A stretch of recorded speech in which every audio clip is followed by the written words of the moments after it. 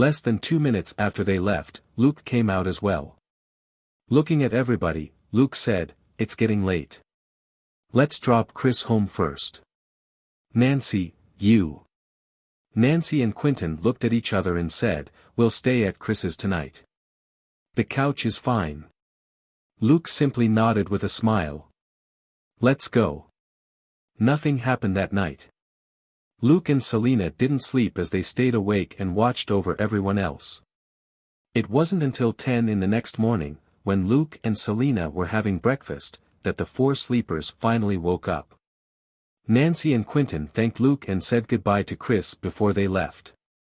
After they left, Luke took Chris in his car to the supermarket to restock the food and other things which they had used. Chris said that it was unnecessary, but Luke simply explained, "It's best to keep our visit and the incident last night a secret. You'll only spread panic and make people think you're crazy if you talk about it. So, it's better to put things back the way they were." Chris had nothing to say. Put this way, it really wasn't a matter of money. After Luke put away the items which they had bought throughout the house, Chris was amazed to see that it was pretty much the same as before Luke and the others came last night. "How did you manage that?" she mumbled. Luke smiled. "We're police detectives, we're trained in all sorts of aspects. Remember, don't mention that name to anyone, not even to Quentin or Nancy. Just consider it a dream. If you ever meet him again, call me." Chris accepted Luke's official name card and carefully put it away before she saw Luke and Selena off. Watching their car disappear at the end of the road, she sighed and felt a little despondent. Maybe she should ask her mother to transfer her to another school far away from Springwood?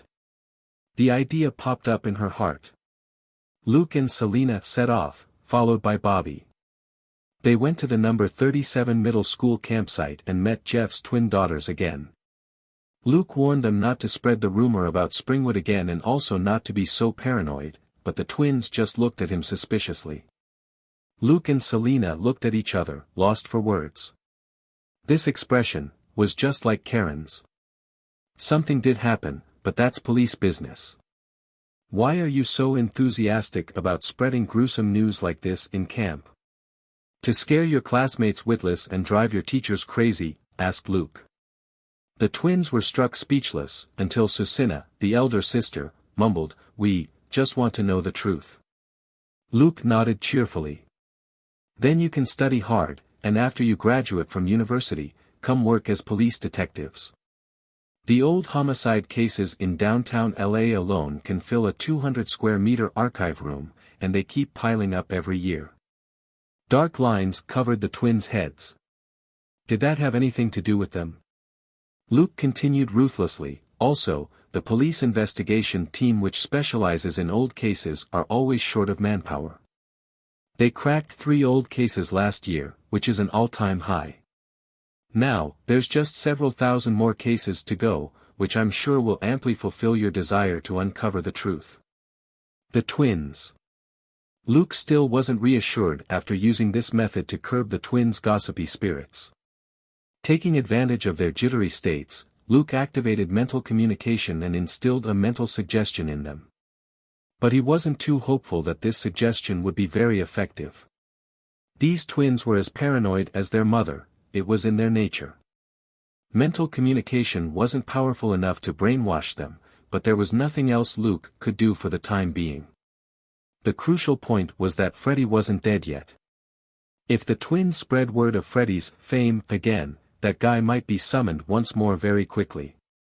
Luke still had no idea how to eliminate Freddy yet, and wasn't interested in chopping up this weakling and burning him again. After dealing with the twins, he went to say hi to Juliet and described what happened in Springwood in vague terms before stating that the case was closed. Unfortunately, poor Will Rollins still wasn't allowed to take part in the rest of the camp.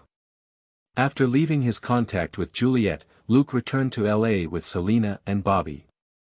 Luke walked Bobby upstairs to the apartment which Bobby was still living in. A moment later, Luke returned to the car and sighed helplessly. Selena found that odd. "Why do I get the feeling that you don't want to part with Bobby?" After a brief silence, Luke shook his head. I really hope they'll be able to excavate the gold mine soon. The mines in Boom Town were still shut. When Luke asked Captain Wales for news, he found out that those fake FBI agents would be leaving in a week, which was a lot earlier than the projected 1 month. Bobby had nothing to do over there for now, so he would stay in LA for a couple of days. What Luke was truly reluctant to part with was Bobby's mental communication. Just now, he had played 2 more rounds of blackjack with Bobby and lost. Bobby's ability on the list had turned gray and become temporarily unavailable.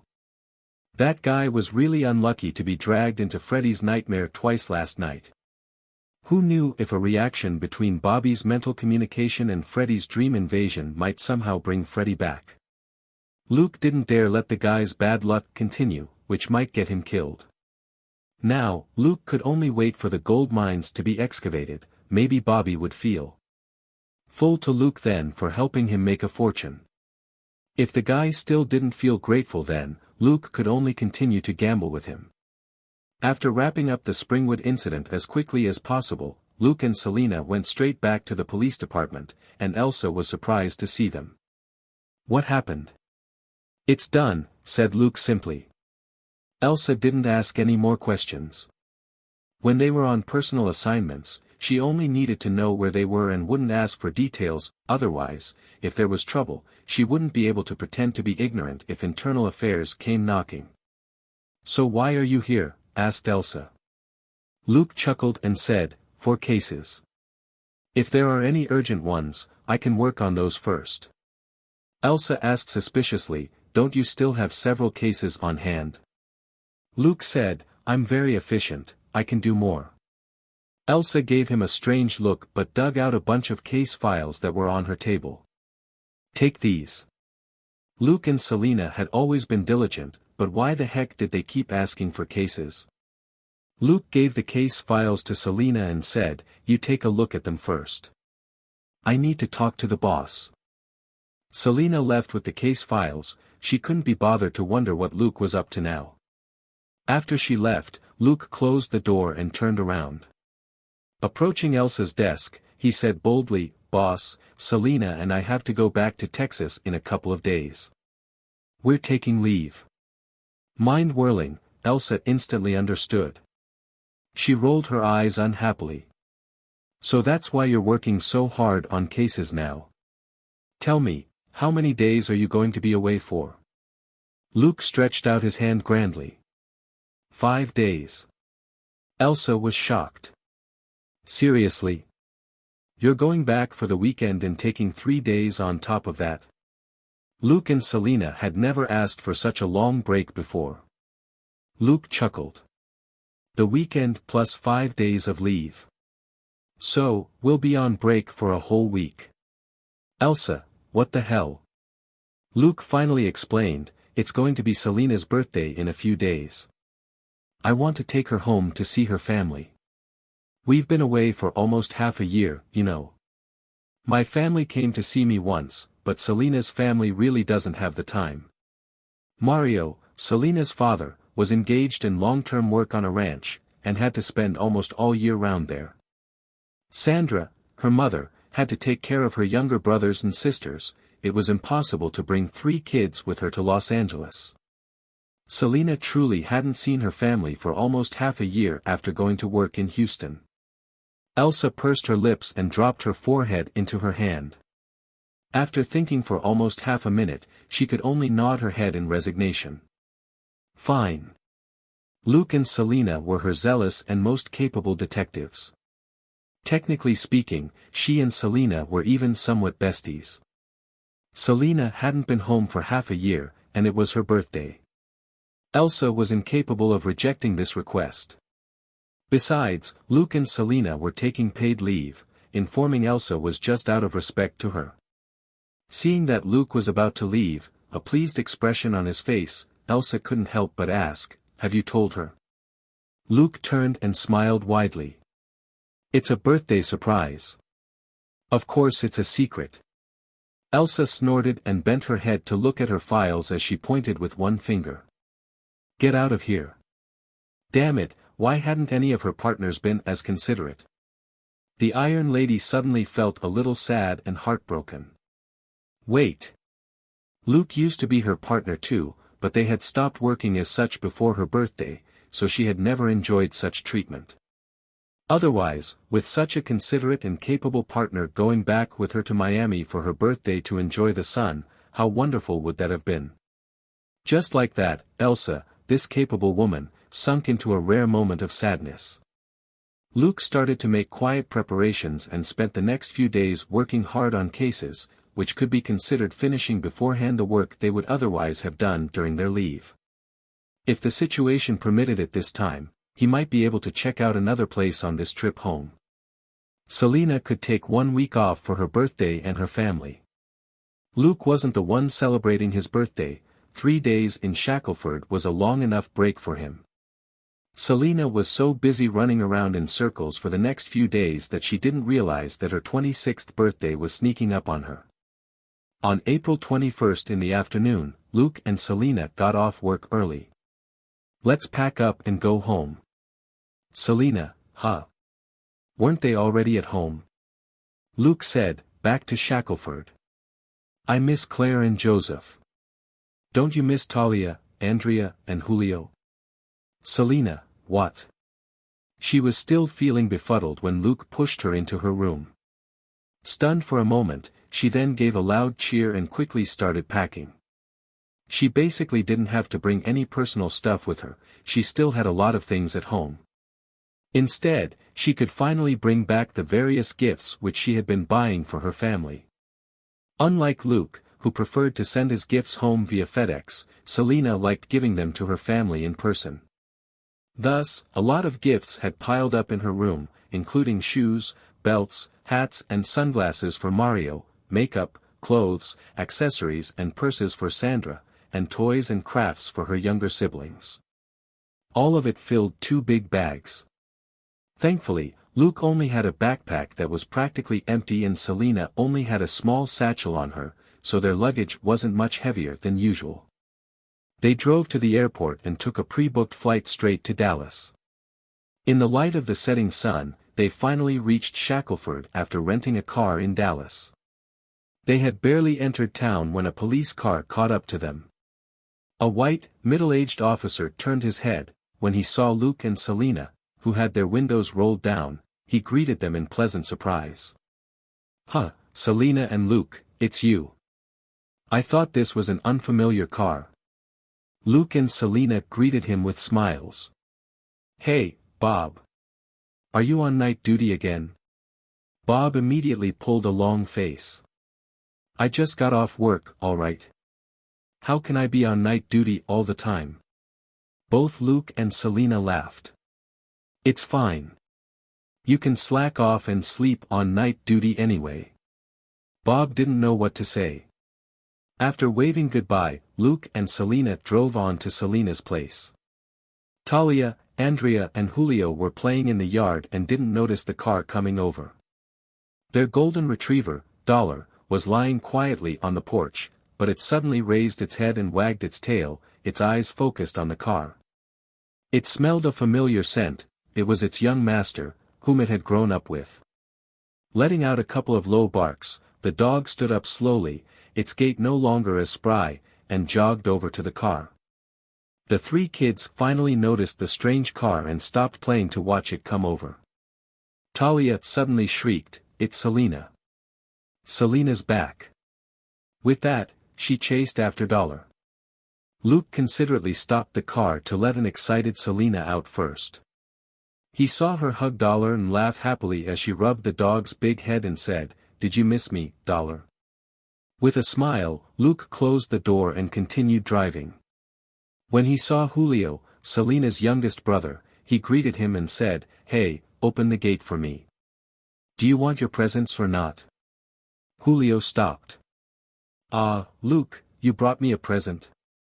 Luke shook his head with a smile. "No, but Selina got many presents for you." Julio turned around in a hurry and ran over to open the gate to the yard. By the time Luke parked the car in the yard, the siblings and Dollar were already kicking up a fuss. He got out with a smile and happened to run into Sandra, who came out to see what the commotion was about. He hugged the beautiful mom with a smile and said, "Sandra, it's been a long time, but you're as elegant and charming as ever." Sandra accepted his compliment with a smile and the two of them hugged. She patted his back. "This boy, you're a lot bigger than before." Luke nodded with a smile. "That's right, I'm still growing." Sandra was lost for words. Giving her a meaningful glance, they went into the house, and after whispering together for a while, Sandra hit him a few times with a smile. "You clever thing." She couldn't help but heave a sigh. "This seems more suitable for a proposal." Luke broke out sweating when he heard this and laughed hollowly. "Well, let's take the stuff out first. Selena prepared a lot of gifts for all of you but never had the time to send them over." A few minutes later, Luke got back into the car. Sandra urged again, "You really aren't staying? At least have dinner here before you go back." Luke shook his head. That would make Catherine mad." "I'm leaving, I'll see you tomorrow night, Sandra." After that, he said goodbye to the siblings who came over and then left in the car. Parking the car in front of his house, he sighed nostalgically. Home sweet home. He got out with a suitcase which held gifts for his family. Opening the door with the key that he hadn't used for quite some time, he went in and happened to meet the gaze of the person who was bent over to change her shoes. With a smile, he reached out to rub her head. Are you surprised?" Stunned for a moment, she suddenly yelled, "Luke, why are you back?" "Ah!" Saying that, she threw herself at him. Hugging her with a smile, Luke nudged the door shut with his foot and carried this teddy bear as he walked. "Can't I come back? It's not like I'm going to stop you from going out to play." "Tisk, I'll just call them and tell them I'm not going. It's just a boring pre-graduation party anyway." She did her best to climb onto his back from within his arms as she spoke. "Claire, your bestie will be devastated when she hears that."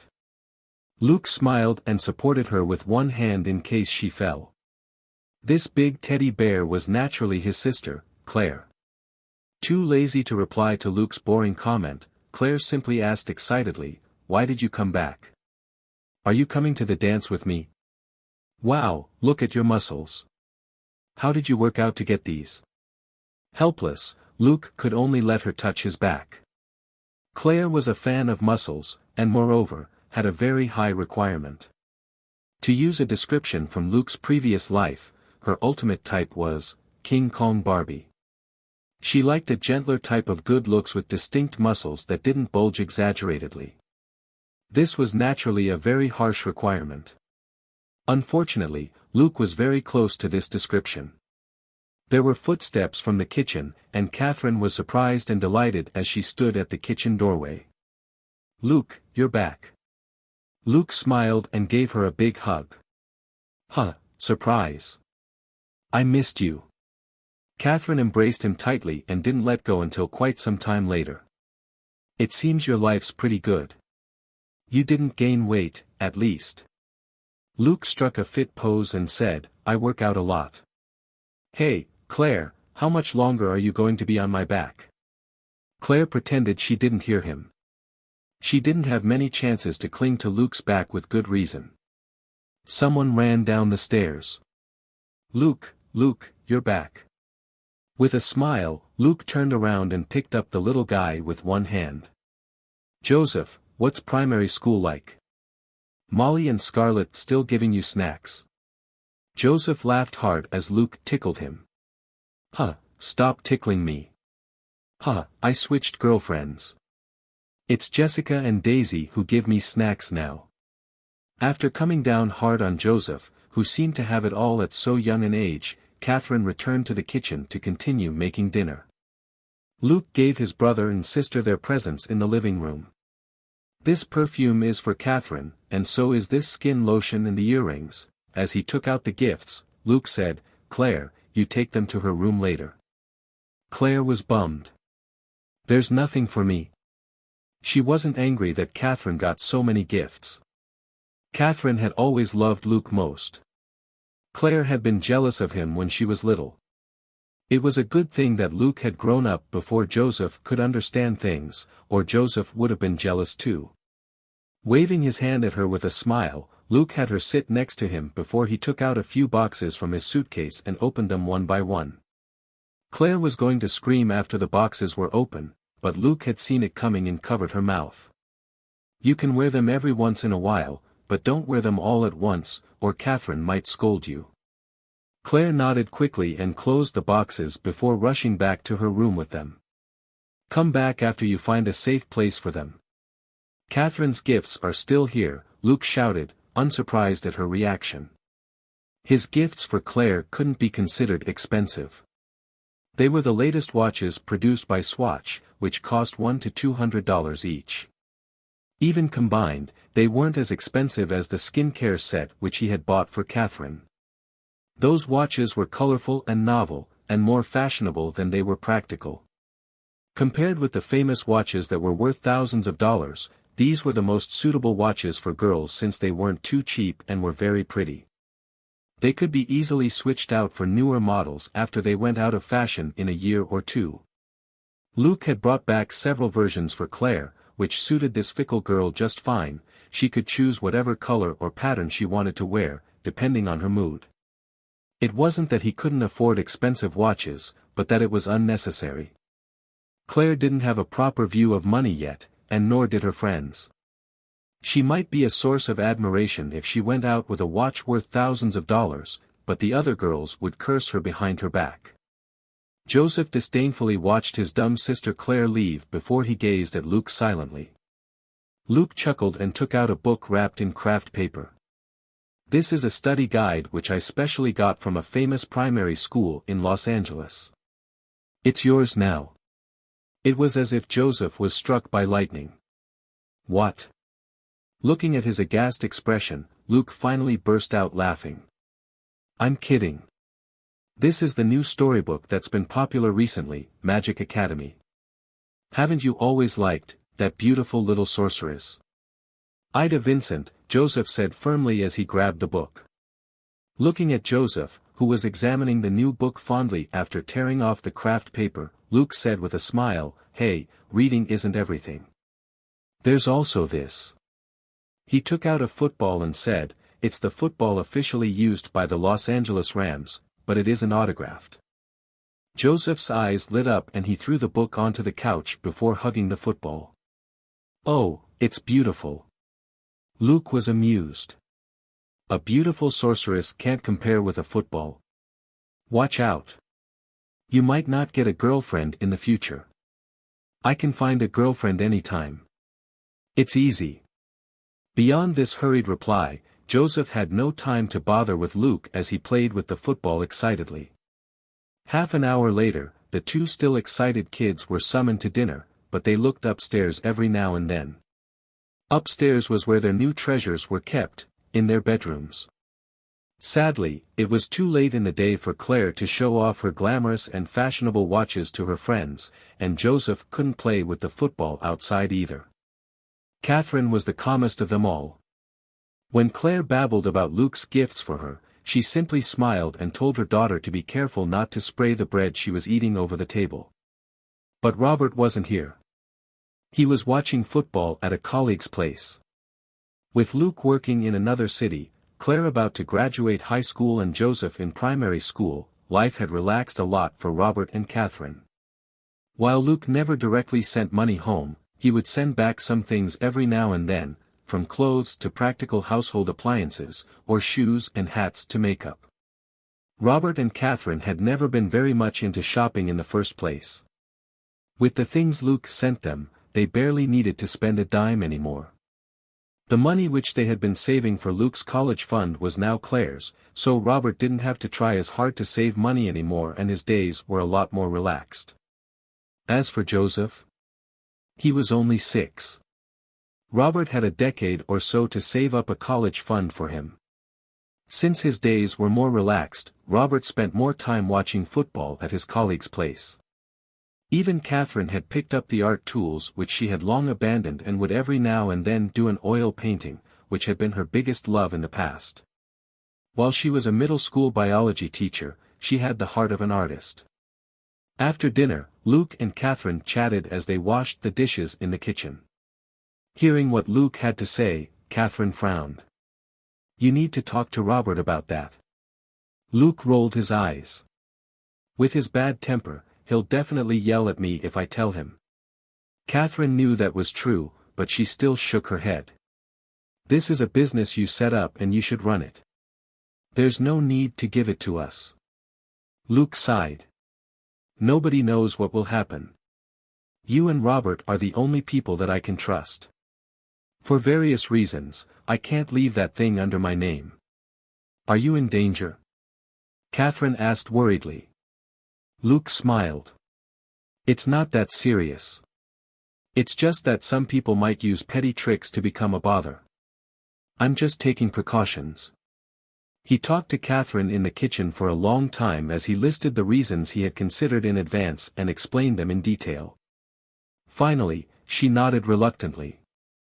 After Catherine signed the contract which Luke took out, his shares in the gold mine company in Boone Town, Arizona were transferred to Catherine and Robert. In the future, Luke would only be able to transfer funds from the company via online accounts and he wouldn't be the company proprietor anymore. If anything happened to him, the gold mine company would belong to Robert and Catherine. Of course, that wasn't a future that Luke wanted to see, not because he was unwilling to let go of the dividends from the gold mine, but because he wanted to live a long and healthy life. He didn't tell Robert because Robert was too cantankerous. If Luke offered his shares in the company to Robert, that guy would absolutely blow his top. Luke surmised it wasn't that Robert never had the chance to make a fortune, but that he never wanted to. Otherwise, with Robert's connections, like Director Thomas in Houston, he could have made a truckload of money. Even before that, Robert's experiences when he served overseas for years couldn't be that simple. There was no way Luke would believe that this tough man never had the opportunity to make some dirty money. Robert probably hated that sort of life and didn't want that type of money on his conscience, which was why he returned to Shackleford as a sheriff. Living expenses here weren't costly, and neither he nor Catherine were spendthrifts, so their life wasn't hard. Now, without needing to raise 3 kids at the same time and save up college funds for both Luke and Claire, their life was even easier. When the football was over, Robert went home in high spirits. The Dallas Cowboys must have won the game today. When Robert came in, he didn't stink of alcohol. He was a moderate drinker, he only had beer and never overdid it. When he came in, he put down his key and asked, "Honey, who's here?" Naturally, he had seen Luke's rental car that was parked outside. Luke turned his head from where he was sitting on the couch. "Surprise, Robert." Stunned, Robert asked with wide-open eyes, "Why are you here, brat? Don't tell me LAPD kicked you out." Both Catherine and Luke rolled their eyes. This guy's mouth was always rotten when he was with Luke. Of course, Luke wasn't any nicer as he instantly fired back, "Look at you, it's as if the Dallas Cowboys finally beat the Green Bay Packers today." "They will, sooner or later," Robert retorted subconsciously. Then, after a brief silence, both of them laughed. This everyday bickering was exactly the same as half a year ago. In the living room, everyone talked about what had been happening lately. Luke and Catherine talked over the phone every couple of days, mostly before Catherine went to bed at night. Robert would also chime in occasionally, so they knew what was going on with each other. It was just that before this, they never talked about trifles like how the town had changed, or how Claire and Joseph were doing at school. This dreadful topic which the 3 adults were discussing quickly scared off the 2 little guys. The 3 of them laughed soundlessly as they watched the 2 little guys go upstairs to sleep. Only then did Luke mention Selena's birthday, and he asked Catherine to help out the next day. Robert was just a rough man who couldn't carry out this sort of delicate task.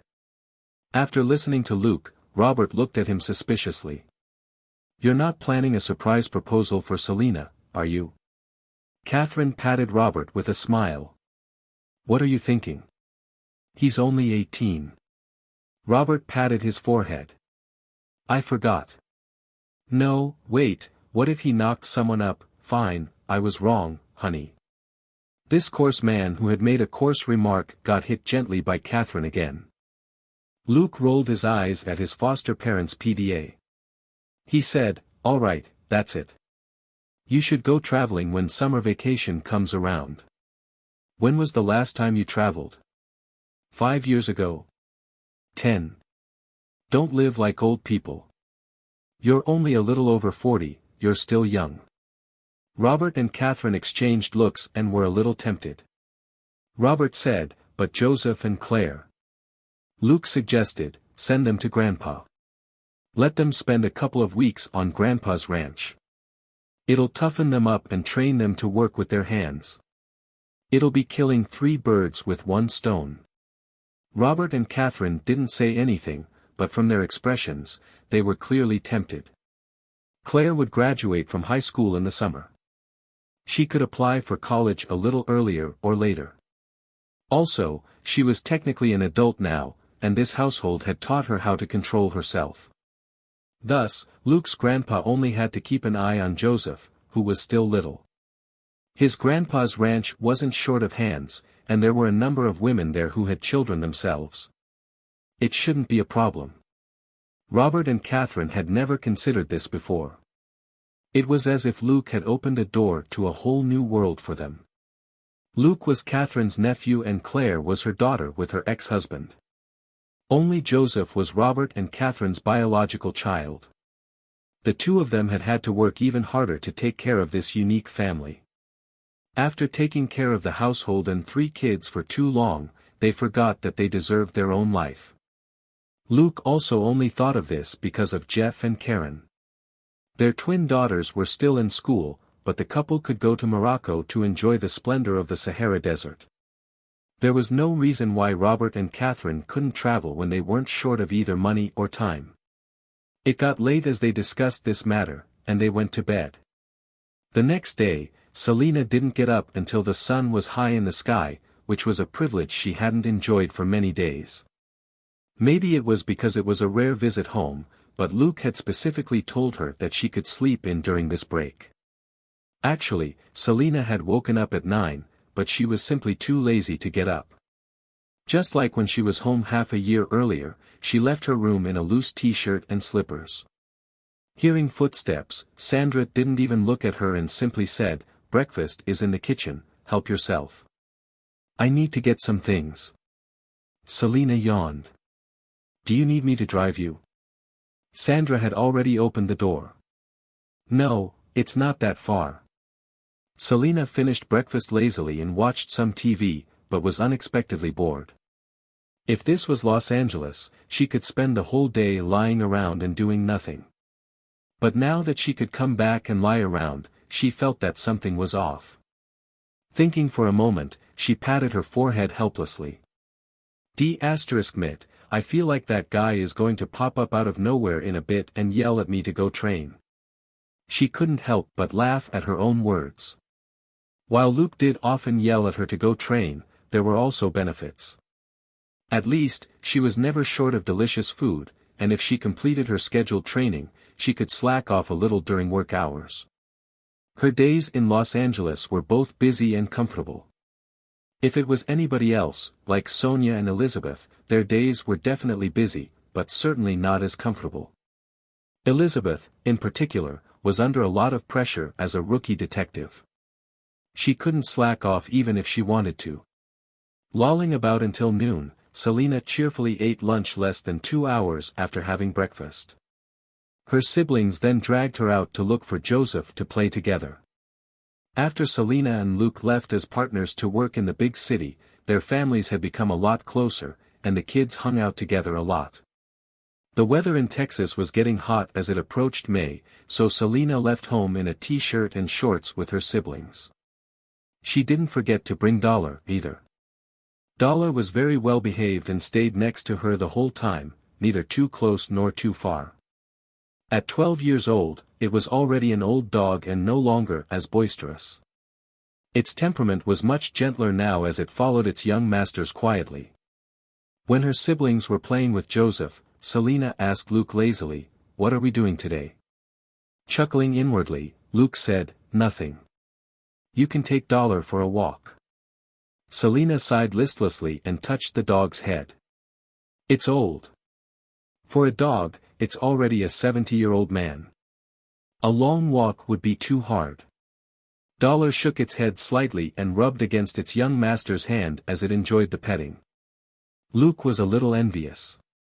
His family had never kept dogs. It seemed that Robert was a little sensitive and would easily startle awake at a bark or some other movement. Luke had a rough idea why, so he had never asked for a dog even though he loved them. But he felt a little glad at that moment. If properly cared for, Dollar could probably live for another couple of years, but that would be it. Luke only hoped that Selina wouldn't cry too hard when Dollar was gone. Selina and her siblings spent the afternoon at Luke's home. When it was close to dinner time, Selina saw Catherine come out in a new outfit.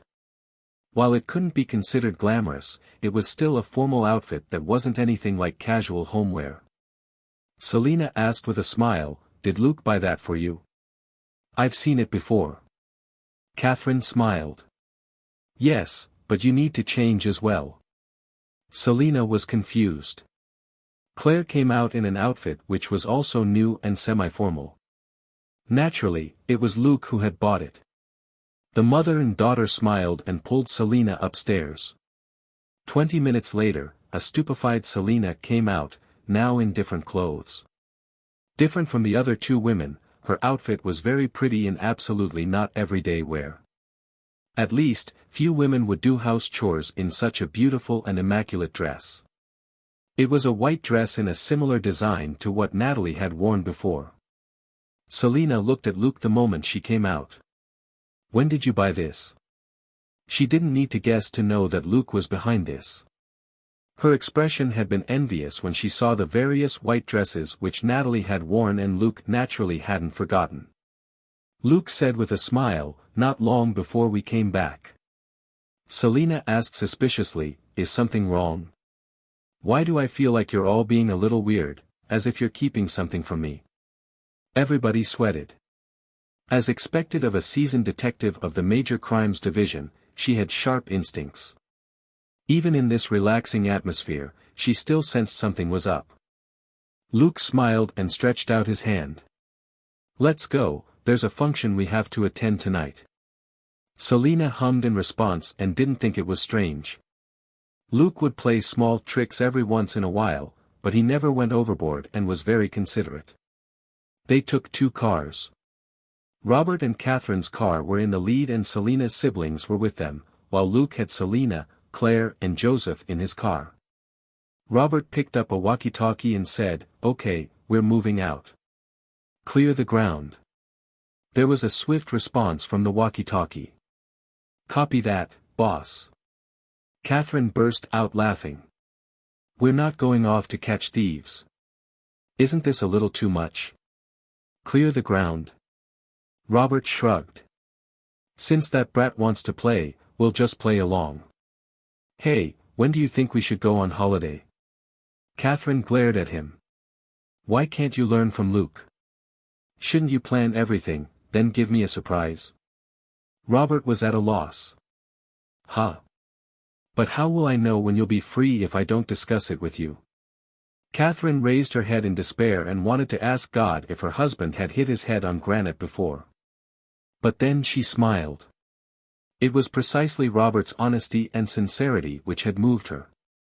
She had only decided to marry him after he personally swore that he would treat Luke and Claire as his own children and wouldn't force her to have his baby. How sincere was Robert? They didn't have Joseph until they officially discussed it, and Robert even asked Luke and Claire for their permission.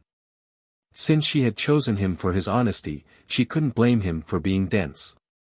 Her past experience had taught her how valuable honesty was in a marriage. In the car, Selina glanced at Luke and asked, "What are you doing?" Luke was at a loss. "What?" Selina said, "I feel that you're up to something, but you don't want me to know about it." Luke sweated. "What? Did you pick up Karen's paranoia?" Selina frowned before she looked away. "All right, that could be part of it." She had seen not long ago how Karen's paranoia had unmasked a special agent couple, and how her twin daughters had picked up on clues of Freddy invading dreams and killing people even when they weren't looking for them. Selina felt that she had caught a bit of the paranoia bug. This was Shackleford and Luke was with her. How could anything happen? She didn't notice Joseph and Claire giggling behind their hands in the back seat. The car had reached Selina's house. She got out and looked at her place in surprise. It was completely dark and no lights were on, as if no one was in. Was Sandra out? But Robert had just come back with her siblings. Where did they go? Puzzled, she stared at her house. Behind her, Luke, Joseph and Claire got out as well. The two kids ran into the yard, laughing, and Luke put his hand on Selina's shoulder. Let's go. Why did you stop? Selina gave an "oh" and didn't think too much of it. A moment later, she asked confusedly, aren't we going in? This is to the backyard. What's going on? Luke said with a smile, to see if Sandra's in the backyard. She wouldn't be, there are no lights on in the house, Selina said, but she let Luke pull her toward the backyard. As they were talking, the two kids up ahead had already gone around the house to the back. Luke also dragged Selina around the house to the backyard. Looking at the dim backyard, Selina felt that there was something here, and it felt tidier and a lot more spacious than usual. She said, nobody's here, let's go inside. Surprise! Their surroundings suddenly lit up with colorful lights, and a huge crowd of people popped out from various corners as they shouted the same word. Selina was stupefied. Huh! It was more of a shock than a surprise. If Luke hadn't grabbed her hand, she would have taken her gun out. Anybody would be wary when a bunch of people suddenly popped up out of nowhere in their own quiet backyard. At that moment, the entire backyard was lit up. Strings of colorful fairy lights drew bright, colorful lines in the backyard. A few bright LED lights were also turned on and Selina could clearly see everybody's faces. Her father Mario, her mother Sandra, and her siblings were beaming as they looked at her. Then there was Robert's family as well as a few colleagues from the town's police department. The rest were her neighbors and cousins. Standing next to her, Luke said with a smile, "Happy birthday, Selina." Selina, huh? She didn't react for one moment. She then recalled the date and was enlightened. My birthday. D***mn, I completely forgot about it. Everybody laughed. As Luke raised his hand, they said at the same time, "Happy birthday." Looking at everything around her, Selina suddenly hugged Luke and kissed him on the cheek. Thank you. Everybody cheered again. Seeing that, Catherine couldn't help but murmur to Robert, is there really something going on between the two of them? Robert, huh? Didn't you tell me not to overthink it last night? Of course, nobody attached a deeper meaning to Selina's action. Here, it wasn't strange for a man to kiss another man when he was excited, although it remained to be seen whether he would be beaten up for it. It was quite a lively barbecue. Besides family and colleagues, many neighbors whom they were close to also came. The 10 or so kids who were free for the weekend had a good time outside. But Selina shone the brightest tonight. Both she and her white dress were exceptionally captivating. When it got late, everybody said goodbye one after another and left. Luke then pulled Selina into the house and gave her a small box. This is your birthday gift. Selina was delighted. Another one? She thought that her dress was Luke's gift to her. Luke was amused. Clothes will go out of style, but this thing I'm giving you never will. Selina eagerly opened the box, only to be astounded by what she saw. What the hell? There was a small and cute golden pig lying quietly inside the jewelry box. A golden pig lasts forever, Luke said with a smile. Okay, sweet dreams tonight. With that, he slipped off before a particular glutton came back to her senses. A moment later, Selina gnashed her teeth. You jerk, are you mocking the fact that I can eat so much? Grabbing that exquisite and adorable golden pig, she squeezed it. Ha, it's quite nice to touch.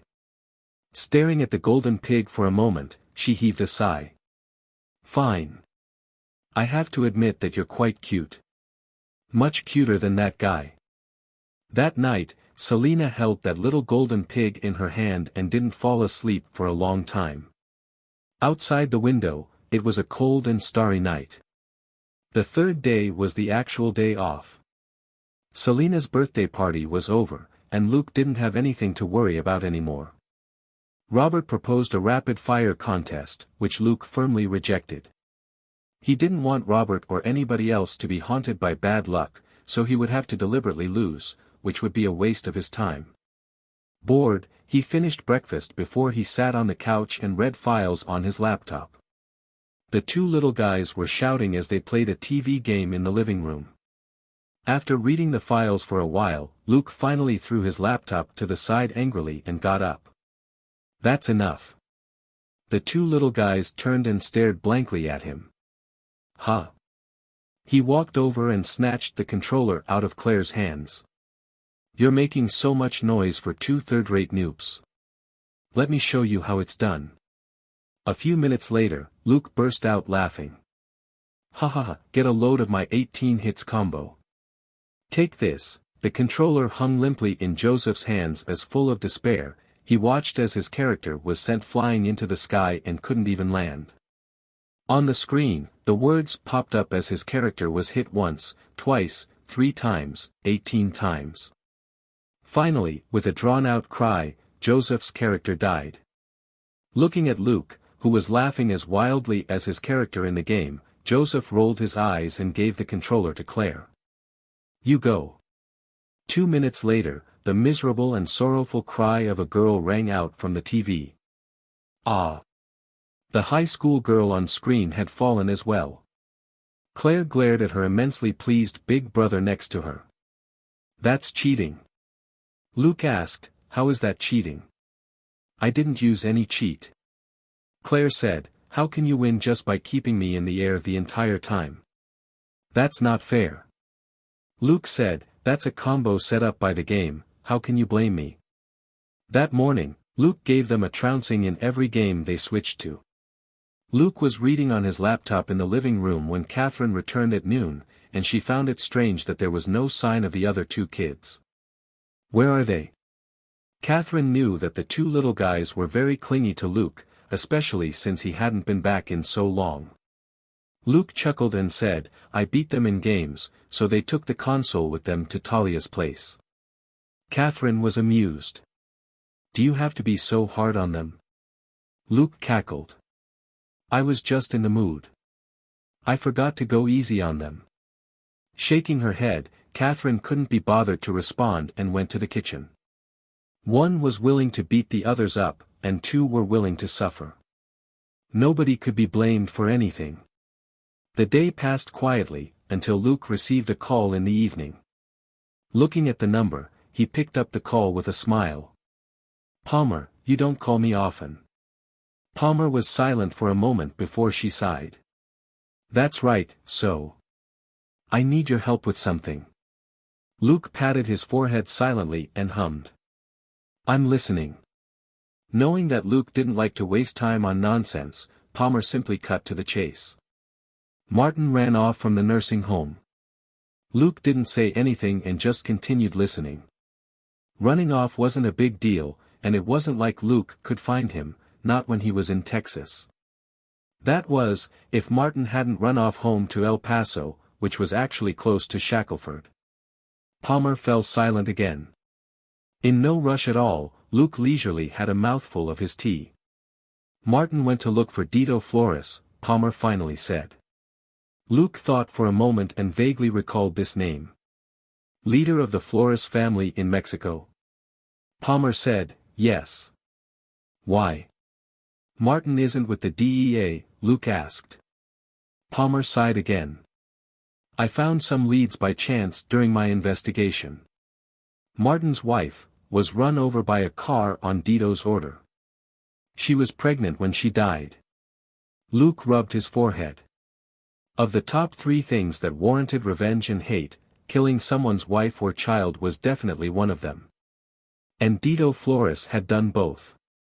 Given Martin's temper, Dito was probably doomed. What do you want me to do? Luke asked. Palmer fell silent again, only the faint sound of breathing over the phone told Luke that she hadn't hung up yet. Help me bring Martin back, said Palmer. Luke said, with Martin's capabilities, I'll probably wind up needing to save Dito Flores's life. Martin was a Marines vet and a first-class marksman. As long as he had a sniper rifle and made enough preparations, it wouldn't be difficult for Martin to kill Dito. Luke thought it unnecessary to go and help him. The only reason Luke hadn't killed Dito Flores, this major drug trafficker, himself was that the guy was too far away. Palmer said, Martin's just one person, but Dito has over 20 bodyguards and can call for more backup whenever he wants. Also, Martin hasn't been in the best mental shape recently. You should be clear on how much impact that can have on a fight, right? Pondering for a moment, Luke then said, I'll call you back. Ending the call with the beautiful agent, Luke immediately called Roger. Bro, how've you been? Roger didn't reply right away, but Luke could vaguely hear the sounds of chewing which indicated that Roger was eating. A moment later, Roger's indistinct voice rang out. Same old. I'm still on vacation. Over the phone, Luke caught snatches of conversation in the background that were being carried out in Spanish instead of English. He couldn't help but smile. A vacation in Mexico? Roger said, fine, did Tracy tell you? Luke laughed. Wow, there's no way I would dare harass the big lawyer in your family. You're the only one who can take that domineering vibe, right? Actually, Luke felt that, enjoy, was a more suitable word to describe Roger's attitude toward his wife, Tracy. Not every man enjoyed being subdued by the domineering air of a tough lawyer wife. Roger didn't catch the subtle implication in Luke's words and smiled instead. That's right. So, did Dustin tell you? Luke coughed. Not exactly. Palmer just called and told me that Martin went to Mexico. Roger was silent for a moment, before he finally said, fine, that's true. What do you want to know? Luke asked him about the situation. A few minutes later, he hung up and pondered for a moment. After weighing the pros and cons, he called Palmer. Palmer, I'm sorry, but I don't think I can help you. It wouldn't be right for me to step in. Palmer was very disappointed, but could only thank Luke for his time and hang up. Luke, on the other hand, opened his files and checked the intelligence on Mexico. Not long after that, he got up. Catherine, I'm thinking about camping out tonight. Is dinner ready? Catherine found that strange and stuck her head out of the kitchen. Camping? Where? Luke said, the mountains close to Grandpa's place. I want a bit of peace and quiet.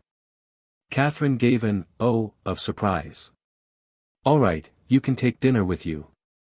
Luke had often gone camping in middle school, but most of the time, that had been with Jimena. Now that Jimena was at college, the question was who Luke was going camping with. But Catherine could ask that later, there was no need to immediately be a nag about it. She simply told Luke to be careful. Accepting dinner from Catherine, Luke hugged her and said goodbye before he left in his car. Standing in front of the house, Catherine watched his car disappear down the road. She was about to go back inside, when a car drove up and a head stuck out. Hello, Catherine. Is Luke here? Catherine smiled and shook her head. Hello, Selena. He just left to go camping. He went in that direction. Selena said, thanks, Catherine. She didn't even get out of the car and simply sped off to catch up with Luke. Catherine smiled inwardly. Those two are pretty good at acting. Are they too embarrassed to let us know? Luke converted the files into audio format and listened to them as he drove so that he didn't waste time. Suddenly, his phone rang. He glanced at it and picked up. What's up? Are you having fun? Selena said over the phone, you're going camping. Luke was stumped. You went to my place. He instantly realized what had happened. Selena said, "If you slow down a little, I'll probably catch up in a minute." Utterly speechless, Luke pulled his car over in a vacant area. Like Selena said, she caught up in no time. After she got out, she didn't ask any questions but said right away, "Palmer called me and wanted me to persuade you." Luke smiled. "So you're here to persuade me?" Selena nodded. "That's right, I specially came to persuade you to stay away from this gigantic mess. I was afraid you wouldn't be able to resist being coaxed by that beautiful DEA agent." Stumped for a moment, Luke then smiled. "Then why did you come after me?" Selena glared at him angrily. "If I didn't come, you would probably go camping in Mexico tonight, right?" She couldn't be bothered to state the obvious. If Luke really was going out to have fun, he would have told her.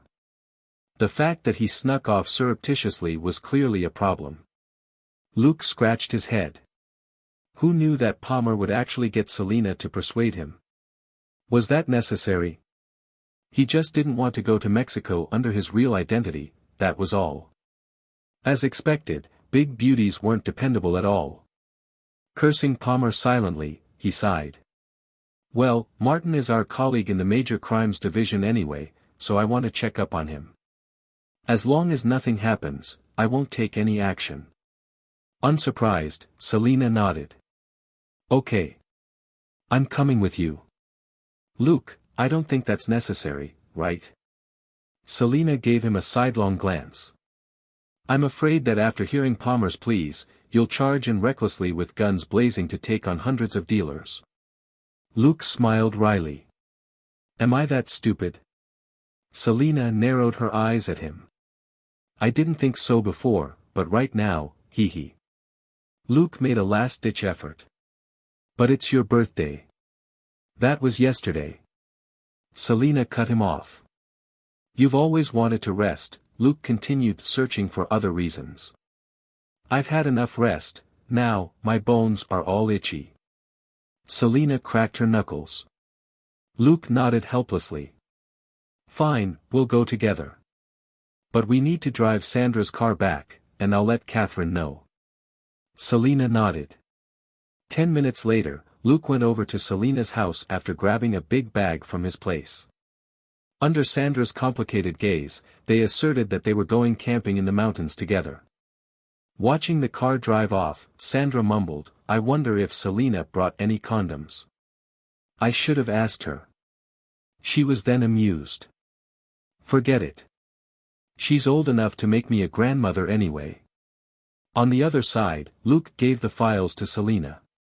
Closing her eyes, Selena listened to the files and memorized the information. There are more than 2 million residents in Tijuana. "How are you going to find Martin?" she asked. Luke asked, "What do you think?" Selena said, "We look for Dito Flores since Martin is gunning for him." Luke hummed in agreement. "Do you have Dito's address?" Luke hummed in acknowledgement again. The intelligence he had collected was mostly focused on the LA gangs, but one part covered the big syndicates in Mexico. Luke had already been planning to go hunting in Mexico on this trip back to Texas. The Carlos family from before had just been a small gang but had given him abundant experience and credit points. Bigger gangs meant bigger rewards. He would have set off the next morning even if Palmer hadn't called him. He was doing nothing more than simply moving his trip forward, so after taking care of Martin's matter, he might even have time for another job. Would it be inconvenient with Selena around? Of course not. With the excuse of helping Martin out, it wouldn't matter even if he went on a killing spree. In any case, there was Martin to take the blame. In this way, the two of them headed southwest. With Selena around, Luke didn't have to take the trouble of listening to the files, he only needed to listen to Selena highlight the main points. At midnight, Luke stopped the car and Selena immediately opened her eyes. "Where are we?" She hadn't been sleeping, but had been listening to the files. Luke smiled and got out. "Let's go. We said we were going camping." Selena rolled her eyes. It doesn't take 7 hours to drive to your grandpa's ranch. Following Luke, she got out and looked around. What is this place? The quiet wilderness around her was even more desolate at night. There weren't any lights as far as the eye could see. Big Bend National Park, Luke replied. He took out the big bag from the trunk and said, "Let's go." There's still a long way to go. Following him, Selena couldn't help but ask, "Are we really going to go camping?"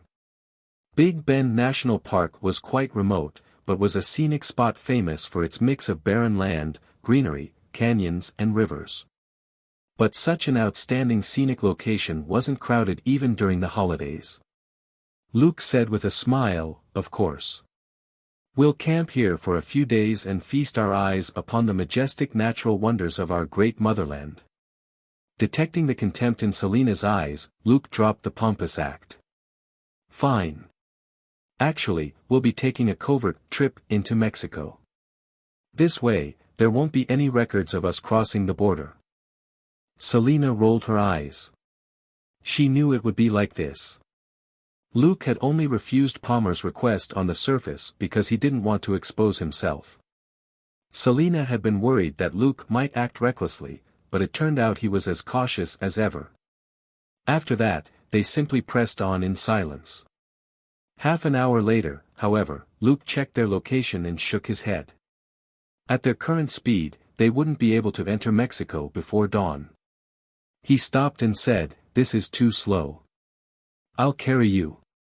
Selena, huh? A moment later, she mumbled on Luke's back, "Am I so weak?"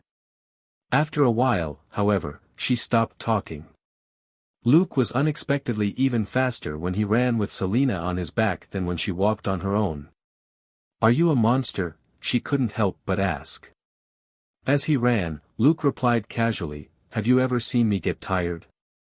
Frowning, Selena thought for a good long while before she nodded. "That's true. You're full of energy even the day after talking business with Miss Jenny." Luke chuckled. Was talking business the important point? The important point was the personal overtime after they were done talking business each time. If he devoted all his energy to talking business, Secretary Jenny would probably resign. After chatting for a bit, Selena lay against the thick and solid muscles on Luke's back and yawned before actually falling asleep, just like that. Luke was naturally aware of it, but he didn't say anything and simply seized the opportunity to speed up. With strength and a physique 16 times that of a regular person's, and coupled with elementary self-healing, all he needed to do was keep running. They soon reached a ravine. Luke threw out his grappling hook without hesitation and flew through the air with Selena. Crossing 40 meters in a flash, Luke continued running as soon as his feet hit the ground in order to offset the enormous momentum. Selena remained sound asleep on his back. Under the cover of night, only two individuals steadily pressing forward together could be seen. When Luke woke Selena up, she looked around and asked, "Where are we?" Luke said, "Mexico. We have to disguise ourselves first and then look for a car to get us to the nearest city." 10 minutes later, they looked completely different as they entered a small town. Luke had turned into a young Latino with long hair. It was much easier for Selena, who simply used makeup to alter her face shape and features slightly before she put on a yellow wig. They quickly purchased a shabby Ford that must have already changed hands a million times and continued west. Selena napped for a bit. After that, she analyzed the files again and highlighted the key points for Luke. They entered Ojinaga before dawn the next day and bought a decent pickup before resuming their journey. While she had something to drink, Selena cut Catherine's sandwiches into smaller pieces and fed them to Luke. They had a lot of ground to cover today and time was tight, so they could only do it like this. Selena ate only after she was done feeding Luke, and she mumbled as she chewed, "Catherine's cooking is pretty good. Did you learn from her?" Luke quickly nodded. "That's right. Catherine's a great cook." Selena found that odd. Then why didn't Claire learn anything? Luke thought for a moment. Maybe because she and you are the same type. Selena stared blankly for a moment before she became indignant. What? Is it strange that a woman can't cook? Luke shook his head. Not at all, I know two of them, after all. Selena was unable to reply. She felt there was something wrong about what Luke said, but there was nothing she could say to defend herself. After all, neither she nor Claire was good at cooking. Chatting and discussing the intelligence every once in a while, they arrived at Tijuana, the biggest city on the northwest border of Mexico, in the evening. As the fourth largest city in Mexico, Tijuana had a population of 2 million. Every day, hordes of American tourists crossed the border here into Mexico. To the west of the city was the Pacific Ocean, and the Baja Peninsula with its charming scenery lay in the south, while north of the city was San Diego in California. Many Americans even took day trips out to Tijuana before going back to rest in San Diego at night. Tijuana thus had many industries driven by tourism, including casinos, legal red light districts and hotels. Compared with other places in Mexico, Tijuana could be considered relatively safe. At least, massive gang fights or stringing up body parts of your enemies in public were less common here. Many big-shot gangsters chose this city as their base of work and entertainment. Dito Flores was one of them. Unfortunately, that was only what the city looked like on the surface. The truth was that the title, Crime City, suited this place more than it did Los Angeles. Looking at this big city under the setting sun, Selena sighed with mixed feelings. My homeland. She was a true blue American born and raised in America, but it wasn't wrong to say that Mexico was her homeland. Her father Mario parted with his family on bad terms in order to marry her mother Sandra. They snuck over the border to America when they were just 18 and 16 respectively. Back then, Sandra was already pregnant with Selena. So, while Selena was born and raised in America, she did spend a few months in Mexico when she was still in her mother's womb. She knew a lot about Mexico. After all, her parents were both Mexicans and would often talk about their past in Mexico. Later, a few of Mario's cousins came over and also found work on ranches outside of town and put down roots as well. Robert had always turned a blind eye to them. Shackelford was a small town with a small population. After they grew up, most of the young adults would leave for Dallas, Fort Worth, Houston and other big cities. Few would remain in town.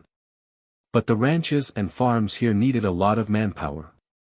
Those who remained in Shackelford were basically hardworking and honest people. Anybody who wanted to make a fortune through dishonest means certainly wouldn't tolerate living in such a small town, and Mario wasn't interested in putting up with troublesome relatives like that either. Having grown up in such an environment, Selena was fluent in Mexican Spanish. Being naturally proficient in a second language was a huge advantage. Plus, it was Spanish, which was what the American police needed the most. Luke left Selena to her nostalgic musings and did his own thing as he connected his fake phone to his laptop and then dialed a number. After ringing for a while, the call went through and there was the sound of Roger's suspicious voice. Who is this? Luke's fake phone began to speak in Spanish. Roger was stunned. Hold on, speak slowly, slow down. Luke rolled his eyes and could only play the voice at half the normal speed. He really had to sympathize with this old man. Roger was getting on in years and had a bad heart. He had a tough wife, his children had too much energy, and his partner had mental health issues. Yet, he had run over to Mexico to deal with the leader of a major gang. Come to think of it, nothing good had happened to Roger recently. After 2 minutes, the tracking program provided an address, and Luke simply hung up. Roger put down his phone blankly. Son of AB*TCH. Is there something wrong with you? You rambled on for such a long time, only to tell me that you called the wrong number. Selena didn't even turn her head. Looking at the view outside the window, she asked lazily, found a place? Luke shrugged. Roger is at Louisiana K Tower Hotel.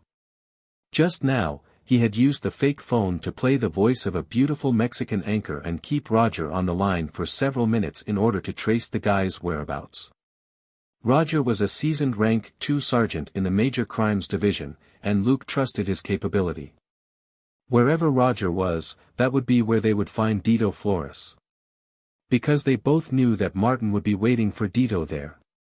The good news was that Martin probably hadn't taken action yet, or Roger wouldn't be so free to speak with a Mexican anchor on the phone. Luke started up the car again and drove to K-Tower Hotel. The city was bathed in the orange light of the setting sun, which made it look warm. There were few tall buildings on both sides of the streets, most were detached houses and small buildings with 2 or 3 floors. These buildings had been painted in all sorts of splendid colors, which was the style that the Mexicans liked. Various shades of red and yellow mixed with white, green and blue to leave a strong impression on any visitor. Short palm trees grew on the roadside, with the odd tree or so that had been planted in front of some of the houses, while lush green vines grew around some windows. Selena mumbled, "This looks nice." Luke hummed in agreement. But after they passed several young women in super short skirts and white silk stockings, Selena was roused from her childish fantasy, and she sighed. "Alright, it's actually not very nice." Luke didn't say anything. He didn't need sharp-nosed to know what those girls were doing. They were engaged in a certain profession, and the white silk stockings which they were wearing were a mark of their identities. There were even more girls on the streets who acted as escorts part-time, but their revealing clothes and suggestive expressions hinted that they could provide more than just that. This place looked beautiful, but in the end, it wasn't heaven. Or rather, the whole of Mexico had never been heaven. On the contrary, more and more people said that it felt like hell. Luke's car went down Revolution Avenue and past the stainless steel Grand Arch, which was a Tijuana landmark. Under the Grand Arch was a memorial wall in remembrance of the revolution. Mottled dark brown, it was pretty impressive. It was just that Luke felt that it was a little too new. Alright, he even felt that if it was a little more dilapidated and had more bullet holes or missing bits or something, it might better convey the air of the revolution. As if they were just out for a ride, Luke and Selena slowly passed through Revolution Avenue and turned onto a narrower street which they drove down for another 2 minutes. It wasn't a long road, but it was only slightly broader than a 2-lane road, and there were a lot of pedestrians who were slow to steer clear of the car, so Luke couldn't drive fast. Luke wasn't in a rush and slowly made his way out of the narrow street. Looking at a building up ahead which was much taller than the other buildings around it, Selena said, "That's K-Tower Hotel. Are we going in?" Luke thought for a moment and said, "Let's do some reconnaissance first." They circled K-Tower Hotel in their car. Selena let out the drone halfway and examined the surrounding environment via the tablet. "Hey! Has Martin taken action?" She suddenly spoke up and turned the tablet to show Luke. Luke glanced at the screen and said, "I can't say for sure, but it seems very likely." A gunfight was happening in some room on the 5th floor of K-Tower Hotel. The room was a complete mess. But a gunfight wasn't a rare occurrence anywhere in Mexico. After a few minutes, a window shattered, and a man was thrown out and smashed onto a car at the bottom of the building. Selena said, "Okay, I see Martin." "Where's Dito?" asked Luke. Selena, "I don't see him, just 7 or 8 bodyguards fighting Martin." As she said that, 2 black SUVs rushed out of the hotel's parking lot and headed east. Pondering for a moment, Luke followed them in the car. Dito might not necessarily be in either car, but the chance was still there. If Martin had already killed Dito in the hotel, Luke naturally wouldn't intervene. If Dito was in one of the SUVs, Luke didn't mind giving Martin a hand. Selena said, "Roger has shown up. He and Martin are dealing with the bodyguards." Luke chuckled. Roger does love Martin, after all. This was Mexico. Roger and Martin, 2 detectives from the Major Crimes Division in Los Angeles, had no law enforcement power here.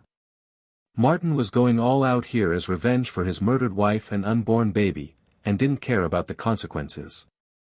Roger had a happy family life and didn't have a low position at work. Things might get very ugly for him now that he had gotten involved in a gang fight in Mexico. But there was nothing that Luke could do to help them. It now depended on how fast Roger in Mexico could run. As long as the Mexican police didn't catch them at the scene, there was always a chance to wrangle their way out of things. A moment later, Selena alerted Luke, "Roger and Martin are out. They're heading our way." Luke shrugged. "Looks like we're following the right cars." That being said, he maintained a steady pace and didn't chase after the cars in a hurry. He didn't plan to start a huge fight in the city. 2 minutes later, a car whizzed past Luke's car. Selena was silent for a moment as she looked at the image on the tablet before she couldn't help saying, "Luke, it seems that was Roger's car." Luke couldn't help rolling his eyes. "I know. Martin's with him too." Saying that, he couldn't help but slap the wheel. D****. Those two are more than 70 years old combined. Can't they be more cautious? Even as he said it, things had already turned into a mess up ahead. Bang! Bang! Bang! Bang! Bang! Bang! Gunshots rang out. Selena gaped and only muttered a moment later, "They've already caught up." Both sides are now trading fire on the street. At that moment, she really felt that Roger and Martin were too rash. This wasn't Los Angeles. Was it really okay for them to trade fire with Dito's gang on the street in broad daylight? Luke pursed his lips. He didn't know what to say. The Mexican police in Tijuana weren't dead, they would certainly show up to see what was going on. And with the mess that Roger and Martin had made, it would be difficult for Luke to follow Dito to his nest and clean it up in one go. Selena suddenly exclaimed, "Luke, Martin's crazy." "Luke, huh?" He turned his head, and the corners of his eyes twitched. In the surveillance image, Martin stuck his head out from the passenger side with a cylindrical object on his shoulder. Swoosh! Boom! A string of flames was launched from the cylinder and hit the back of the bodyguard car that was trying to cut Roger's car off. The speeding black SUV was abruptly sent flying rear first as it drew a graceful, fiery arc in the air. Then, with a deafening sound, it hit Tijuana's landmark stainless steel arch. Okay, Martin was definitely crazy. He had used an RPG-26. Was he nuts? Was that something to be used on cars? Massive chaos broke out around the arch. People were yelling and screaming as they tried to quickly get away from the danger. Luke had to slow down to make way for the panic-stricken passers-by. However, he now couldn't be bothered to worry about Roger and Martin. These two were definitely going to be punished after this. All that remained to be seen was how severe the punishment would be. In the light of the setting sun, the darkening city was in chaos. On a road outside the city, 3 cars sped east one after another, leaving behind a trail of smoke and dust on the long dirt road. 10 minutes later, Selena alerted Luke, "Dito's car has entered a manor. A lot of bodyguards are coming out." Luke hummed as they continued moving forward. 15, 22. 29, 37. 45, is this Dito's nest? Selena clicked her tongue as she looked at the image sent back by the drone. Luke shook his head. No. He has more than 2,000 armed men under him. While it's unlikely he would keep all of them here, 50 people is still too few. Selena gave an "oh" in agreement. You're right. 30 more people just came out. It's now pretty much a military company of armed men here. Luke made a noise of assent to indicate that he got it. Given his influence, Dito needed a lot of bodyguards in case he was ambushed by his foes or the police. The 20 bodyguards that went to the hotel with him was already the smallest number of people deployed. This manor had to be an important stronghold.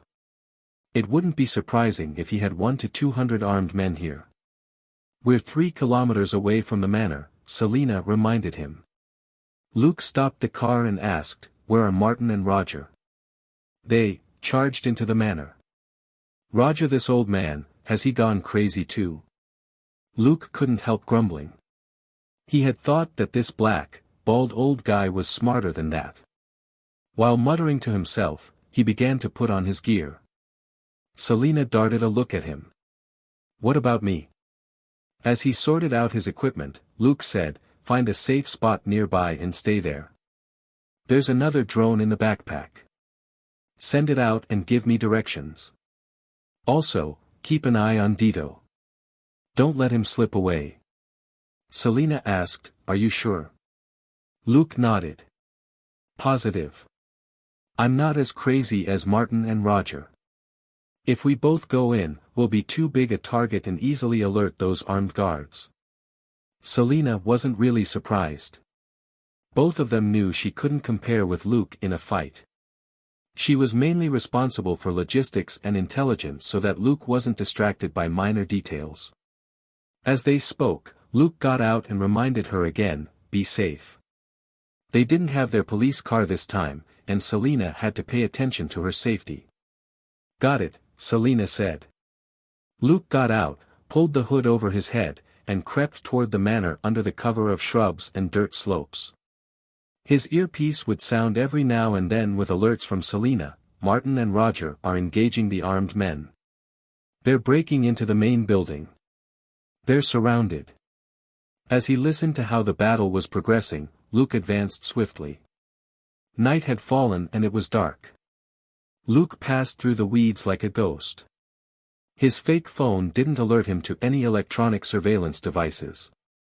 Dito's security system clearly hadn't advanced with the time, or maybe this big shot trusted his 100 bodyguards more. Now, those bodyguards were being drawn toward the main building in the manor, which made it a lot easier for Luke to sneak in. Luke very quickly reached the main building and didn't stop. On the left side of the main building, there's an entrance at 3 o'clock which only has 5 people. Selena's timing couldn't be any better. Her using the drones and the program to monitor the entire manor was a lot more convenient than Luke's sharp nose. Martin and Roger are being forced to retreat to your 9 o'clock in the main building, she said.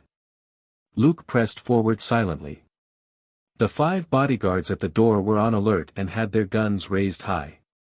They didn't plan on joining the battle inside the building. Martin was clearly going all out this time. Though he and his partner were completely outnumbered, his counterattack was extremely ferocious. Pistols and rifles never stopped firing, and there was an explosion every now and then as Martin used grenades to teach Dito's bodyguards a lesson. Because of all the noise, the 5 men at the door didn't notice Luke's approach as their backs faced him. Luke's movements weren't hasty at all. In such a dim environment, movements that were too quick and sudden might draw the attention of the other bodyguards nearby. He approached the backs of the 5 men soundlessly, like a ghost. Crack. Crack. Crack. Crack. Crack. They didn't react as they were hit in the head one after another. 2 of them were punched and the other 3 were kicked. Luke's precision allowed most of his force to penetrate their brains without sending their bodies flying. The 5 bodyguards instantly collapsed. 2 men are coming from the left. They're going to turn the corner in 8 meters, 5 meters, 2 meters. Luke swiftly threw all 5 bodies through the door and hid inside as well. The 2 new guys reached the door. One of them said in puzzlement, "Why isn't anybody here? Isn't this place supposed to be guarded?" Those jerks, they lied again. The other man was completely unsurprised. They're more serious than anyone else when counting their money, but when actual bad asses show up, they run off. Chatting casually, the 2 men pushed the door open and went in. Bang! Bang! The moment the door was opened, they were greeted with 2 huge fists to the eye. Their necks snapped and they dropped like stones. Luke pulled them back, 1 in each hand, and hid them in a corner not far from the door along with the 5 bodyguards he had killed earlier. Martin and Roger are surrounded and going to be killed. Second floor of the main building, you're 10 o'clock, Selena said once more. Luke grabbed 2 AKs off the bodies in passing. He picked up the clips as well and stuck them in his chest pocket. Luke picked up his pace and headed for a nearby flight of stairs. The enemy is mostly close to the entrances at 6, 9 and 12 o'clock. They're pressing forward to the room which Martin and Roger are in. There are about 30 people outside the room. Selena continued reporting the enemy's movements. What about the enemy on the second floor? Luke asked. Selena replied, there's nobody on your side, but a lot of them are gathered at 6, 9 and 12 o'clock. At this moment, Luke was using a small mirror at a corner on the second floor to survey the situation. The main building of Dito's manor had quite an interesting design. It was a square structure that had been built around a flower garden, a swimming pool and a lawn in the center. Stairs in the main building were located in the 3, 6, 9 and 12 o'clock positions, and there was only one corridor on each floor which circled around, which was how Martin and Roger had been surrounded so quickly. Only by hiding in a corner could they avoid being attacked from 2 sides. However, this left them no means of retreat.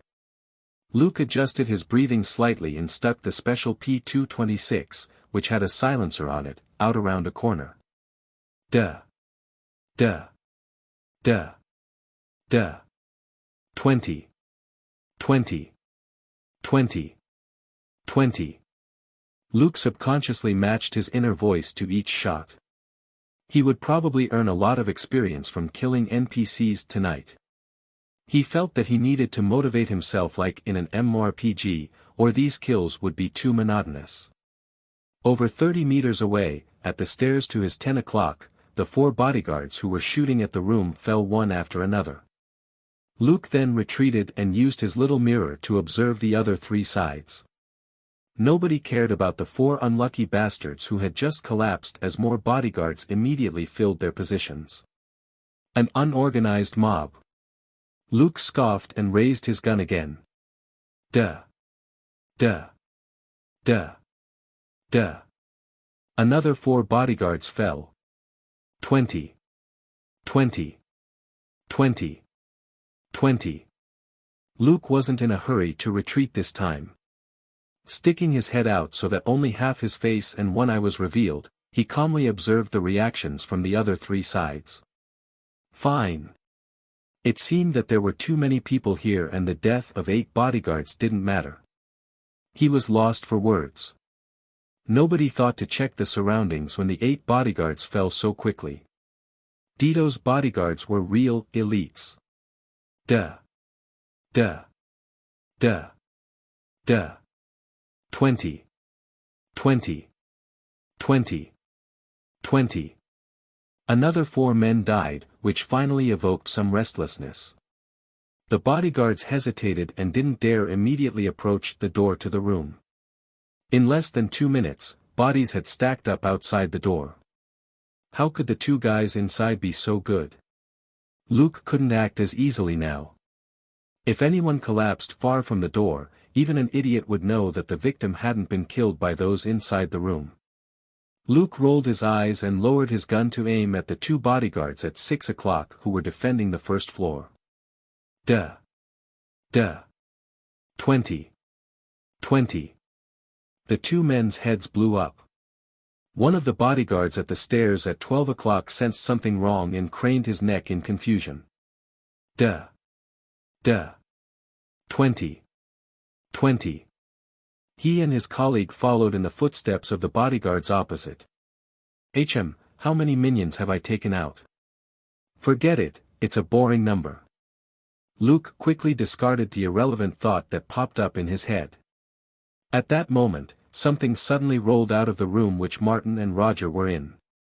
2 of the bodyguards who were pressing forward yelled, "Grenade!" At that shout, the people near the door looked for cover in a panic, like hiding behind their comrades and holding them firmly in place. Martin had come prepared. The grenades he threw out were mostly fragmentation grenades. As a retired Marine elite, he was very accurate at throwing grenades and could take down quite a number of people with each attack. It was precisely because these bodyguards had been traumatized by Martin's grenades that they hadn't been able to storm the room even after so long. Just now, almost 10 of them had swarmed the room, only to be completely wasted by one of Martin's grenades. Luke was ready when the two men shouted, "Grenade!" Bang! Duh! Duh! Duh! Duh! When the grenade exploded, he stealthily shot the men who were hiding behind other unlucky bodyguards. Amidst all the smoke and screams, nobody noticed the 5 dead men behind them. Luke continued taking sneak shots at the people behind the screaming bodyguards. The screaming ones were the poor B***stards who were wounded from the grenade. It was better to keep them alive and let them add to the chaos. Pa! Duh! Pa! Duh! On the other side, another 4 men who had taken cover and avoided the blast died. Including the screaming ones who had been wounded by Martin's grenade, the bodyguards were down by more than 10 men. The door to the room had turned into a morgue, with corpses scattered willy-nilly over the floor. The initially ambitious bodyguards were shaken by this gory scene. Who wouldn't be affected by this? They had no more than 100 men, and they would be all dead in half an hour at this rate. "Luke, bodyguards are going in with an RPG." Selena gave him a piece of bad news. Luke was lost for words. An eye for an eye? Thinking this, he quickly reloaded the P226. Martin wasn't an idiot. The bodyguards outside the door were dead or dying, and more were running over from outside with an RPG. The next course of action was simple. As Luke expected, another grenade was thrown out the door. Seeing the shape of the grenade, Luke quickly retreated around the corner. With a bang, sharp light illuminated the courtyard. There were screams and frantic yells. Eyes. My eyes. Flash grenades could be very helpful. After that, Luke moved around the corner and raised his P226 again. Martin and Roger charged out of the room. Bent low, Martin swiftly cleaned up the bodyguards on the left side of the door with his M4A1. Roger also opened fire with his pistol behind Martin so that the bodyguards who had retreated to cover on the right didn't dare stick their heads out. Luke timed his shots. Pa! Duh! Pa! Duh! Several bodyguards collapsed on the right side, which Roger was responsible for. Luke was secretly amused at Roger's baffled expression, and didn't stop shooting. Pa! Duh! Pa! Duh! Pa! Duh! He shot down the 6 bodyguards on the right in sequence, starting with the closest one. Martin had a good weapon and good skills. Practically no enemy could escape his gun. But Roger was different. He was only a police detective, not a SWAT officer and even less a special force soldier. After using an entire clip, he actually hadn't hit a single opponent. But with Luke acting on the sly, Roger noticed that an enemy or 2 would fall every time he opened fire, as if he had a buff on him. "Haha, who says I can't shoot?" he couldn't help but mumble. Boom! There was an explosion, and an intense wave of air blasted out of the room behind them, extinguishing Roger's good feelings about himself. Forget it, it was time to run. He only had a pistol, how could he fight an RPG? Thinking that, Roger pulled the trigger again. But his gun clicked, indicating that the clip was empty. D***M it. He cursed and reloaded in a hurry. Pa! Duh! Pa! Duh! Another 4 bodyguards collapsed, and Roger's hand paused. That wasn't right. Why did they fall when he was still reloading? Were they pretending to be dead? These bodyguards were sneaky. Surprised, he reloaded even quicker and opened fire like crazy again. I don't care if you're pretending to be dead. I'll just kill you again if you get up. Making up his mind, Roger followed Martin and ran forward. The number of bodyguards swiftly dwindled during this frantic slaughter. More than 40 of them had fallen in the corridor outside the room alone. Including the bodyguards at the stairs whom Luke killed earlier, 50 bodyguards were already down. The bodyguards who were supposed to fill the empty positions didn't come. Thus, Martin and Roger went down from the second floor unhindered and ran to 12 o'clock. Luke quietly walked through the corridor on the second floor and finished off the bodyguards who weren't dead yet. Martin and Roger are probably charging into Dito's living room. All the bodyguards are going in, Selena said in Luke's earpiece. Luke whistled a tune. Tropical island breeze. All of nature wild and free. This is where I long to be. La Isla Bonita. Outside, Selena rolled her eyes. This was the Baja California Peninsula, it wasn't an island at all. Also, all of you are still inside turning the place upside down with grenades and RPGs. How is that beautiful? Whistling, Luke went downstairs. He didn't follow Martin and Roger, but left from the door at 9 o'clock. On the way, he met 5 bodyguards who ran into the house, but they were killed the moment they saw him. There were few bodyguards left and most were gathered around Dito, so Luke wasn't worried anymore. These bodyguards had a limited number of walkie-talkies, which were essentially non-existent if the bodyguards never got the chance to use them. Luke jogged from the door at 9 o'clock around to the entrance at 12 o'clock. He didn't run into any more bodyguards this time, they were all concentrated in the building at 12 o'clock as they fought Martin and Roger. Cars are coming out. 1 Benz and 3 Chevrolet SUVs. Dito might be inside, Selena suddenly said. Luke hummed and jumped to climb up to the second floor. He broke a window and made his way inside. Opening the door, he looked down from above into a hall filled with smoke and littered with corpses. Martin in a rage was really scary. He had killed close to 20 bodyguards in the hall. No wonder Dito had to run. His 100 guards were almost completely annihilated. He would be killed if he didn't run. Selena said, Roger and Martin are out. They're chasing the cars. Luke said, drive the car to the back door in 2 minutes. Be careful. As he spoke, he went downstairs and fired the P-226 non-stop as he killed all the bodyguards who weren't dead yet. He entered a room on one side of the hall. A moment later, he ran out and went straight to the back door. At the back door, 2 panicked bodyguards were looking around nervously with their guns raised high. While the gunshots had stopped, they still felt that the enemy was lurking around. Until now, they still didn't understand how the 2 guys killed their comrades. That was over 100 people. Even pigs couldn't be killed that fast. While they were wondering this, they heard footsteps and hastily raised their guns. Pa! Duh! But they only got their guns up halfway when bullet holes appeared in their foreheads, and Luke ran past them like the wind. The fish really escaped the net. Martin, Roger, you owe me dinner when we get back, Luke muttered as he ran out of the main building. He got into the driver's seat and they set off. Selena didn't even turn her head. You better step on it. They're already 10 kilometers away, and I can only see a little even with night vision. Luke said, copy that. Please fasten your safety belt. Here we go. The car swooshed out. Selena didn't ask what Luke had done back in the manor. She didn't need to know, nor did she care.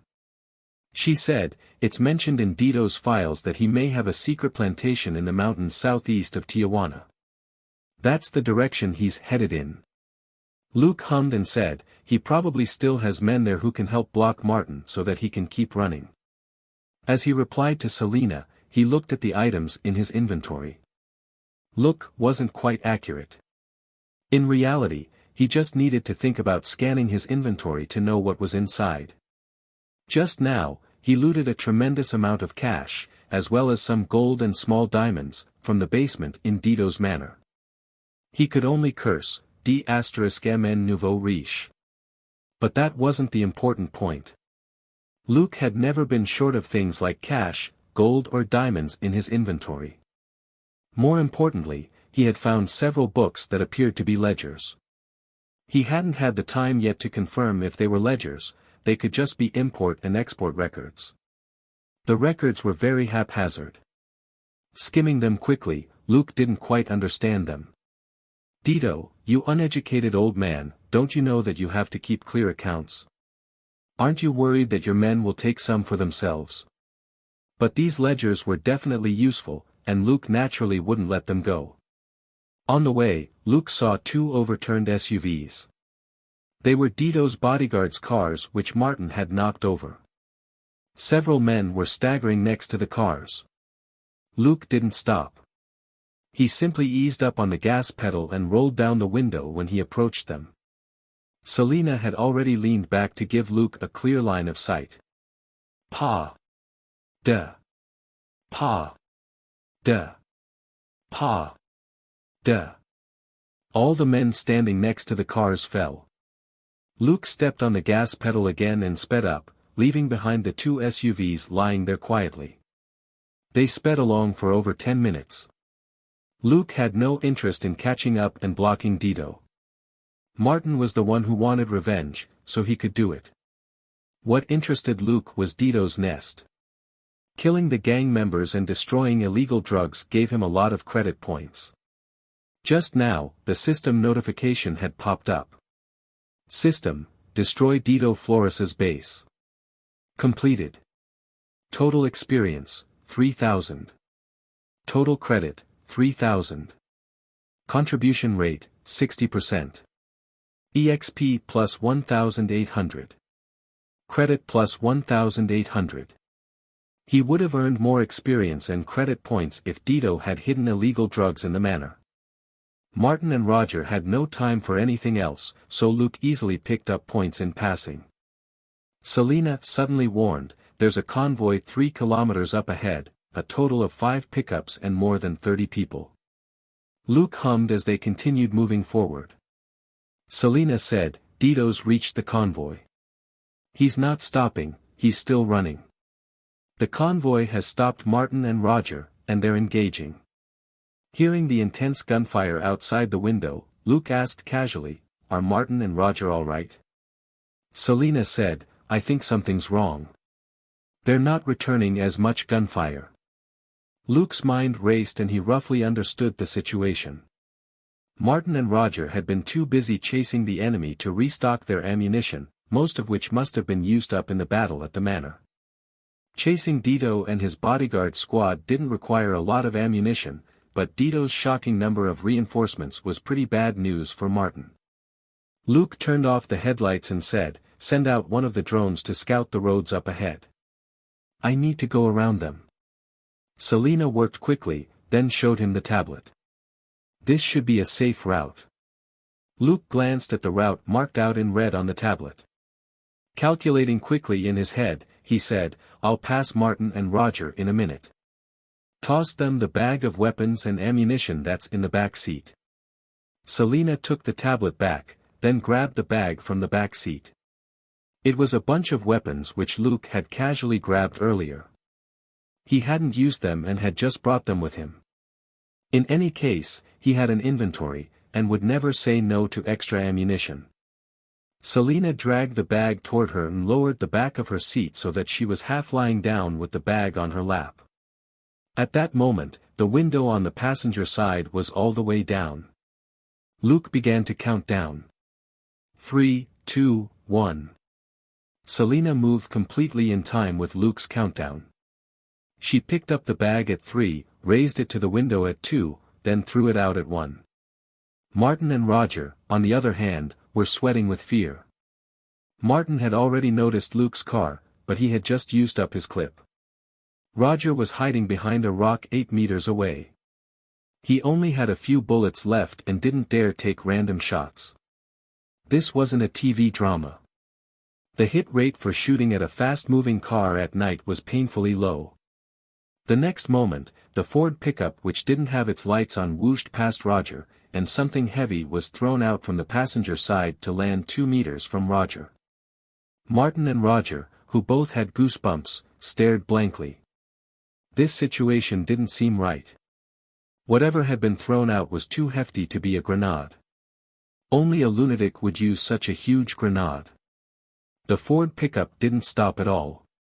After the bag was thrown out, the car swung around to hit the side of the defense perimeter set up by Dito's bodyguards. Martin and Roger instantly realized that the Ford pickup wasn't with Dito, or it could have stopped behind them to work with the convoy in front in a pincer attack. Sure enough, the Ford pickup drove off the road and through the underbrush before suddenly speeding up a slope and hurtling through the air. When the pickup was airborne, Luke picked up a Glock with his left hand and stuck it out the window. Bang! Bang! Bang! Bang! Bang! Bang! After a series of gunshots, 5 bodyguards suddenly screamed and fell. The pickup landed and Luke flicked his wrist as he made use of curve shooting. Bang! Bang! 2 more bodyguards collapsed. Casually dropping the Glock, Luke pulled his hand back into the car and rushed off. Martin was stupefied. Holy sh**t. What sort of shooting is that? The pickup had been in the air for no more than 2 seconds, but the driver hit 7 bodyguards who were scattered about in a brief instant in the dark night. Even a game didn't have this sort of cheat. Roger, for one, had fired almost 80 bullets tonight but had hit less than 50 enemy targets. And he was already one of the better shooters in LAPD. How good were American officers at shooting? According to certain data, in a gunfight against suspects, the first shot which a police officer fired within a 10-meter range had an accuracy of 30%. That was why the police system had always focused more on police officers practicing shooting at close range and not as much on aiming. After all, the accuracy was only 30% even when they tried to aim, which wasn't very different from not aiming at all. Just now, the pickup driver had fired 8 bullets and hit 7 people from an airborne car. Even Martin had never witnessed such marksmanship before. Roger, on the other hand, was a lot less concerned. He was an old man, and his eyesight wasn't as good. After the strange driver killed 7 bodyguards, Roger dragged over the big bag that had been thrown from the car. Feeling it, there was a burst of happiness in his heart, and he burst out laughing after he unzipped it. Martin came back to his senses. "What are you doing?" Even as he spoke, he raised his hand to catch the AK that was thrown to him with one hand and caught 2 clips with the other. Roger said, "That bag is full of weapons and ammunition, a lot of it." He raised the AK he was holding and pulled on the gun to load it. "Surprise, motherf asterisk cur." He yelled obscenities as he opened fire wildly with his AK. Martin was flabbergasted, his forehead covered in dark lines. "Roger, how long has it been since you used an AK?"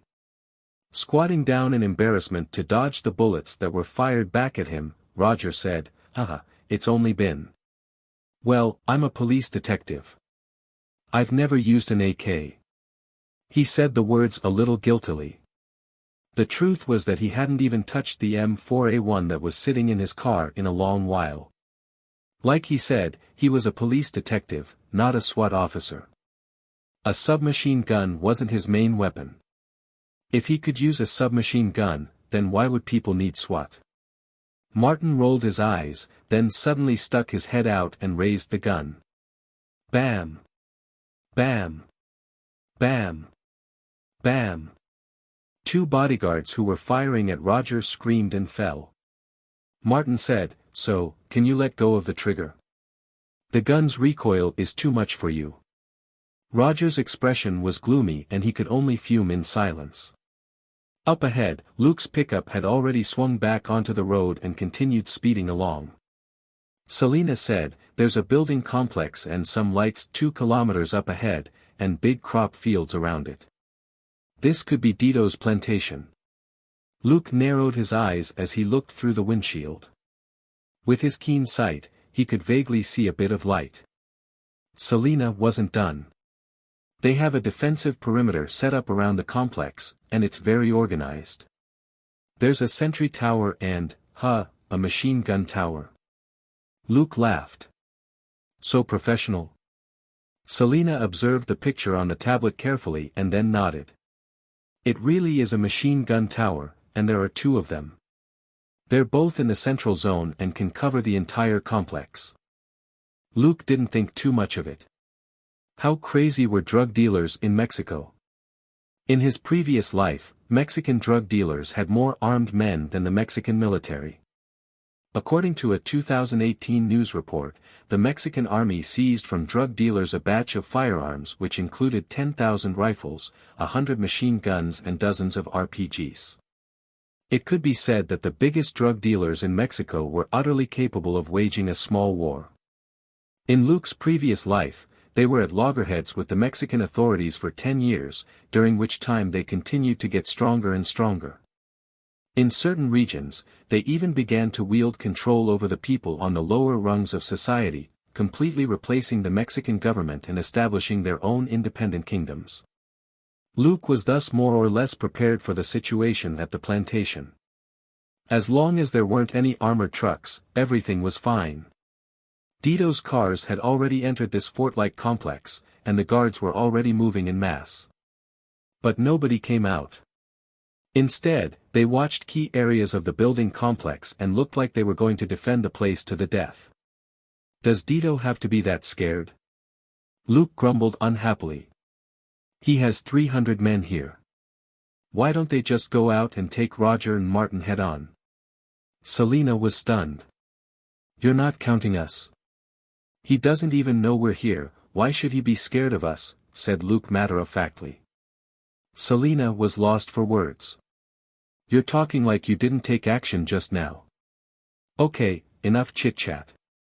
What do we do now? She asked. Luke stopped the car and pondered as he examined the surveillance image.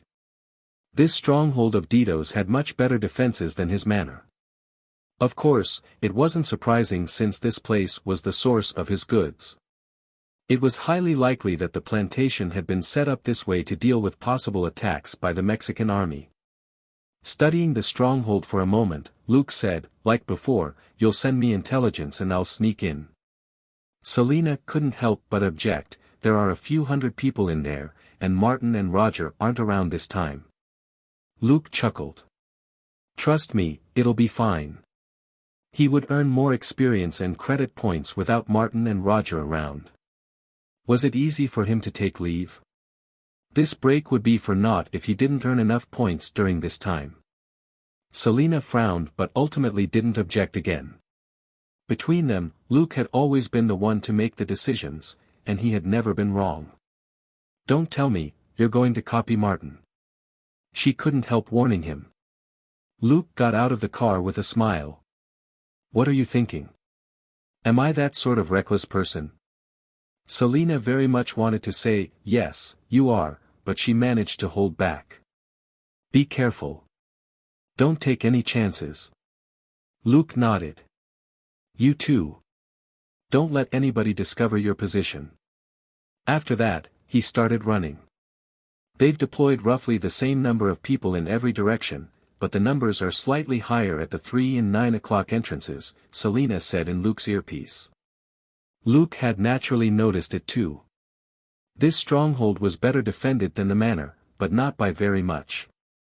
No matter how professional a setup was, the personnel had to be professional enough to carry it out. Dito's lackeys clearly weren't professionals. Besides, the stronghold wasn't designed to resist special forces, and had many weaknesses. For someone as extraordinary as Luke, there were too many holes he could take advantage of.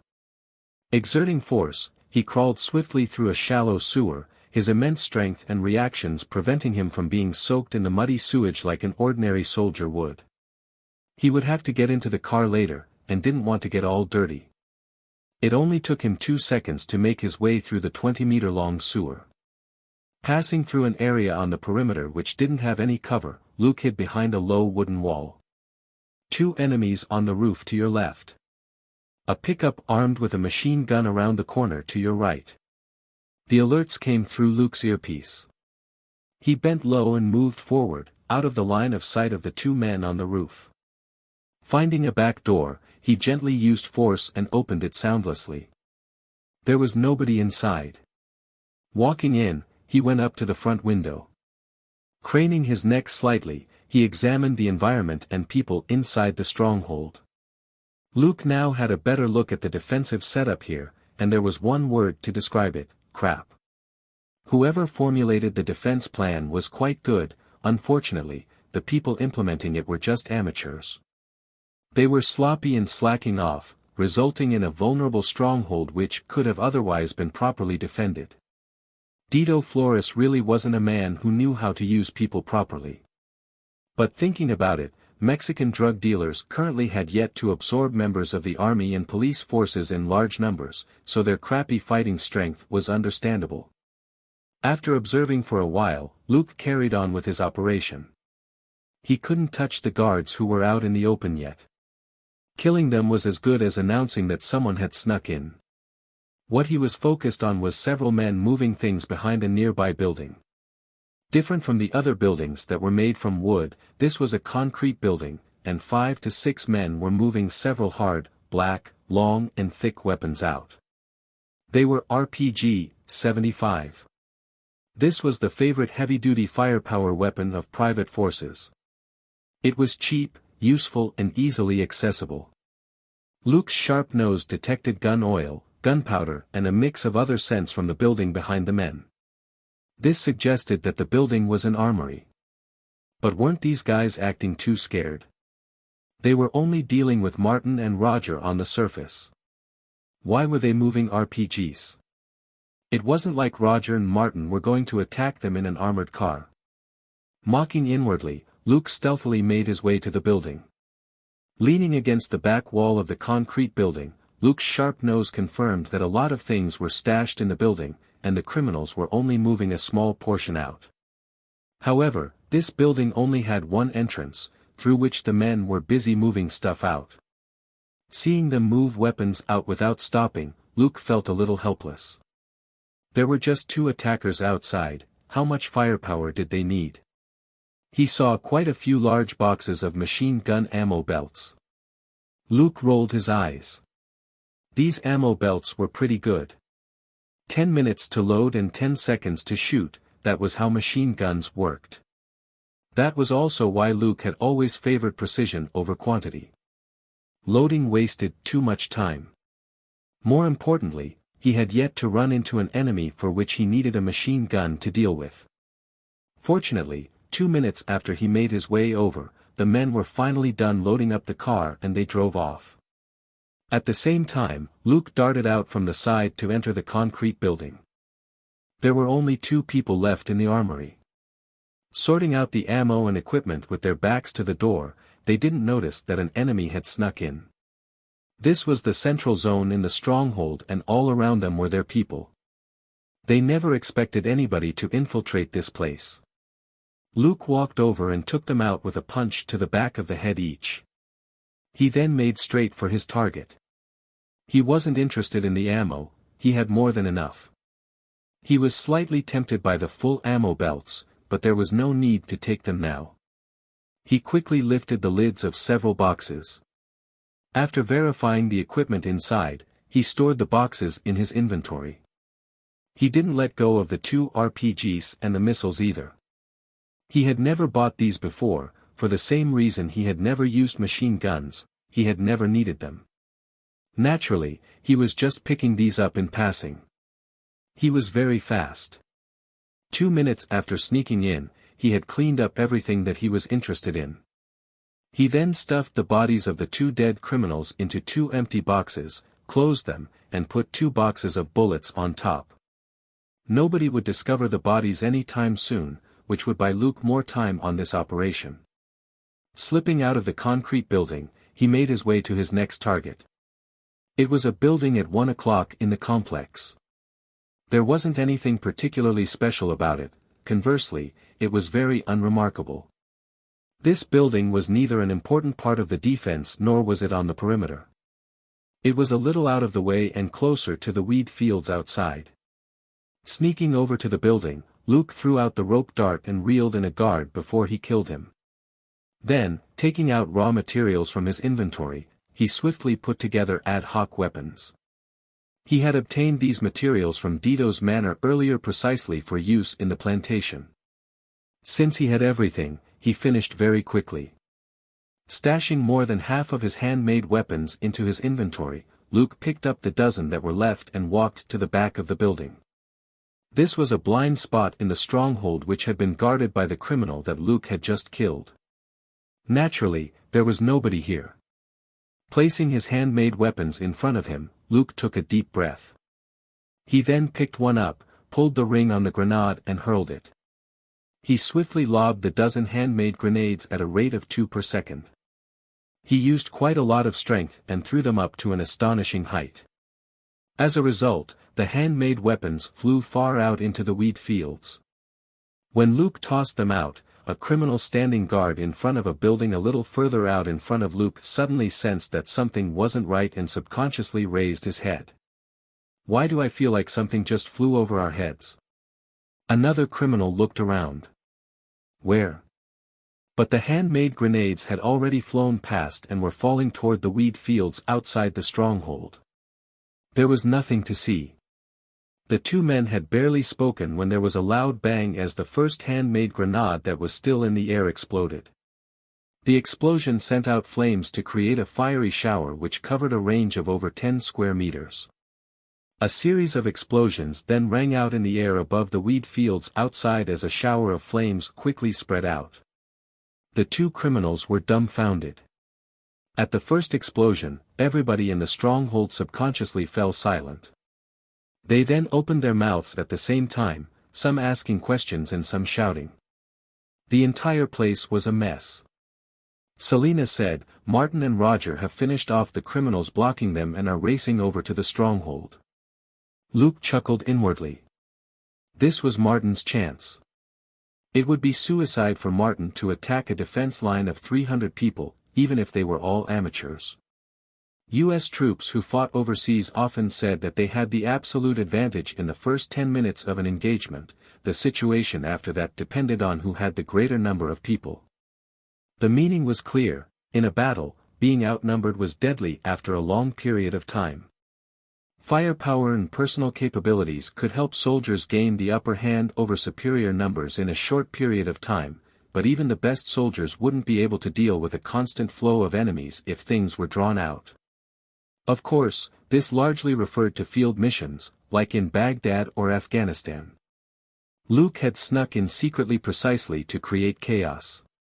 He was now far stronger than a normal person, but he couldn't show himself if he wanted to take care of Dito's group of criminals smoothly. Even with elementary self-healing and a bulletproof vest, a few hundred bullets hitting him would still hurt. Sure enough, Martin hadn't given up on getting revenge. Since he was still on the attack, there was a lot more room for Luke to act. As he pondered, he took out a box of grenades from his inventory and weighed one of them in his hand. "Once they're outside the stronghold, tell me the distance and range." Selena said, "They'll reach the main gate in a minute." This gave Luke a buffer to get ready. 1 minute passed quickly. "Martin and Roger have stopped the car. For the time being, they're not going in," Selena alerted Luke. Luke chuckled. "It's showtime."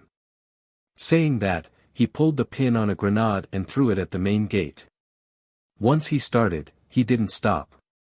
At a frequency of 2 grenades per second, he emptied the box and aimed the grenades at various spots close to the main gate. Boom! Boom! Boom!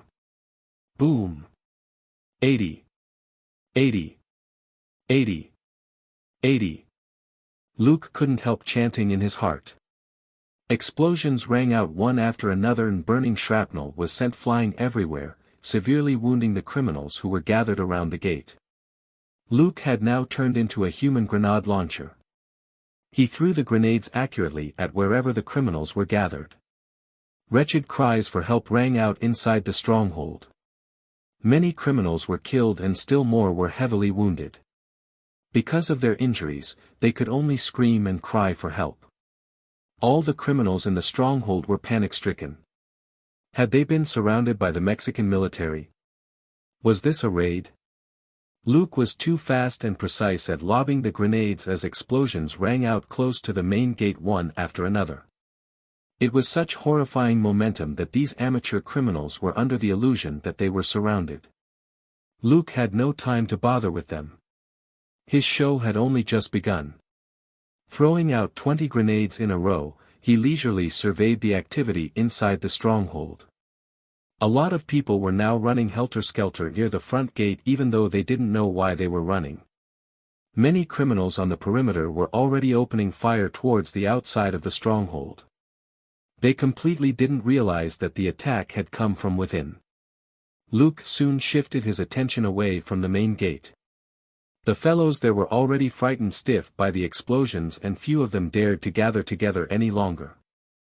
Outside the stronghold, Selena was flabbergasted as she stared at the surveillance image. How on earth did Luke get his hands on so many grenades? Not far from the main gate, Martin and Roger were just as stupefied. What's going on? We haven't discussed our attack strategy yet. On the way here, Roger had in fact been strongly opposed to Martin attacking the stronghold. Roger was old, not blind. He didn't think that the two of them could deal with so many criminals in the stronghold. He thought it was already God's blessing that they survived the manor just now. But Martin still wouldn't give up. How could it be that easy to let go of his hatred toward the person who killed his wife and baby? As they argued in low voices, the sound of Luke setting the weeds on fire rang out. Looking at this magnificent spectacle of a fiery shower, Roger mumbled, "A military drone attack." Silent for a moment, Martin then crushed his guess. Drones can't carry so much ammo. Besides, those are grenades. Martin was far more familiar with the sound of explosions than Roger was, and he could tell right away that these were grenade explosions. But how could anyone throw out so many grenades in so short a span of time? Were Mexican special forces attacking this place too? Inside the stronghold, Luke observed the back gate at 12 o'clock. He chuckled lightly and grabbed more grenades. Another round for the other side. That's only fair. A moment later, grenades fell like eggs from the dark sky toward the back gate. Boom! Boom! Boom! Boom! 80! 80! 80! 80! Luke murmured again in his heart. The criminals were in a complete mess. At least 100 men were gathered at the front and back gates where they had focused their defense. But after 2 bombardments, slightly under half of them were dead and the survivors were scared witless. Martin and Roger are starting their assault at 7 o'clock. Make sure you don't hurt them by accident, Selena warned Luke again. Looking at the stronghold, half of which was covered in smoke and fire, as well as the massive fire that was starting to spread outside among the weeds, Selena gained a new understanding of Luke's destructive power. She felt that her previous lack of understanding was most likely due to the fact that Los Angeles police detectives didn't need to use grenades in their line of work. Factoring in Luke's monstrous strength and stamina, Selene felt that it wasn't going to end well for the criminals in the stronghold. Sure enough, just as she was thinking this, more explosions rang out, and the stronghold central zone was showered with grenades once again. Luke even specially tossed 2 assault grenades into the machine gun tower. The structure, which had seemed so imposing earlier, was instantly blown to smithereens. Luke had to be careful when it came to this heavy-duty weapon which had a huge coverage. He might not die if he was hit, but he would definitely be heavily wounded. At that moment, moans and cries rang out from the front and back. "Luke, I think Dito is about to run," Selena suddenly said. Luke was rendered speechless. Why was Dito so spineless? Couldn't this old man be gutsy for once? He asked, "Where is he?" Selena replied, "There are 2 cars headed down the main road not far from you. I don't think your grenades will be enough to deal with him." Luke, huh? While communicating with Selena, he stuck his head out and looked at the main road, only to lose his cool and curse. Seriously? Dito really has something like that? Selena said, "Yep. The armored truck in the front has 2 machine guns. Dito is inside the modified Hummer behind. The Hummer also has a machine gun turret. You can see it, right? Don't you dare do something dumb. Luke just wanted to cover his head. I see it. Dito's lackeys are real geniuses at modification. With their skills, why did they become drug dealers? They could have made a fortune by opening a body shop. On the main road, an armored truck led the way. The truck was completely wrapped in steel plates with only a small observation window in front of the driver's seat. The truck container in the back had been replaced with 2 mounted machine gun turrets that even had half-circle steel plates around them to act as shields. The Hummer which followed the truck also had steel plates installed to provide the shooters protection. At first glance, one might think it was a legit US military troop. His mind racing as he observed the situation, Luke took out 2 RPGs from his inventory. Swoosh! Swoosh! 2 strings of fire streaked out, one hitting the observation window of the armored truck and the other hitting one of its tires. Following 2 loud booms, the armored truck immediately stopped moving. Luke instantly scuttled behind another building. He took out another 2 rockets for the RPGs and reloaded them. Going around a few buildings to emerge behind the armored vehicles, Luke mumbled, "Double RPGs, double happiness." Swoosh! One of the rockets hit the machine gun turret on the armored truck. Boom! The machine gun turret on the armored truck burst into flames and turned into a blazing cavity. Swoosh! The other rocket was fired at the tires of the armored Hummer. Boom! The armored Hummer flew to one side and crashed to the ground, one of its back tires sent flying as it wobbled and hit a nearby building. Luke had already retreated again and quickly slipped away. Kill Dito? It wasn't important. The guy was worth 300 experience and credit points at most. He could be left for Martin to deal with. Each criminal in the horde on the side was easily worth 20 experience and credit points, so Luke could still earn a lot if he worked diligently. He didn't mind doing Martin this favor. If Martin could kill his archenemy himself, he would probably be more willing to take the blame for everything.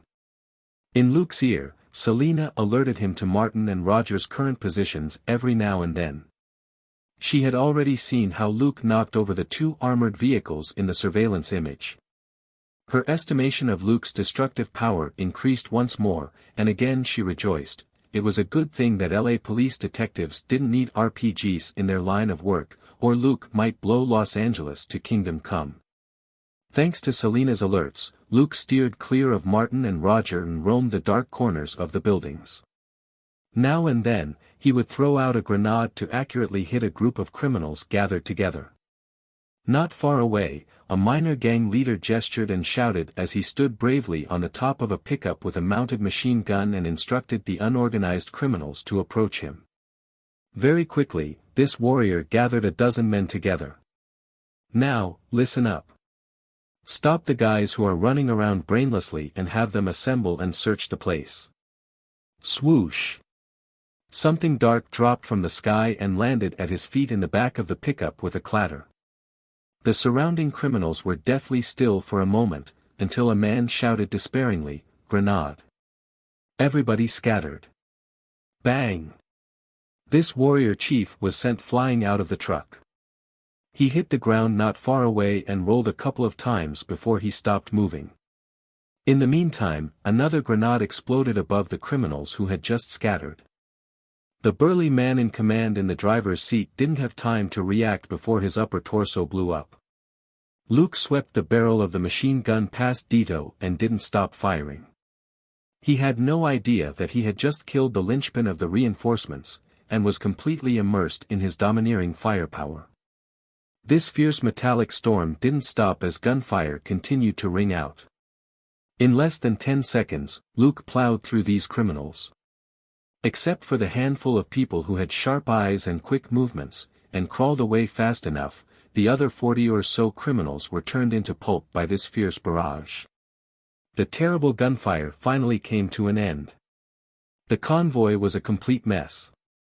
The driver's seats had all been shot through, and only the bottom half of the guy manning the machine gun was left. Nobody hiding behind the cars survived either. That handful of traumatized criminals who hadn't been killed cried and crawled away, bloody and broken. Clang! The heavy M2 fell to the ground with a dull thump. Luke let out a soundless laugh and rolled his wrists.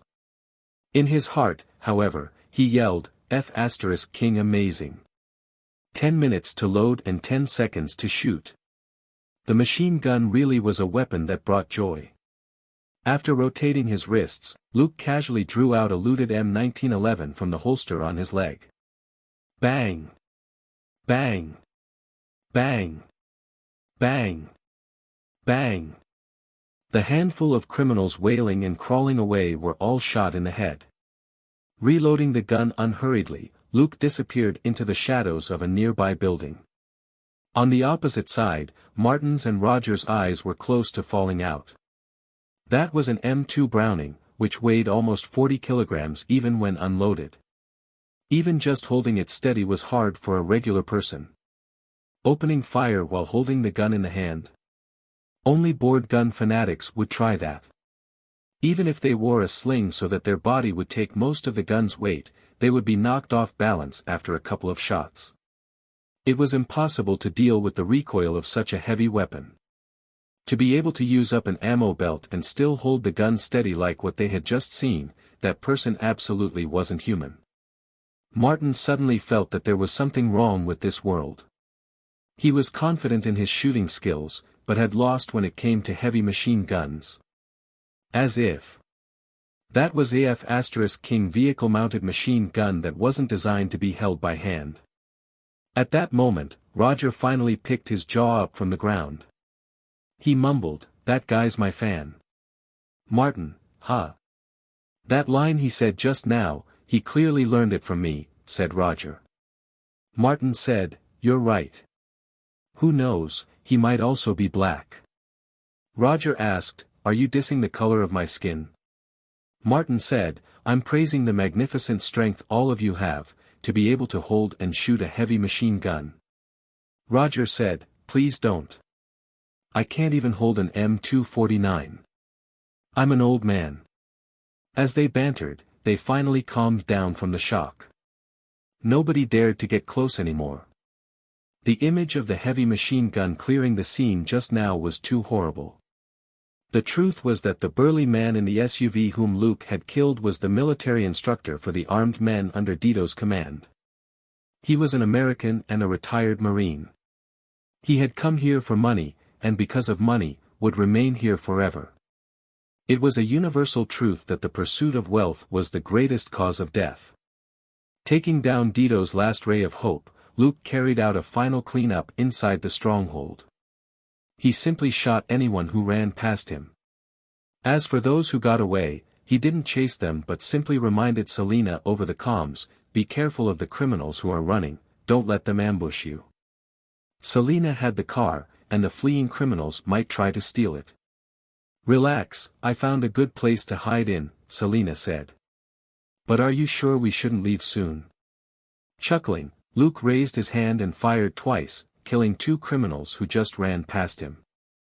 Entering the building behind him, he walked through the hall and kicked open the back door, which hit the face of a criminal who was shuddering behind it. He said, "Believe in the Mexican police.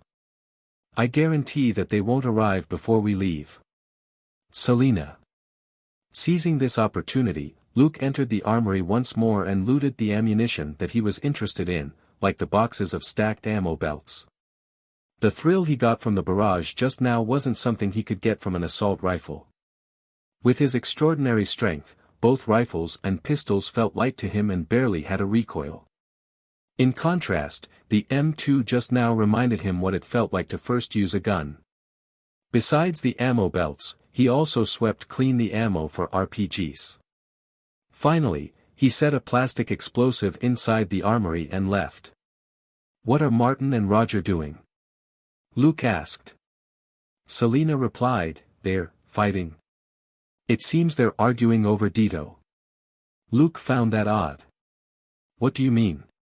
Selina said, "I don't know, but I think Roger wants to bring Dito back. Luke chuckled. What a wily old man.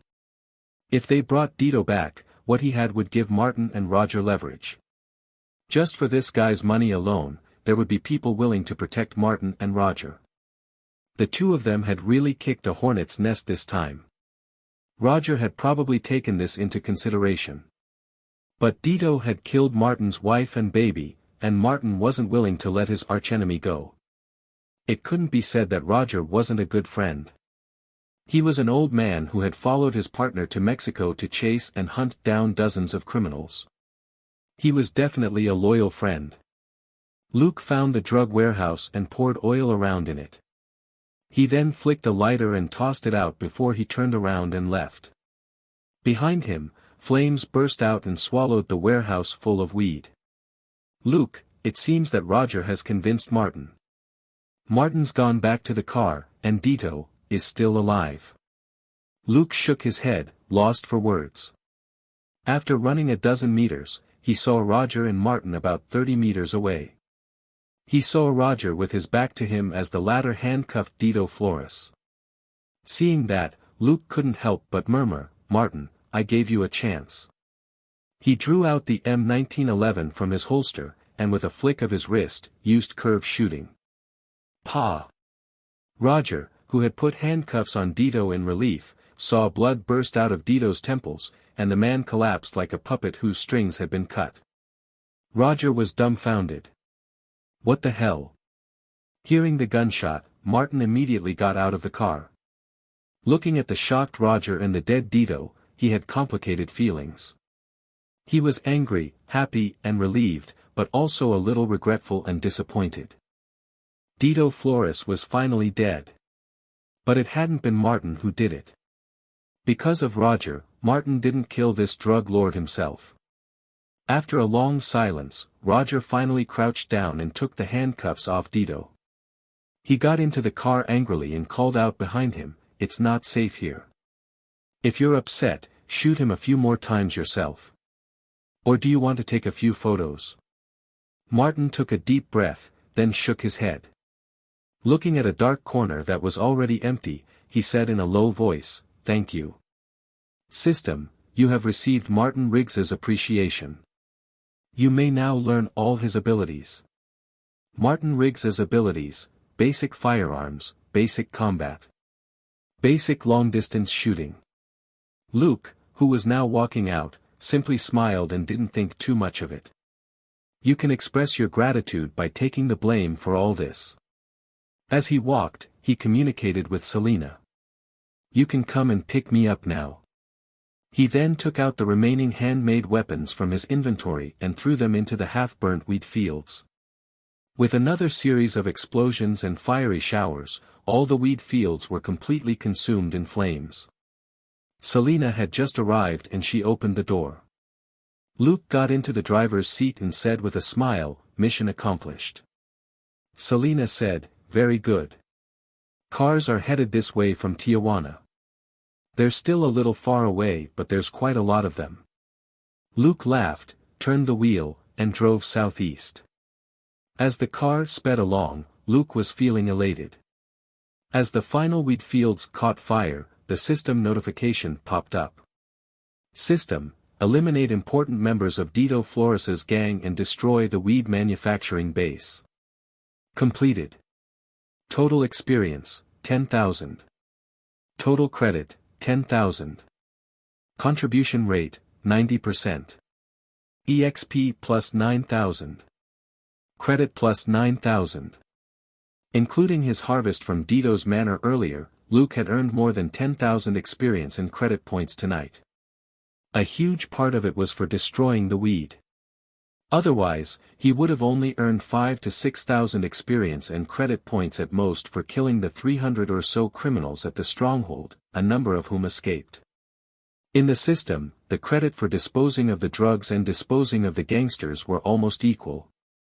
That was simply fantastic.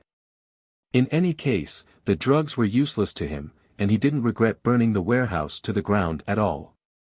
He had pretty much accomplished his aim to gain experience and credit points during this break. When all was said and done, the mid-level gangs in Los Angeles didn't really cut it anymore. If he carried on like this in LA, it might create a huge disaster this year. So, he had to expand his sources. After this secret jaunt to Mexico, he had earned 10,000 experience and credit points, which was way more efficient than cleaning up LA gangs. After all, he had to pay attention to the impact it could have on a densely populated city like LA, as displaced gang members might cause social unrest. In Mexico, there were too many gangs, all of which were cancers of society. Wiping out one wouldn't have too big an impact. The remnants would naturally join other gangs and continue their criminal careers. Or they might run into Luke again and give him experience and credit points once more. As the car sped along, Selena helped Luke take off his bulletproof vest and other equipment. She stuffed the gear into a bag and threw it into the back seat. She then gave him a bottle of water with a straw. "Okay, you helped Martin get revenge, there's no need to be so happy." Luke chuckled and drank the water. He still had to help Martin and Roger wrap things up when they went back, which would be a little tricky. But Selena was still too innocent. Was he here to help Martin with his revenge? That was at most incidental.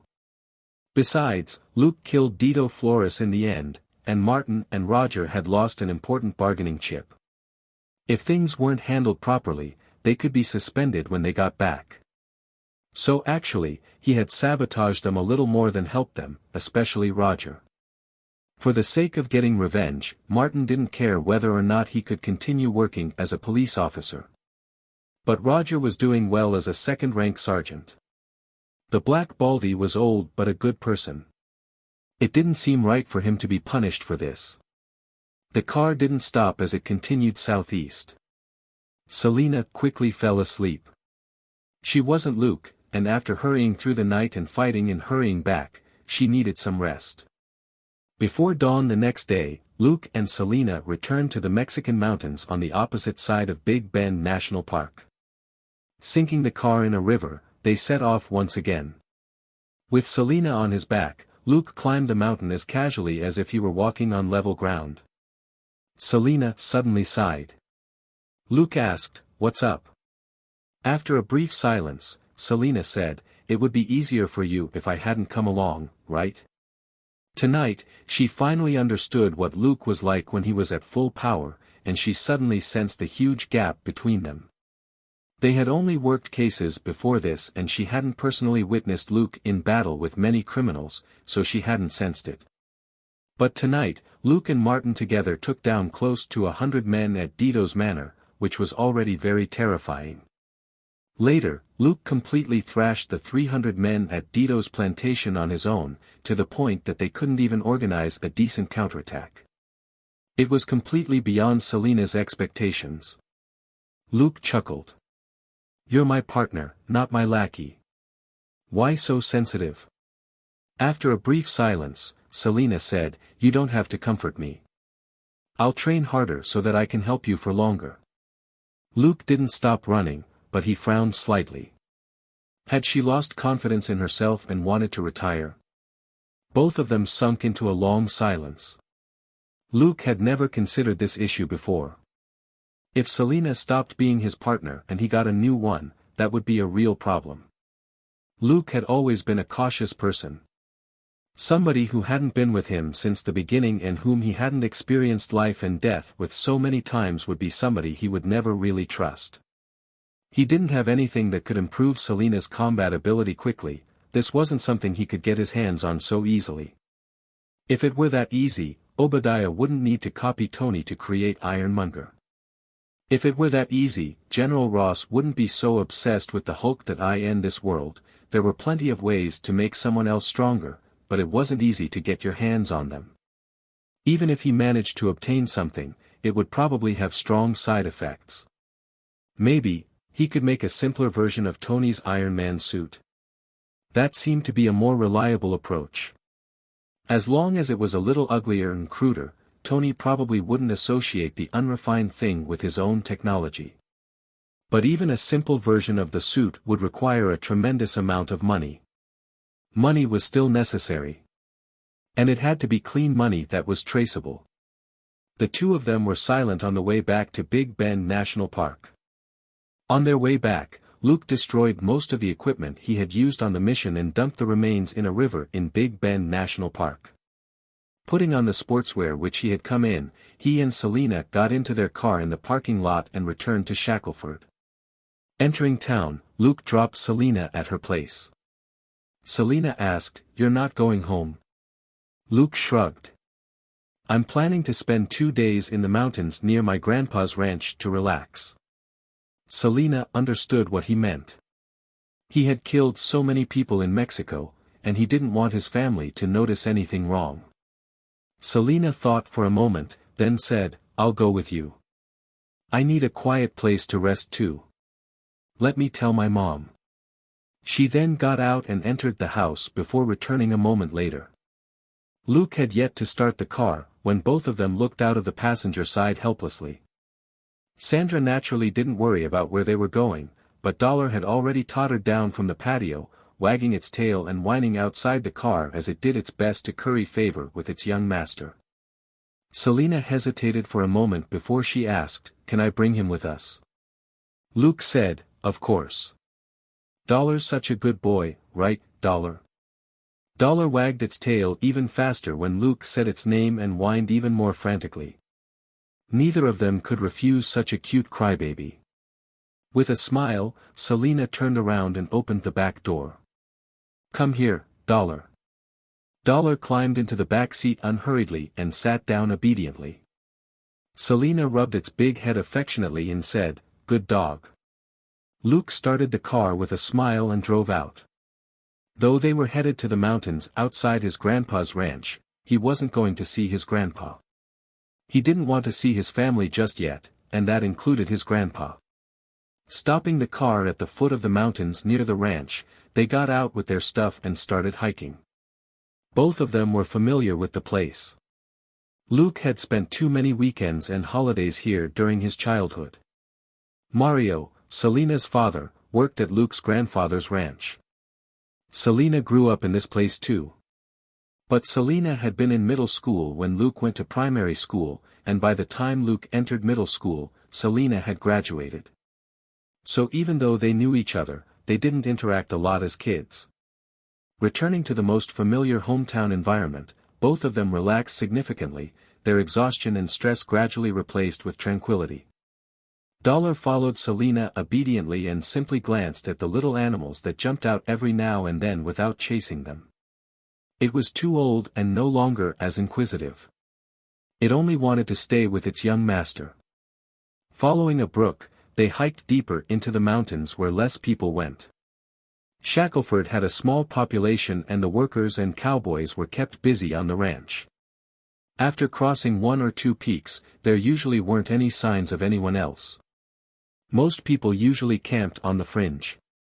The deeper you went into the mountains, the more dangerous it was. Plus, the views were similar, so it was unnecessary to go that far in. Half an hour later, Luke and Selena reached an open space near a creek. The trees were far away, and there was even a bonfire pit in the open space. This was a campsite often frequented by visitors. It had water and an open space. It wasn't far from the outside world but was quiet enough. Apart from the birds and insects among the trees, there were no sounds of people at all. People who were accustomed to big cities might feel uncomfortable in this sort of environment. There was no sound of distant cars, or the occasional indistinct shout, or the sound of music or the TV being played too loudly. Even when the wind blew, there was only the sound of rustling branches instead of the rattle of bits and bobs hitting a window. But Luke and Selena were very used to this sort of environment and even savored the serenity. Also, they had Dollar to accompany them, so they weren't alone. Taking out the ingredients which Selena had brought from home, Luke quickly prepared an outdoor barbecue and lit a fire with the firewood she collected. Adjusting it to a suitable size, he said with a smile, "The food will be ready in an hour. You can go out and have some fun before that." Selena stretched and said, "No, I'm going to take a nap." She then hugged Dollar's big head and said, "Don't disturb me. Go follow Luke, understand? The old dog licked her hand lovingly to indicate that it understood. Selina then unzipped her tent and crawled inside. Very quickly, her snoring could be heard. She had really fallen asleep. Luke stared for a moment before he turned around, waved Dollar over and scratched the dog's chin. Dollar narrowed its eyes comfortably and lay down next to Luke obediently. The only sound in the open space next to the creek was the crackling of firewood. Selina didn't wake up until quite a few hours later. They didn't talk much. After they ate, they roamed the woods separately. As Luke walked alone, he thought about the aftermath of this mission, as well as Selina's future. Selina took Dollar with her, and seemed to have a weight on her mind as well. The day passed peacefully. At midnight, Luke, who was still browsing through files, suddenly stopped and came out of his tent. Fire streaked across the night sky and then crashed into the woods in the distance. Luke raised an eyebrow. Was that a meteorite? He had never seen a meteorite fall, but it looked like it. However, it was too far away for him to be sure. Not far away, Selina sat up in her tent and asked, "What's up?" Luke shrugged. "It looks like a meteorite fell over there." Selina hummed in acknowledgement and didn't think much of it. She was about to lie down again, then paused. "You're not going to go dig it up, are you?" Luke thought for a moment before he shook his head. "Forget it, there's no need to go in the middle of the night. We can check it out after breakfast tomorrow." Selina yawned. "That works." She then lay down and fell asleep. Previously, she would have definitely gotten Luke to take her there for a look. But since last night, she had been listless and uninterested in doing anything. Luke shook his head helplessly and sorted out his things before going back to this tent to rest as well. Selina woke up at 6 in the morning. Sleeping here was much more relaxing than in the city. Since she had gone to bed early last night, she wasn't inclined to have a lie-in out here in the wild. After she got up, she saw Luke working out in the distance and called out a greeting. She then went to wash up. Dollar instantly got up and followed her. Luke started to make breakfast. Later, they could go take a look at the meteorite which crashed last night. Some meteorites were very valuable, especially those which contained metals that were rare or non-existent on Earth. They were more precious than diamonds and gold. But of course, most meteorites weren't that valuable. Suddenly, Dollar barked warily. Luke turned his head, only to see the dog standing on a huge rock and bristling at the creek. He was a little amused. Dollar, this old dog could still act like a puppy at times. Was it growling at a fish in the river? There weren't any water snakes or alligators in the shallow creek. Luke's sharp nose hadn't detected either of these two dangerous creatures nearby. Selina also didn't think it was a big deal. It just looked like Dollar was growling at a random fish. Dogs were like that, if the wind blew a plastic bag over, they could play and chase it for quite a while. Dollar had done a lot of similar, stupidly cute things when it was younger. Selina walked over after washing up and had breakfast with Luke. Suddenly, there was a plop, and both of them turned around to see that Dollar was no longer on the rock. Judging from the plop, the dog must have jumped into the creek. Luke said, "Wow, Dollar seems very lively today." Selina was upset. "It's probably 'cause we haven't played together for a while. He really isn't afraid of getting sick." Luke said, "It's not that bad, the weather's getting hot now. Just wipe him dry right away once he comes back." As they talked, they heard Dollar splashing around in the creek. But the dog was blocked by the rock and they couldn't see it. Luke didn't think too much of it. The creek was only 20 centimeters deep, and Dollar couldn't drown. Sure enough, 2 minutes later, Dollar emerged on the rock with a fish wriggling between its teeth. Luke and Selina were lost for words. It wasn't lunchtime yet, why had the dog caught a live fish? In the end, before they could call for Dollar, the dog opened its mouth as if it wanted praise, and the fish dropped back into the water and swiftly slipped away. Luke burst out laughing. Okay, we don't have to eat saliva for lunch today. Selina shook her head helplessly. I don't like to eat that type of fish. Having lost the fish, Dollar could only pad back toward them with a drooping head and tail, its fur dripping wet.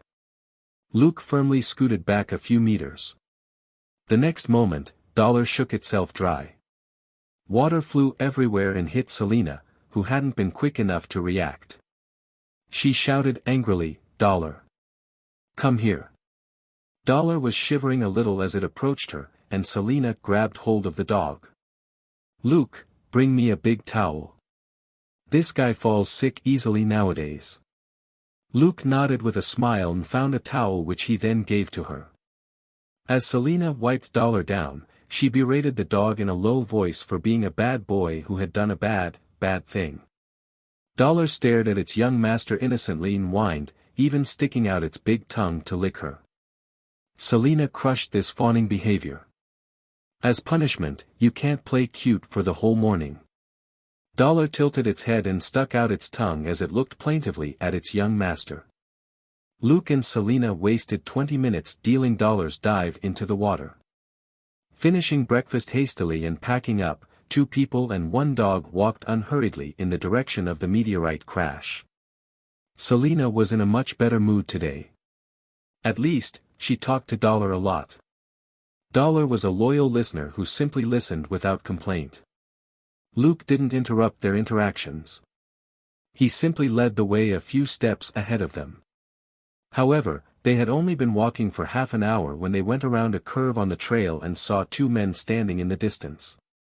Looking at what they were wearing, Luke coughed lightly and gestured at Selina with his left hand behind his back. Selina looked in Luke's direction when he coughed, and seeing his signal, she immediately stopped. Looking at the 2 men in the distance, Selina asked in a low voice, FBI. Why are they here? They're not chasing a fugitive, are they? Luke said in an equally low voice, I'll go ask. You stay here. Selina nodded in understanding. Given Luke's combat ability, he naturally wasn't afraid of going forward on his own. Selina staying behind was also a warning to targets, in case anyone mistakenly thought that they could kill both Luke and Selina at the same time. Of course, Luke and Selina weren't really suspicious of these 2 who were wearing FBI tactical vests, this was just their habit as partners. The FBI agents noticed Luke and Selina as well. When Luke walked over, one of them moved forward slightly and waved at him to stop. We're here on an assignment. A dangerous fugitive has snuck into this area and it isn't safe. You should go back right away. Don't linger in the mountains. Luke stopped. Oh, we're from the ranch at the foot of the mountains. Can I ask, the fugitive won't run over to the ranch, will he? The FBI agent wasn't impatient and just shook his head. No. We're already searching for him, don't worry, but leave the mountains as soon as possible in case of danger. Luke nodded with a smile. Thanks for the warning. We'll go back. He turned around and walked away. Joining Selina, Luke told her what the FBI agent said. Selina listened and nodded. They then turned around to go back in the direction from which they had come. After several hundred meters, Selina gave Luke a meaningful glance. Luke nodded. What is it? Selina asked, do you think they're here because of the meteorite? Luke nodded. I think so. As for that fugitive or whatever, we'll know once we ask Robert. And on. As a town with 2,000 residents, Shackleford had 10 regular police officers who covered the dozens of farms and ranches around Shackleford. Regular towns, like Boone Town in Arizona, usually only had around 2 sheriffs for every 1,000 residents. Shackleford was small, but the farms and ranches around it were not. Some of them even did good business, which was why the town could afford so many police officers. The ranches were thus under Robert's jurisdiction. If the FBI wanted to hunt down a criminal suspect here, they would have to let Robert know first, otherwise, they deserved whatever trouble they ran into.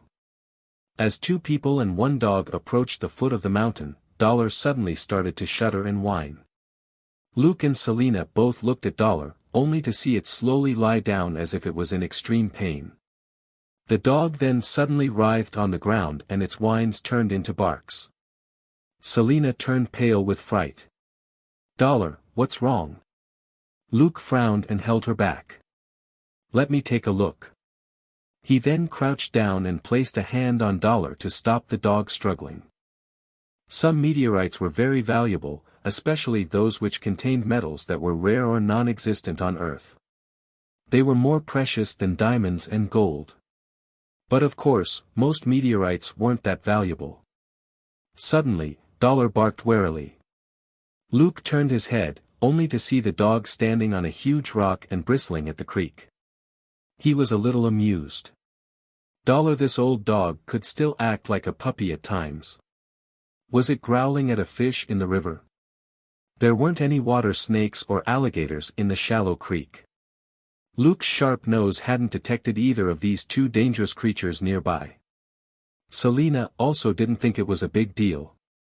It just looked like Dollar was growling at a random fish.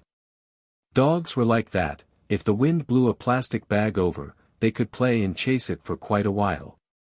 Dollar had done a lot of similar, stupidly cute things when it was younger. Selena walked over after washing up and had breakfast with Luke. Suddenly, there was a plop, and both of them turned around to see that Dollar was no longer on the rock. Judging from the plop, the dog must have jumped into the creek. Luke said, "Wow, Dollar seems very lively today." Selena was upset. "It's probably 'cause we haven't played together for a while. He really isn't afraid of getting sick." Luke said, "It's not that bad, the weather's getting hot now. Just wipe him dry right away once he comes back." As they talked, they heard Dollar splashing around in the creek. But the dog was blocked by the rock and they couldn't see it. Luke didn't think too much of it. The creek was only 20 centimeters deep, and Dollar couldn't drown. Sure enough, 2 minutes later, Dollar emerged on the rock with a fish wriggling between its teeth. Luke and Selena were lost for words. It wasn't lunchtime yet, why had the dog caught a live fish? In the end, before they could call for Dollar, the dog opened its mouth as if it wanted praise, and the fish dropped back into the water and swiftly slipped away. Luke burst out laughing. "Okay, we don't have to eat Dollar's saliva for lunch today." Selena shook her head helplessly. "I don't like to eat that type of fish." Having lost the fish, Dollar could only pad back toward them with a drooping head and tail, its fur dripping wet. Luke firmly scooted back a few meters. The next moment, Dollar shook itself dry. Water flew everywhere and hit Selena, who hadn't been quick enough to react. She shouted angrily, "Dollar! Come here!" Dollar was shivering a little as it approached her, and Selena grabbed hold of the dog. "Luke, bring me a big towel. This guy falls sick easily nowadays." Luke nodded with a smile and found a towel which he then gave to her. As Selena wiped Dollar down, she berated the dog in a low voice for being a bad boy who had done a bad thing. Dollar stared at its young master innocently and whined, even sticking out its big tongue to lick her. Selena crushed this fawning behavior. "As punishment, you can't play cute for the whole morning." Dollar tilted its head and stuck out its tongue as it looked plaintively at its young master. Luke and Selena wasted 20 minutes dealing Dollar's dive into the water.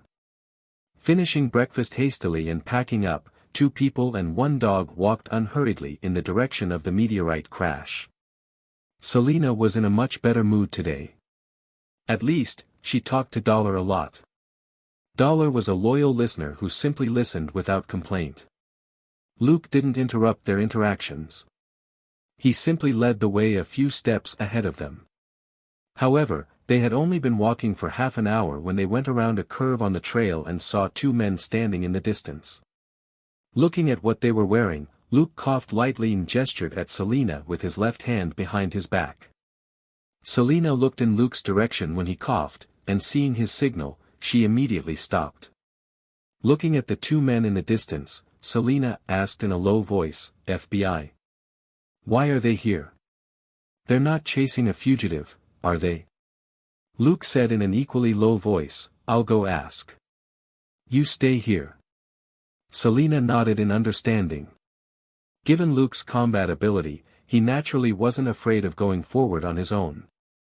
Selina staying behind was also a warning to targets, in case anyone mistakenly thought that they could kill both Luke and Selina at the same time. Of course, Luke and Selina weren't really suspicious of these two who were wearing FBI tactical vests. This was just their habit as partners. The FBI agents noticed Luke and Selina as well. When Luke walked over, one of them moved forward slightly and waved at him to stop. We're here on an assignment. A dangerous fugitive has snuck into this area and it isn't safe. You should go back right away. Don't linger in the mountains. Luke stopped. Oh, we're from the ranch at the foot of the mountains. Can I ask, the fugitive won't run over to the ranch, will he? The FBI agent wasn't impatient and just shook his head. No.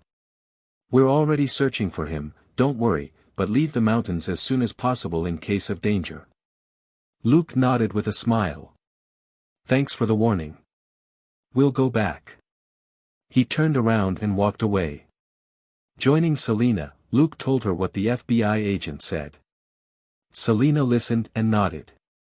They then turned around to go back in the direction from which they had come.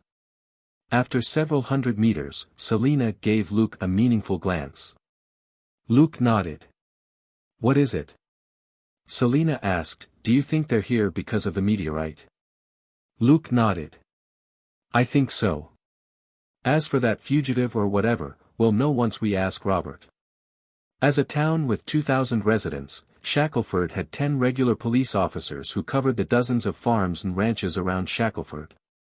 Regular towns, like Boom Town in Arizona, usually only had around 2 sheriffs for every 1,000 residents.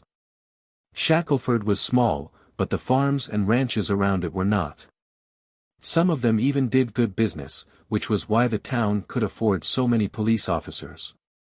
The ranches were thus under Robert's jurisdiction. If the FBI wanted to hunt down a criminal suspect here, they would have to let Robert know first, otherwise, they deserved whatever trouble they ran into.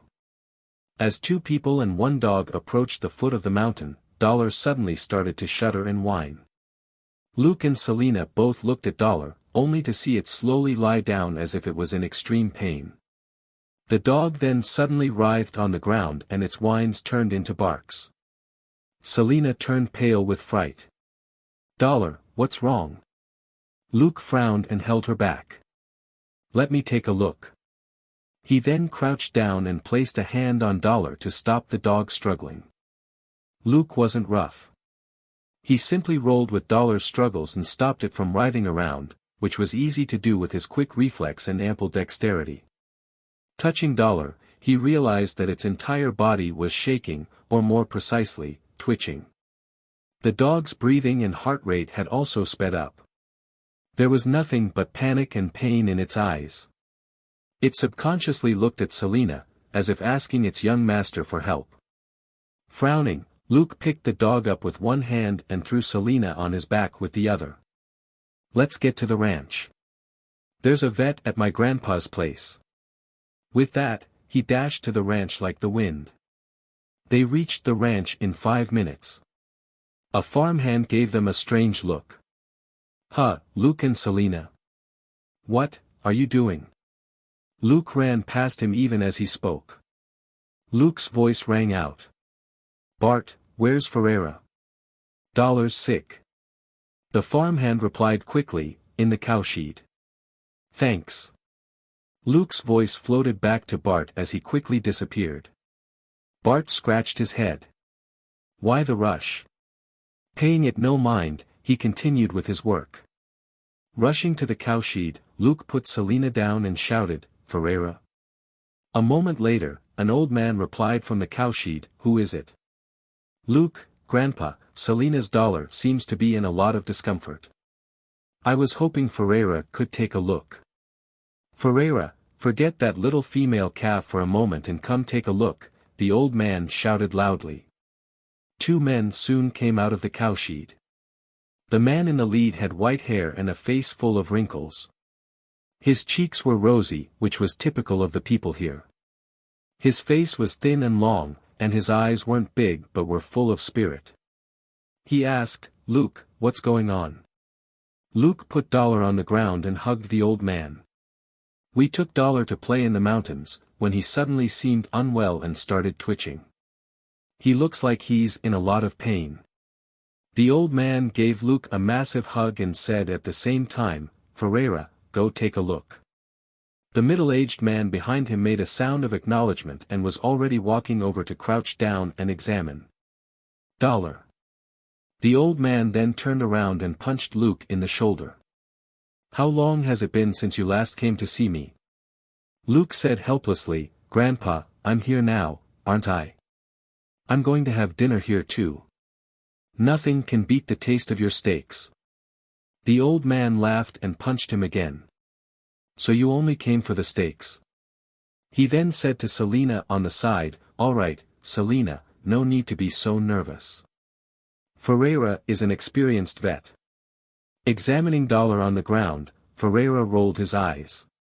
"Drax, what I normally examine are livestock and horses.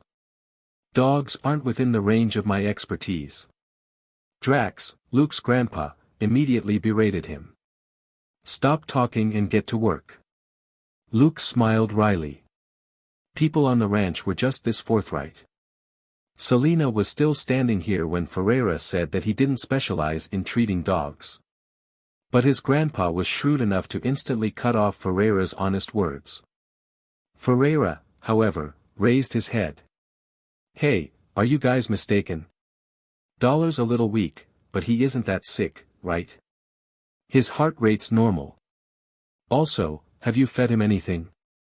I think he's hungry." Luke and Selina, what? Luke couldn't help going over to crouch down and examine Dollar again, only to find that all the abnormal symptoms were gone. It was just like what Ferreira said. Except for being a little weak, Dollar was absolutely fine. Rubbing Dollar's big head as it licked his hand, Luke was baffled. He wasn't an idiot who didn't have any medical general knowledge, he had also learned field first aid. While dogs were very different from human beings, he hadn't been wrong in his basic diagnosis. Something had been seriously wrong with Dollar just now. But except for its growling stomach, Dollar was absolutely normal now. Luke was puzzled, but he didn't refute Ferreira's words. There was no need to quibble about this, Ferreira wasn't wrong. As for Dollar's condition earlier, Luke could look into it himself. "Alright, maybe we forgot to give Dollar breakfast," he readily conceded. "Grandpa, looks like we need to give him something to eat first." Drax laughed and slung an arm around Luke's shoulder. "Let's go. I'll treat you to a deluxe barbecue today." Luke had nothing to say. What was a deluxe barbecue? It was meat, lots of meat. And all kinds, from bacon to roasted meat and sausages. And it was all served at the same time, which was absolute heaven for meat eaters. Calling Selina over, they all went to Drax's place. While he wasn't a wealthy ranch owner, Drax's house wasn't small. The spacious wooden house was built with its back to the mountain and got plenty of light. The wide patio alone was as big as a living room. Luke followed Drax into the house and found some food for Dollar first. The dog was old and couldn't eat too much of food that wasn't easy to digest. Luke could only give it some sheep's milk first. As Luke chatted with his grandpa inside the house, he minced up some beef and boiled it in water to turn it into something like a meat paste. Using water to cool the paste down quickly, Luke then brought it outside. On the patio, Dollar was already licking the food bowl. Luke asked helplessly, "Did we really feed him too little at breakfast?" Looking at Dollar, who was pretty energetic, Selina was also puzzled. "No, I asked my mom before. That's the amount he usually eats, and he won't take more than that." Luke wasn't going to let himself worry too much about it. Pushing Dollar's head to the side, he poured a third of the warm meat paste into the bowl. Tail wagging frantically, Dollar gobbled up the food. Luke and Selena looked at each other in bewilderment. It had been years since they saw Dollar so ravenous. Golden retrievers were fast eaters and could finish a bowl of noodles in 5 seconds. But as Dollar grew older, its appetite got smaller and it ate at a slower pace. The way it was eating so vigorously right now, it was as if Dollar was suddenly 8 years younger. Dollar licked the bowl clean in less than 2 minutes, then raised its head to look impatiently at the meat paste that Luke was holding. Luke handed the paste to Selena. "Let me check if he's full first." He then hugged Dollar and felt its belly. A moment later, Luke got up with a strange expression. "Okay, Selena, feed him the rest." When he said that, Dollar wagged its tail even harder. Narrowing his eyes, Luke stepped back and observed Dollar. It buried its big head in the food bowl again and enjoyed the extra food from its young master. Luke and Selena spent the rest of the day at the ranch. It was rare for Luke to come by, and Drax was already preparing a deluxe barbecue. Mario, Selena's father, dropped by as well. He said hello to Luke and then checked on Dollar. He knew that his daughter cherished this old dog that had grown up with her. But looking at Dollar bouncing around, Mario marveled, "He's very energetic, more than usual. He doesn't look like he's sick." Luke was helping Drax prepare the barbecue at the outdoor grill. At Mario's words, he simply shrugged while Selena was blank-faced. In the evening, Luke and Selena returned home with barbecue leftovers. They hadn't been to the ranch in so long and Drax had been so happy that he cooked a lot.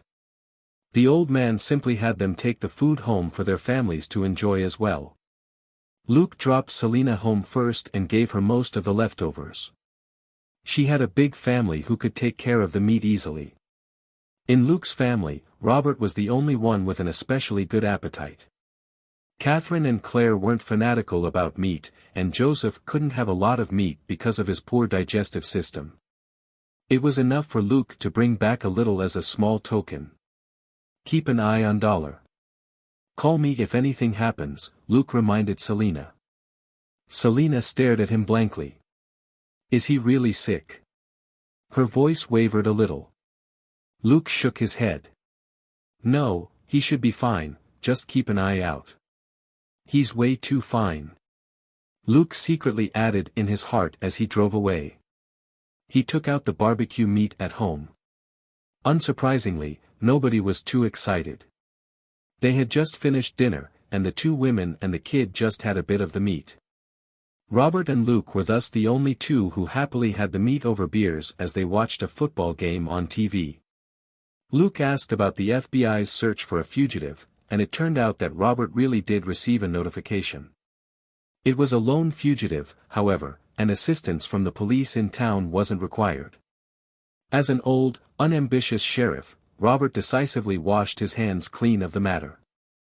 While nothing major happened in a small town, they often had to take care of petty problems at various ranches and farms. It wasn't busy, but it was very time-consuming. Wrangling with ranch and farm owners under the hot sun for almost an hour was a common occurrence. Robert thus wasn't interested in deploying his men to search the mountains, which would be dangerous and unrewarding. Luke wasn't surprised. Those 2 FBI agents did look legit. He was simply confirming it out of habit in case anything happened at his grandpa's ranch.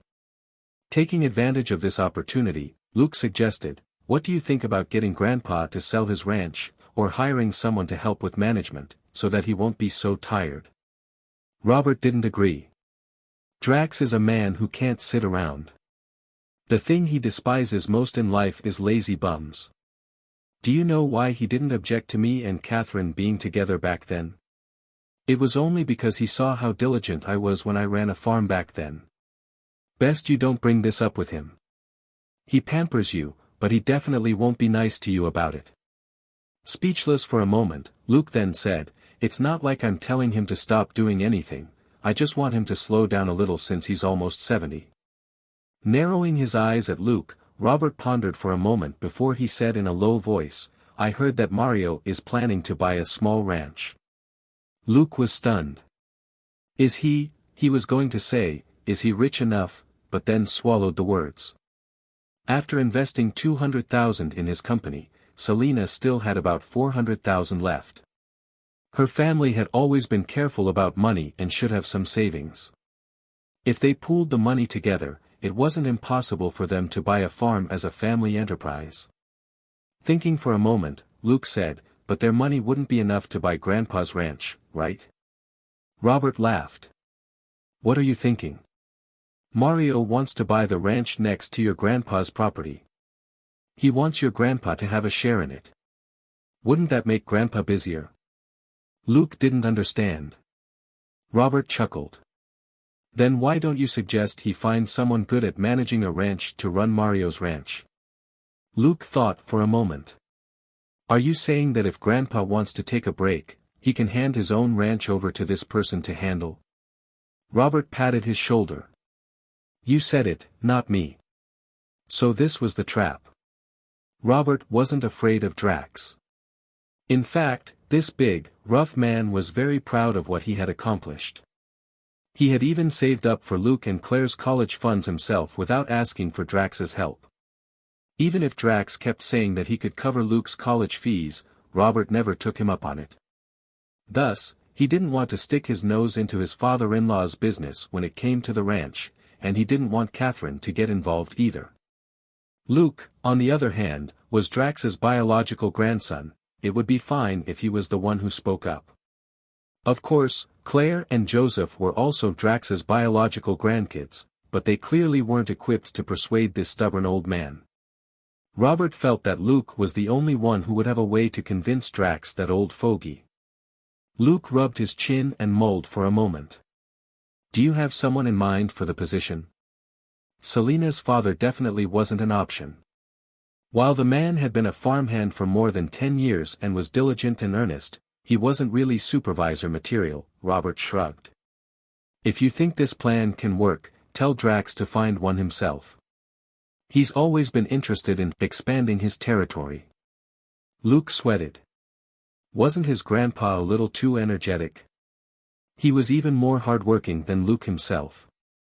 Then I'll find time to give Grandpa a call, said Luke. Robert asked, You're not going to see him in person? Luke sighed. There are still things to consider before this can be finalized. I don't think I can get it done during this break. Robert patted his forehead. Fine, you're always this meticulous. Done discussing this matter, he hesitated for a moment before saying in a low voice, Everything all right in Los Angeles? Luke shrugged. Same old. It's actually pretty much the same as in Houston. I'm not in the DEA. You don't have to worry about me. Robert scoffed, Don't try to fool me, brat. Don't go too far. Saying that, Robert shot a glance at Catherine and the kids not far away before he shut up. In tacit agreement, Luke also didn't continue with this topic. The next morning, Luke's phone buzzed. He glanced at the number, put down his tools and half-finished equipment, and answered the phone. What's up? Selina said in a low voice, Something's wrong with Dollar. Luke, After we went to bed last night, he ate all the leftovers I brought back. He even opened the fridge and ate everything that was inside, and even got into the dustbin, Selina explained quickly. Luke narrowed his eyes. How is he now? Selina smiled bitterly. I don't know. He looks fine to me, apart from the smell of food remains on him. After a brief silence, Luke said, Why don't we bring him back to LA? If anything happens, we can send him to a big pet hospital. Selina was startled. What? She had never thought of that. Luke chuckled. Wouldn't it be nice to have him keep you company in LA? Selina hesitated. I'm worried that a plane will be too much for him, he's so old. Luke said, Then let's drive back. He can take the back seat. Selina said, Okay. Luke said, Keep an eye on him for the next 2 days. After that, the last 2 days of their break ended peacefully. On the morning of their last day, Luke put on his backpack and went downstairs to say goodbye to his family, who had just gotten up. Neither Robert nor Catherine said anything, but Claire and Joseph were reluctant to see him go. Luke's visit home this time was too short. Neither of the kids had played enough with him yet. Smiling as he consoled them with a few words, Luke accepted the breakfast which Catherine had made and left. Picking up Selina, he waved goodbye at Sandra, who was on the porch. In the early morning, 2 people and 1 dog drove out of town. On the road, Luke glanced at Dollar, who was lying obediently in the back seat, and asked, "Dollar ate a lot. Don't tell me he doesn't poop." Blank-faced, Selina thought back for a moment before she said, "I haven't noticed." Thinking again, she said uncertainly, "I don't think he pees often either." Dollar's ears twitched, but it remained still. Luke nodded and didn't say more. They drove northwest, and returned to their place in Los Angeles before nightfall. Luke took Dollar to the basement the moment they got home. The equipment which Luke used to monitor his and Selina's physical health was in the basement. It could also be used on Dollar. He wasn't a vet, but he could still collect Dollar's basic data and compare it with normal parameters. The full checkup on Dollar was over very soon, and the dog licked Selina's hand, a sign that it was hungry again. "Is something wrong with him?" Selina asked worriedly. Dollar had been a crazy glutton in the past 2 days. At Luke's reminder, Selina had quietly bought a lot of sheep's milk and dog food to keep it fed. On their way to Los Angeles, Dollar had polished off a huge barrel of sheep's milk and 1 bag of dog food. Looking at the data, Luke shook his head. Some data is a little abnormal, but his vital signs are steady. Or rather, too steady. Dollar was a 12-year-old dog, which was 70 years in human age. It was really unscientific for it to be so frisky. Luke made a few calls and retrieved the files on police dogs from the police database. Comparing Dollar's data with those on file, he said, "Take him upstairs. I still have things to do for a bit down here." Selina made a sound of acknowledgement and took Dollar with her, leaving Luke to continue working in the basement. Selina reminded him midway via the communication device to go to bed early. Luke responded in agreement but kept working. At midnight, Luke rubbed his forehead. Something was wrong with Dollar. The dog wasn't too sick, it was too healthy. Looking at the data again, he called Bobby and told the man to come over tomorrow. Since the last time he returned to LA, Bobby had yet to return to Boomtown. Just nice, this animal tamer could check what was going on with Dollar. After all, Bobby had been an animal tamer for more than 10 years, and the animals he was most familiar with were dogs and chimpanzees. He was very familiar with how to raise them since he had to train them, and he knew a fair bit about dogs. Luke returned to the living room and went to Selina's door. In the doorway, Dollar opened an eye and glanced at him, before closing it again and going back to sleep. Staring at the fellow for a moment, Luke sighed and hoped that it wasn't anything bad. He then turned around and went back to his own room to wash up and get some rest. Dollar looked in his direction again before it shifted into a more comfortable position and continued sleeping. Bobby was at the door early the next morning. Luke, who had been expecting him, led him to the backyard and then called for Dollar. "Take a look at him," said Luke. Bobby didn't ask any questions. He was already used to his boss's erratic thinking. Compared with inexplicably running into ghosts, examining a dog was nothing. It was his old profession to begin with. Inspecting an obedient Dollar from head to toe, he looked at Luke and shook his head helplessly. "I don't see a problem. It's very healthy for a dog its age, and can easily live for several more years." Narrowing his eyes, Luke pondered for a moment before he said, "Try and communicate with him, like how you do with Dr." Bobby's face changed slightly. "About that," Luke said, "try it." After hesitating for a moment, Bobby crouched down and held Dollar's big head in place so that he could look it in the eye. A moment later, he exclaimed in surprise. Shaking his head, he stared at Dollar again, then stood up a moment later. "Boss, I can't communicate with your dog." Luke raised an eyebrow. Choosing his words carefully, Bobby said, I can sense a little of its emotions from its movements, but something's blocking the link. Luke understood what Bobby was saying. Dollar had emotions, but Bobby couldn't perceive what they were with his mental communication. He nodded slowly. Okay, it's fine. Thanks for taking the trouble to come over. Bobby shook his head quickly. It's no trouble at all. I had nothing to do anyway. Luke thought for a moment before he asked, is Chris about to resume operations? Bobby nodded. Yes. I've been meaning to call you these last 2 days. The FBI has already let Chris know that the mines can be reopened in 3 days. Luke looked at him and asked, then you can go over tomorrow and keep an eye on things. You're okay with that, right?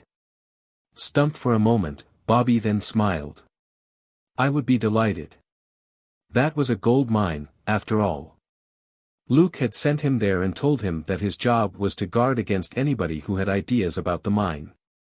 His annual salary was almost $100,000, and Luke naturally was sending him there so that Bobby wasn't earning this salary for nothing. Thinking about his own shares in the gold mine, even if it was only a fraction, Bobby's heart couldn't help speeding up. Gold and cash were the most tangible form of wealth. Few people could resist their temptation. After seeing Bobby off, Luke returned to the backyard. Time to go, Dollar. Wake Selena up. Dollar obediently followed him into the house. At Luke's gesture, it put its head on Selena's bed and washed her face with saliva. Dollar. Selena shouted angrily. But a moment later, she was playing happily with the dog. Standing at the door, Luke said, do I have to remind you that breakfast is almost ready? After he said that, the person and the dog on the bed both stopped and turned their heads. Let's go, Dollar. Time for breakfast. Luke whistled and drew Dollar away. Selena shouted anxiously from her room, wait for me. Don't steal my food. A few minutes later, looking at Selena who was wolfing down the food and the old dog that wasn't eating any slower, Luke knew that things really weren't right. Finishing off her food in one go, Selena was still unsatisfied. Hey, I'm not full yet. On the floor, Dollar was already licking an empty food bowl. Luke said, wait a bit. He then fetched the Napoleon cake which he had made that morning from the kitchen for Selena. Dollar looked at him impatiently on the side.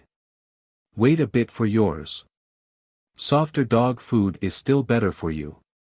Luke went to the storeroom where they kept Dollar's dog food. When they came back yesterday, he had bought a huge bag of dog food as well as sheep's milk from the supermarket. Even though Dollar looked healthy at the moment, Luke didn't want anything to happen if it didn't eat properly. Dog food softened in sheep's milk was the perfect choice. Selena was happily enjoying the Napoleon cake when someone suddenly whispered next to her, I like him.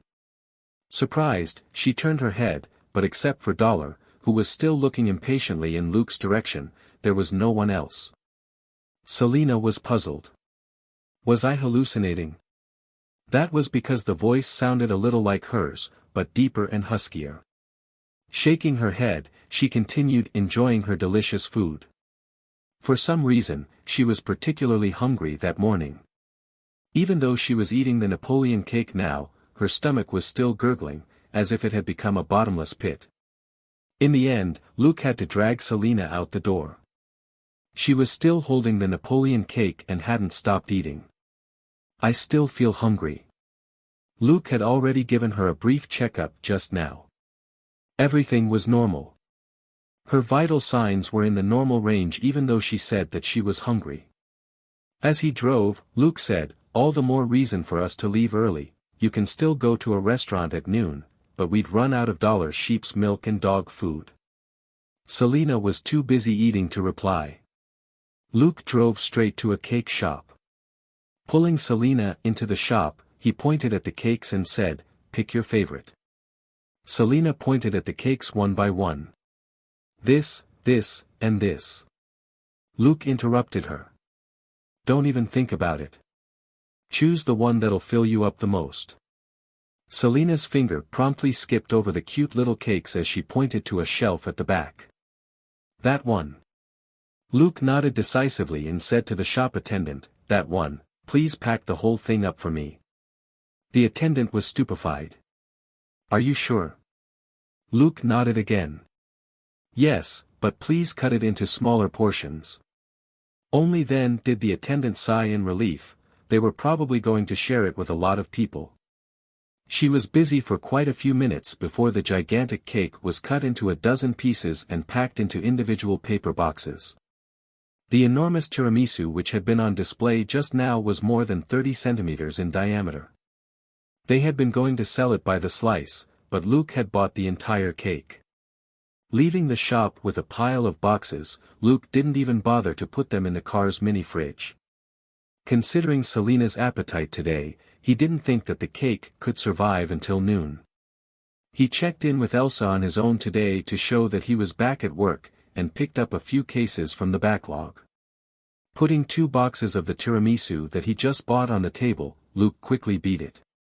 They might have taken 5 days of leave, but adding in the 2 weekends, it was almost 10 days. Elsa must have definitely been under a lot of pressure. Now that he was back, he had better go out right away and investigate cases. It would be a lot better than seeing Elsa's sour face. Looking at a certain person who was still eating, Luke helplessly started up the car and drove home. Dollar was still sitting in the back seat obediently. It wagged its tail happily when it saw Luke, but its eyes were fixed on the tiramisu in Selena's hand. You can't eat that, you're too old, Luke said casually to Dollar. Dollar's big head drooped despondently, but its big eyes never left the tiramisu. Heaving a helpless sigh, Luke drove home. Instead of working on cases, he had to observe Selena for a while longer. It was better to keep her at home and have her read case files today. On the way home, he got 2 bags of the best dog food and a huge amount of sheep's milk for Dollar from the supermarket. For a moment, Luke felt depressed. Having 2 gluttons at home was a real headache. Back home, Luke took Selena to the basement. He had examined Dollar the previous night, and it was now its master's turn. After a detailed examination, Luke looked at Selena's data. It only took him a moment to confirm that there was indeed something wrong with her.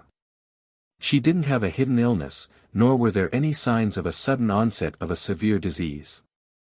However, she was unexpectedly suffering mild anemia and malnutrition. Her body fat percentage had also dropped. Women had a higher body fat percentage than men. The normal range was between 25% and 28%. Selena maintained hers between 15% and 17%, which gave her very distinct muscle lines. This was something that Luke had always been puzzled about. While Selena did exercise a lot every day, she ate too much. Logically speaking, there was no way she should be able to maintain that sort of body fat percentage. Her digestive system was working normally too. She wasn't the kind of person who never gained weight no matter how much they ate only because their body couldn't absorb nutrition properly. So no matter how one looked at it, Selena shouldn't be experiencing anemia, malnutrition, and a drop in body fat percentage. She was a glutton. It was very strange that she hadn't turned into a big fatty from all that surplus nutrition. Luke could only tell her to lie down and give her a shot. Selena frowned. And for? Seriously? Luke adjusted the drip rate for her and said, "You're now suffering from anemia and malnutrition. Eating won't help you make up for it in a short period of time." Selena, what? She thought that Luke had to be kidding. Luke nodded. "I think it's strange too, but that's what the test results say. So, be good and stay here until this bag is empty. After that, you can read the case files. We'll stop training for today." Selena said with a bitter face, "Am I just going to lie here?" Luke said, "How about Dollar stay here to keep you company?" Amused, Luke left and soon returned with the tablet and the tiramisu he bought. "This should be fine, right?" Selena beamed. "Darling, you're the best." Luke pulled a small trolley over and placed the things by her side. He then called for Dollar, who was waiting eagerly. "Let's go, Dollar, I'll make you something to eat." Dollar immediately got up and ran out after Luke. This basement was where they did their checkups, so it had to be very hygienic. Luke wasn't going to feed Dollar there. The dog ate so ravenously these days that it sent food flying everywhere. The food scraps weren't a problem, the problem was that Dollar would lick them up off the floor, which was too much. Luke didn't want to smell Dollar's saliva every time he went into the basement. Back in the kitchen, he heated up the sheep's milk for Dollar and asked, "Dollar, is the dog food delicious?" Dollar barked once. Luke said, "It's good. Don't you want to try another flavor?" Dollar tilted its head, as if it was thinking. "Too bad you're too old, you can only have sheep's milk and dog food. Also, you're a dog, so you can't eat anything that has high sugar or salt content." As Luke spoke, he poured the warm milk into Dollar's food bowl. He pushed Dollar's big head away when it came over. "I haven't added the dog food yet." Dollar stuck out its tongue and waited obediently. Pouring the dog food into the bowl and watching Dollar gorge itself, Luke had a complicated expression on his face. After making arrangements for the two gluttons, Luke went out on his own to work a case. It was impossible for Selina to go out, she couldn't be parted from food today. Driving to the crime scene, Luke looked at the environment and shook his head inwardly. It was another shabby place. The residents here wouldn't cooperate with the investigation even if they knew something. Lifting the yellow cordon at the door, Luke walked into the house. Looking at the situation in the living room, he had a sense of déjà vu. When he tried to think why, he realized that it was almost identical to an earlier case of a drug dealer's nest that had been wiped out. The goods and money here had all been looted, and 5 drug dealers were dead. 2 had been shot, and 3 were chopped into several pieces by a cold weapon. Of course, this wasn't Damon and his daughter's handiwork, but done by the same person as last time. Coincidentally, Luke had recently been following up on Black Bones, the gang that this bunch of drug dealers belonged to. Black Bones was one of the 2 gangs that were working together to try and deal with the Ghost Butcher. Heaving a sigh, Luke turned around and left. It would be very difficult to find the murderer in this case without a bit of luck. But even if Luke found him, then what? If he wasn't an archenemy of the drug dealers, then he was a rival. There was no need for Luke to uphold justice for this bunch. He took a detour on the way back and bought heaps of food from a siu-mei shop before he went home. Selina was reading case files in the living room when he entered the house. Dollar was lying by her feet obediently and eating the popcorn that she tossed out every now and then. The popcorn was sugar-free and fine for Dollar to eat, but it wasn't filling. That didn't stop Selina and Dollar from enjoying it. Hearing the door open, Selina turned around and jumped to her feet in excitement. "Is that siu-mei?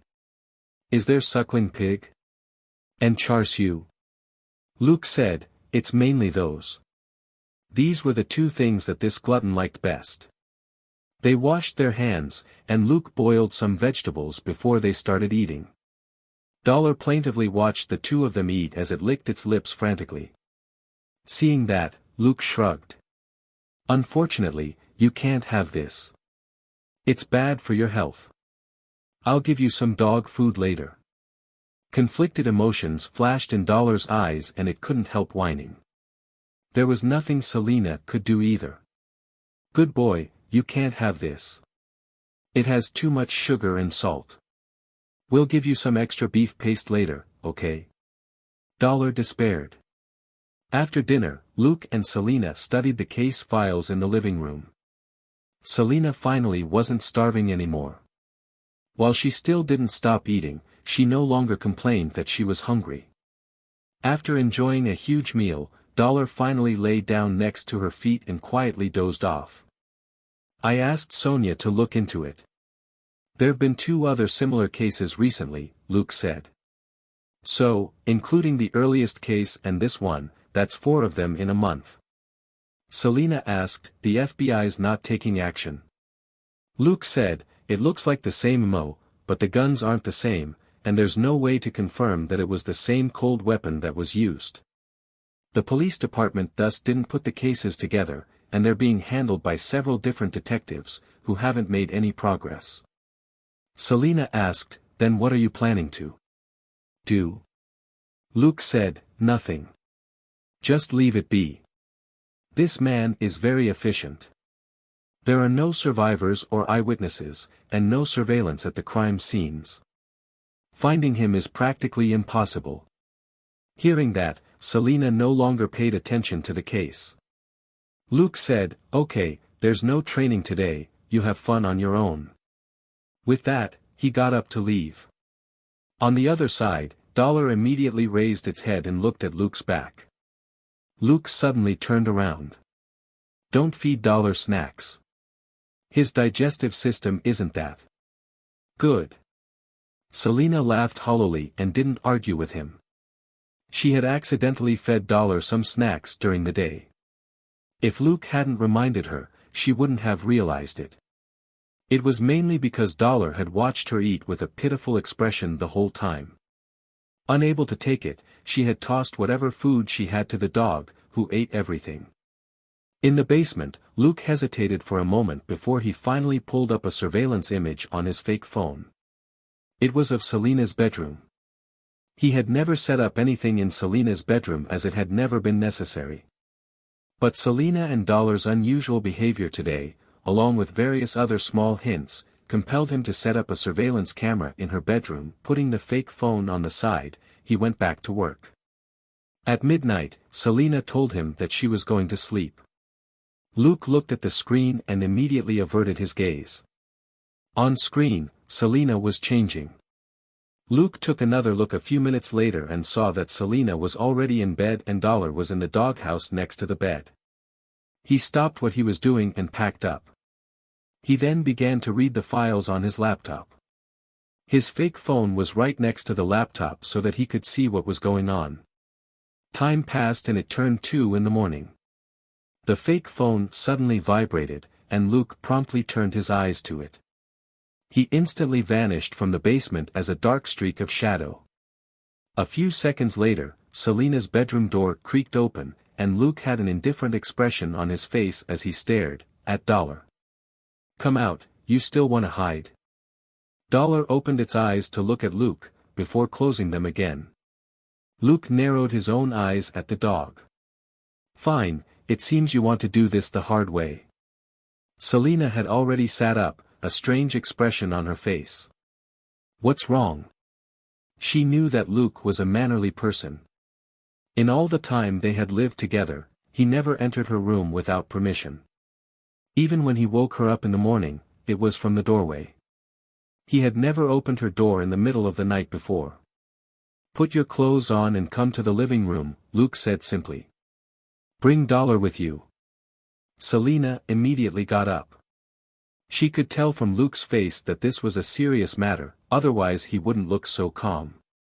Sometimes, the calmer this guy seemed, the more stormy his feelings. Less than a minute later, Selena came out in an oversized t-shirt with Dollar. Luke waved at her and had her sit down next to him.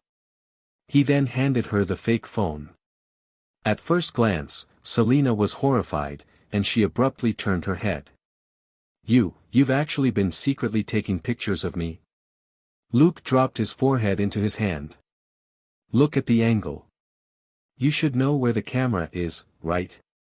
Stumped for a moment, Selena examined the angle and instantly understood. This was taken from the doorway. She knew very well what the items there were, and the camera absolutely wasn't one of them. Thus, it had just been installed. The video was now playing the key moment, something that looked semi-fluid in nature stretched out of Dollar's back to cover Selena's hand. Suddenly, the thing retreated, and Luke's voice rang out. "Come out, you still want to hide?"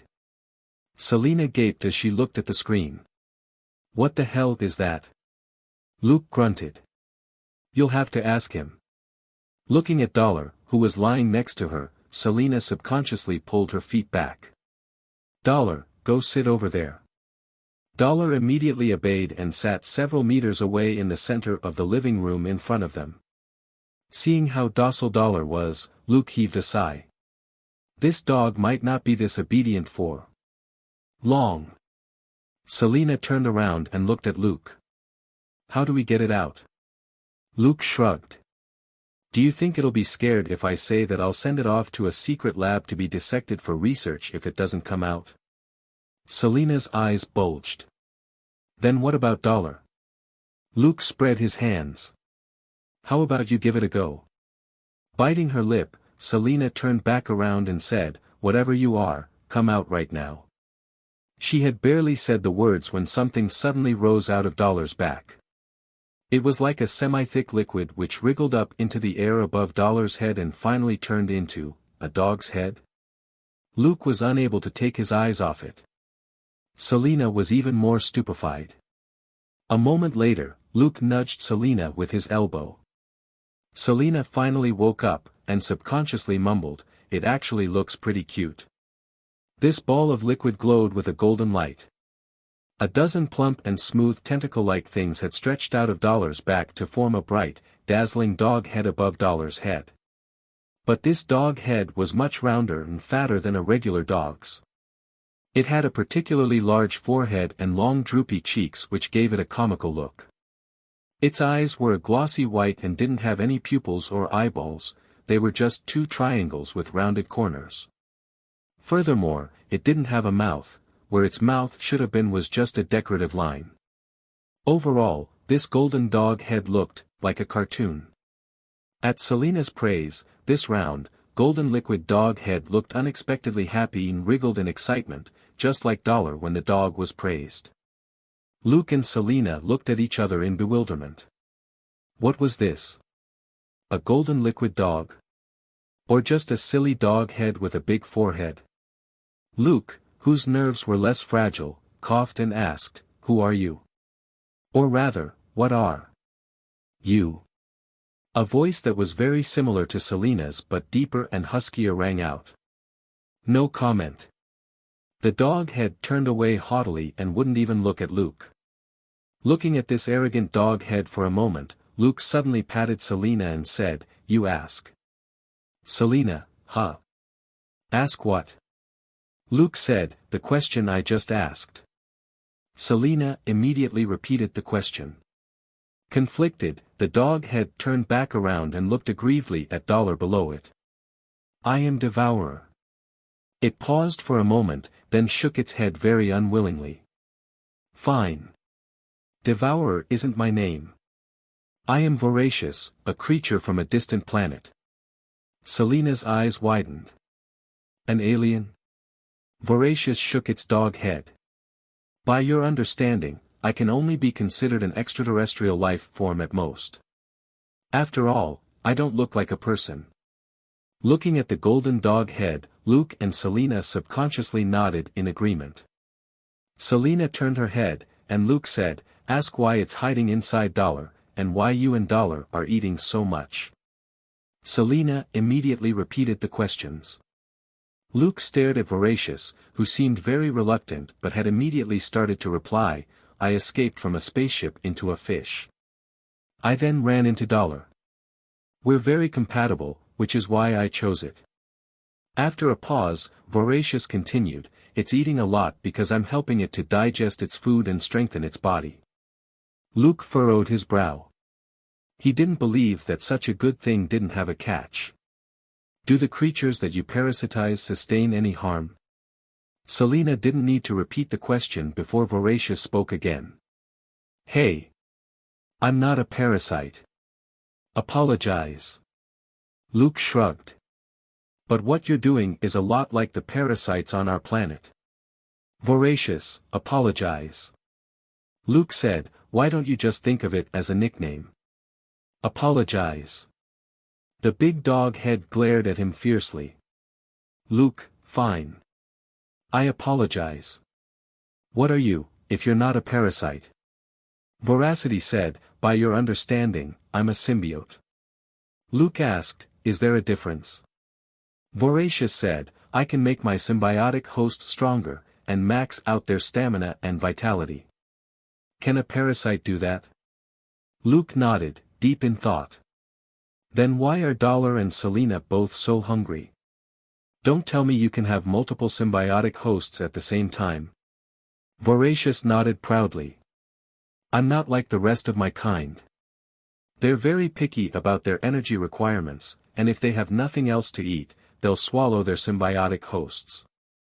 I'm the only one who has a good appetite. I can absorb all kinds of nutrition from my symbiotic hosts to ensure my survival and boost their strength at the same time. As it spoke, part of a liquid tentacle suddenly broke off from under Voracious' dog head and bounced a few times on the floor before jumping back to merge with the tentacle again. Did you see that? To have two symbiotic hosts at the same time is an ability only I am capable of. None of my people can do it. Luke narrowed his eyes. Did you make Selena a symbiotic host because the two of you were very compatible as well? Voracious paused before it replied hesitantly, no, our compatibility isn't that high and is only passable, but there's some kind of energy inside her that suits me very well. Energy? Luke frowned. What energy? It's not fat, is it? Voracious said, it's not fat. The energy's from all over her body. I don't know what it is, but after I made her a symbiotic host, I can absorb this energy from her body, which tastes much better than regular food. So, you didn't touch the fat in her body and only absorbed that energy? Asked Luke. Voracious nodded. That's right. Thinking for a moment, Luke said, so you're saying that the energy inside her body is more delicious? Voracious nodded. That's right.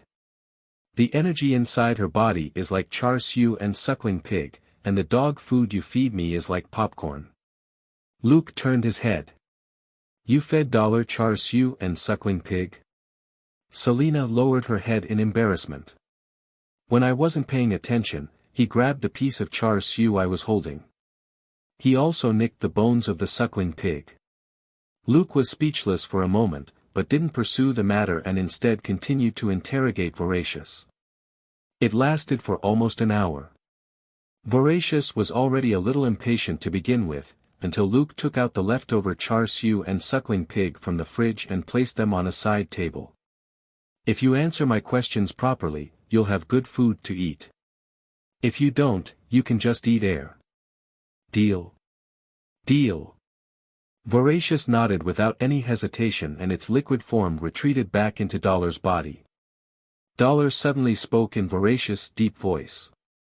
I still need to depend on this dog to eat, but I can help it digest everything, so don't worry about it getting indigestion. Hearing that, Luke couldn't help but glance at Selena. Were these three fated to be together? Why did they become so lively whenever it came to eating? After he was done asking questions, Luke put the leftover char siu and suckling pig into Dollar's food bowl. He pulled Selena to one side and quickly typed a message on his fake phone before he showed it to her. When she got a good look at the message, Selena pointed at herself doubtfully and mouthed, "Me?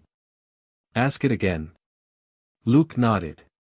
In any case, it's going to be living with us. It won't hurt to try. When Selena thought about it, she realized he was right, and nodded her head in agreement. The next day, neither Luke nor Selena went to the police department.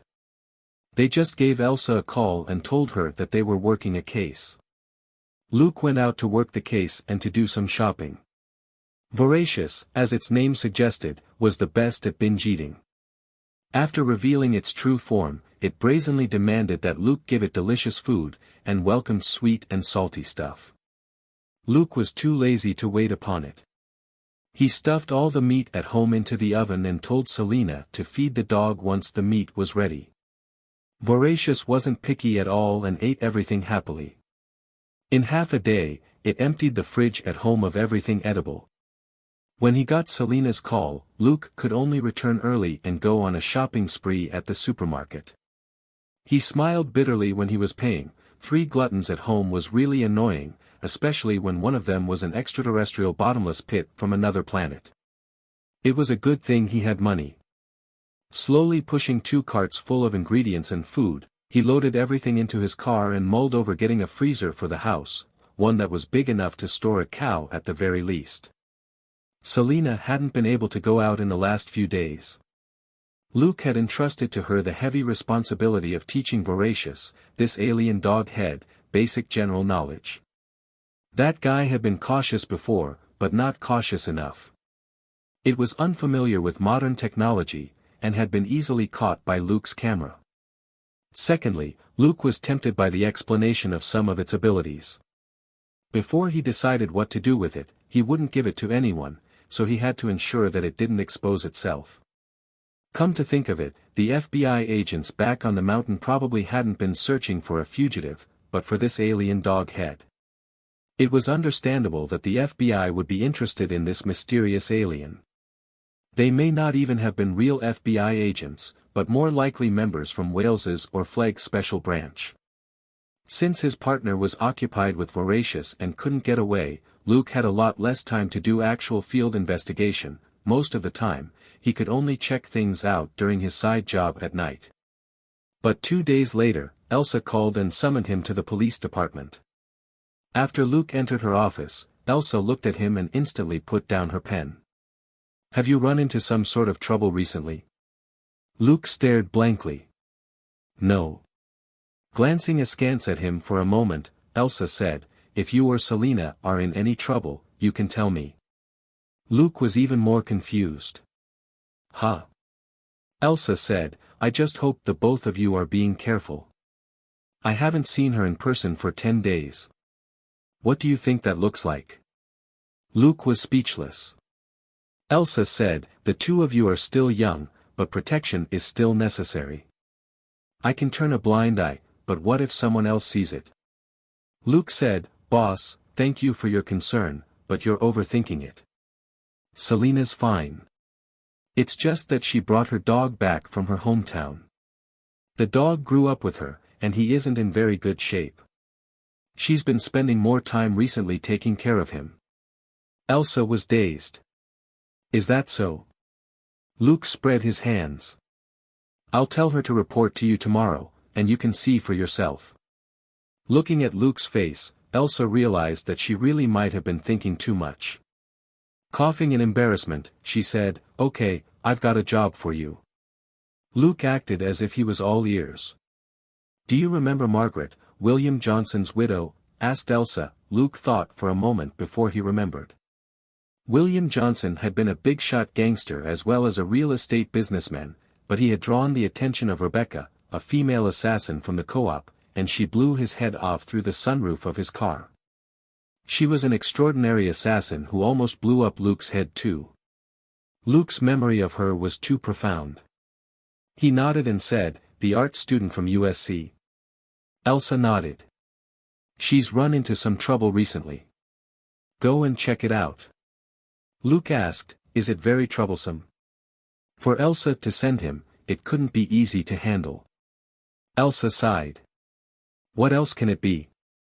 Someone has an eye on William's legacy and has targeted her. For now, however, she only suspects that someone's following her, which isn't enough for us to officially open a case. So, she came to me."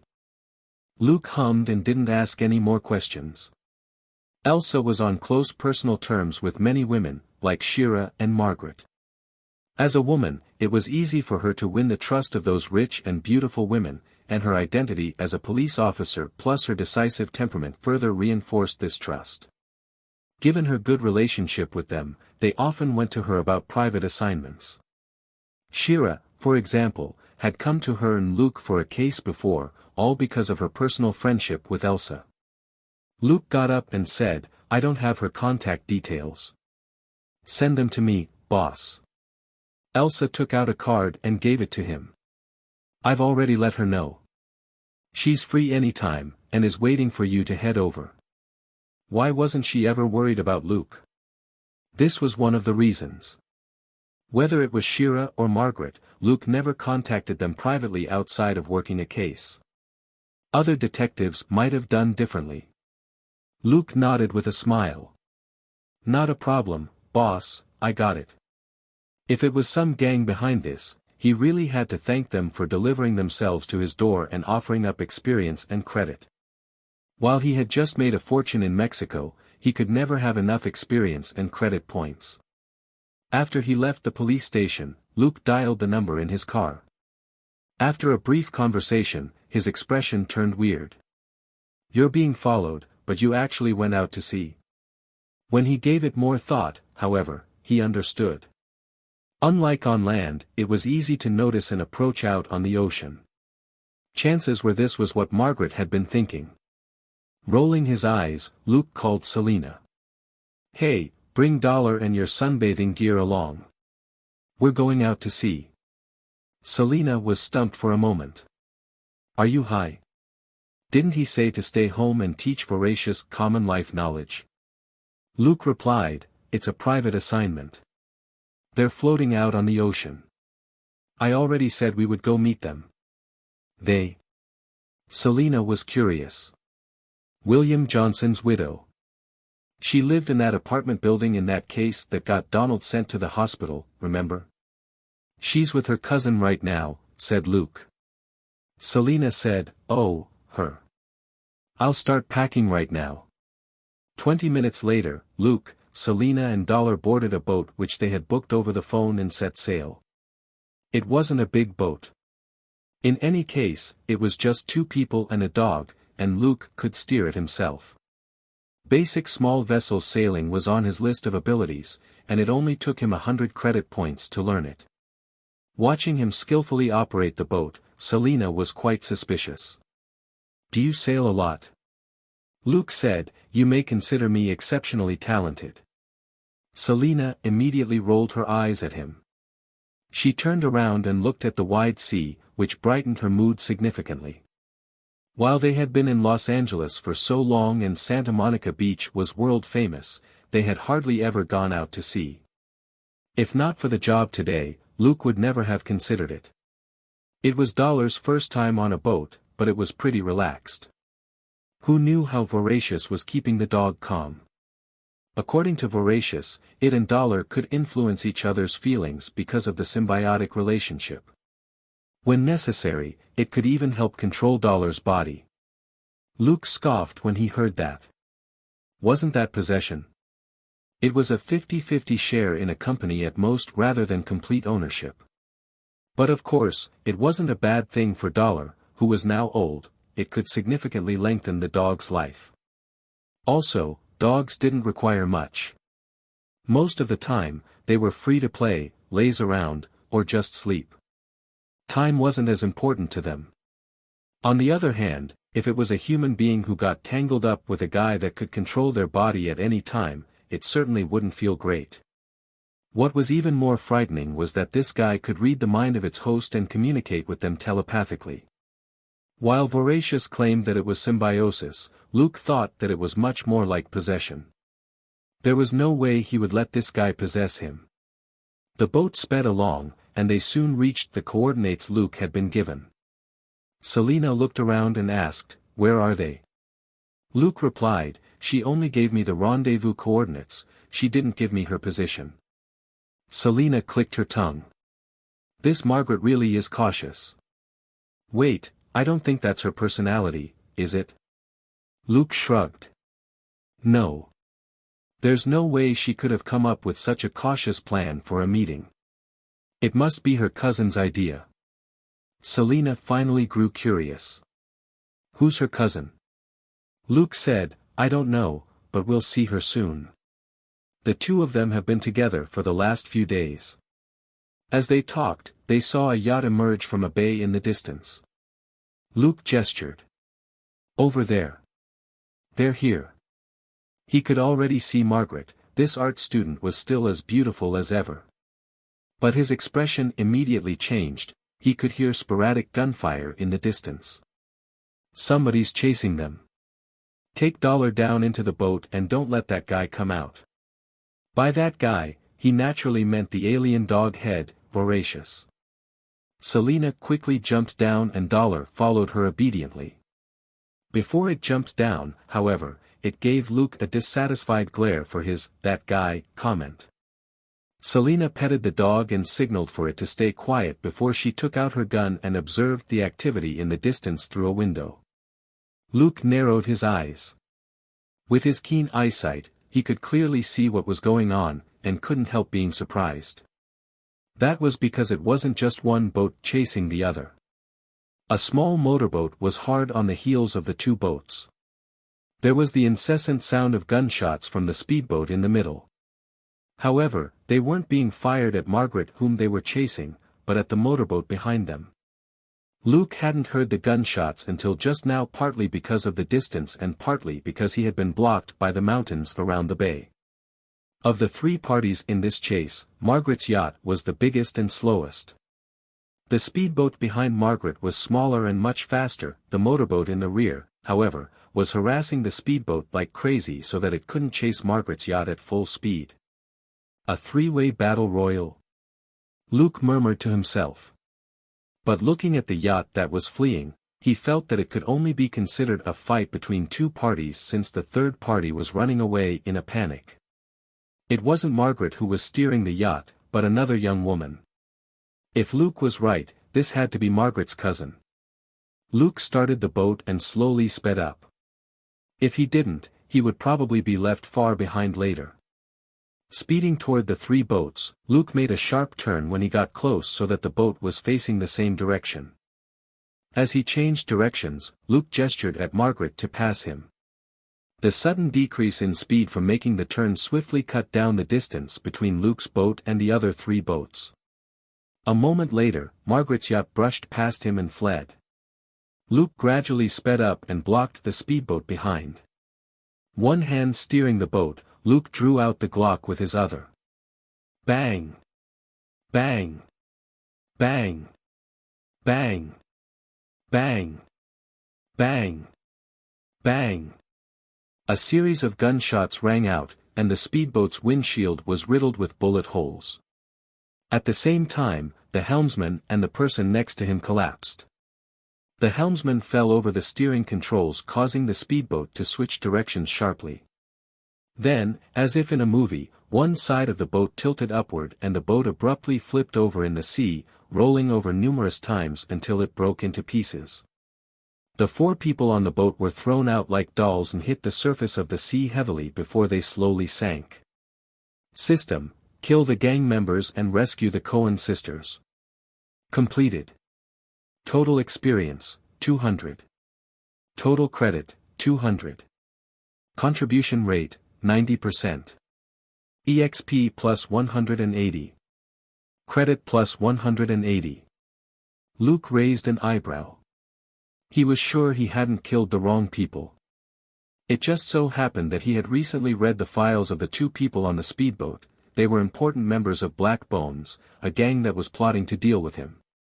However, he had definitely never seen the guy on the motorboat behind before. Putting his gun back into his holster, he narrowed his eyes and observed the stranger. The motorboat sped around him in an irregular circle as the person on board shouted, buddy, where are you from? Are you on a mission too?" Luke surveyed the man's clothes. The man was wearing a cheesy green Hawaiian shirt that was out of fashion, a pair of shabby jeans shorts that revealed his hairy legs, and a pair of Croc slippers. That was right, he was wearing the kind of plastic sandals that took less than half an hour to spread the odor of smelly feet. The man was also wearing sunglasses and a big face mask. On the mask was a curvy, naked woman whose legs were wide open in the shape of an M. At first glance, one would think that the two legs of the naked woman were his beard. While Luke observed him, the stranger sailed a circle around Luke's boat. He continued, "Wow, you brought a beautiful girl with you.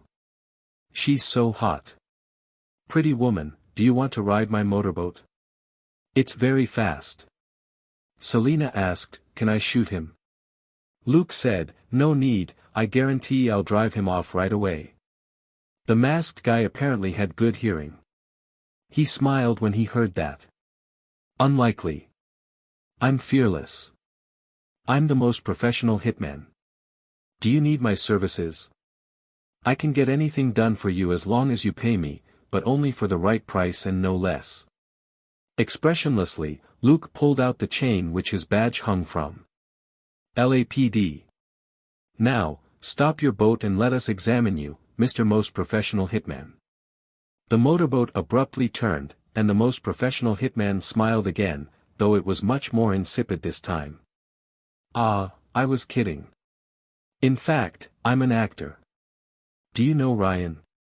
The handsome one? That's me. I was shooting a scene just now.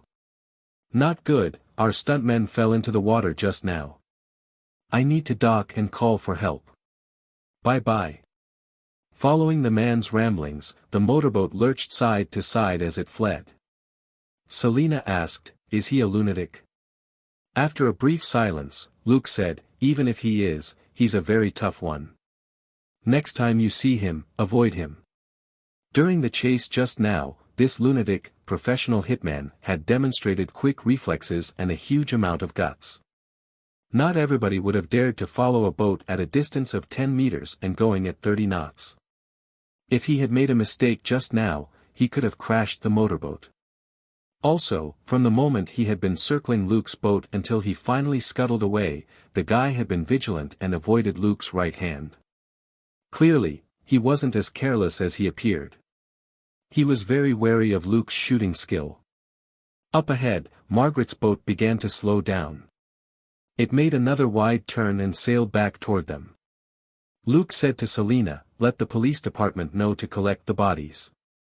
The 4 dead guys had drifted up to the surface again, their twisted limbs made them look like ragdolls that had been tossed about by kids. If they were left here on display, it might cause tourists to panic. The department's inspection team and forensic scientists thus had to clean up the mess. As he spoke, Luke turned the wheel and gestured at Margaret not far away. The 2 boats slowly approached each other and stopped. Luke jumped nimbly onto Margaret's boat. "Hi, what a nice day. Are you out to enjoy the sun too?" Margaret said with a bitter smile, "Thank you, Detective Luke." Luke raised his hand. "You don't have to be so polite, you're Elsa's friend. Just call me Luke. This is..." He looked at the woman behind her. That woman also had blonde hair, which was tied up in a ponytail. She looked similar to Margaret and was quite attractive as well. However, her beautiful face was partly blocked by her black-rimmed glasses, which gave her a bookish air. She looked older than Margaret, and couldn't be more than 25. Margaret introduced her. "This is my cousin, Haley Cohen. She's a doctor in psychology." A doctor no more than 25? Either this cousin looked younger than she actually was, or she had an extraordinary IQ. Murmuring to himself inwardly, Luke nodded. "Hello, Miss Cohen." The female doctor nodded and said, "Call me Haley." Luke went along with it. "Okay, Haley. Can you tell me what happened?" But he wondered, wasn't Haley part of Margaret's full name too? In the files he read before, Margaret's maiden surname was Cohen, and she took the name Johnson after she married William. Now that William had been dead for several months, Margaret had changed back to her maiden surname. So, both women were called Haley Cohen. Selina just stuck her head out to greet the 2 women from the other side and didn't go over. She was busy contacting the police department about cleaning up this mess and also had to keep an eye on Dollar. The questions had to be left to Luke. On the yacht, it was mostly Cousin Haley who did the talking, and Margaret only chimed in once in a while. The situation was more or less as Luke had thought. The bunch who had come looking for trouble and who had been stalking Margaret were members of the Black Bones gang. The Cohen sisters had already been on the yacht for 2 days, they hadn't dared go back to their place, which was being watched. It was Haley who had proposed that they hide on a boat for a while. But how had they been tracked down? After he asked the question, Luke could tell from Margaret's awkward expression that she had slipped up and exposed their location. Otherwise, it really wouldn't have been easy for the gang members to find them in Los Angeles, this coastal city which had Santa Monica Beach, a world-famous tourist spot, and too many boats to count. Luke didn't take too long asking his questions. He nodded and got up. "All right, we can open a case now. After all, 4 thugs fired at you with automatic weapons. This is definitely something we'll look into." Margaret was confused. "I think they were using pistols." Ouch, Haley stealthily withdrew her hand from her dumb cousin's butt and said, "Thank you, Luke." Luke turned a deaf ear to Margaret's words and a blind eye to her yell of pain. This was the stereotypical ditzy blonde beauty. It was easiest to communicate with her cousin Haley, who understood everything without needing it to be pointed out to her.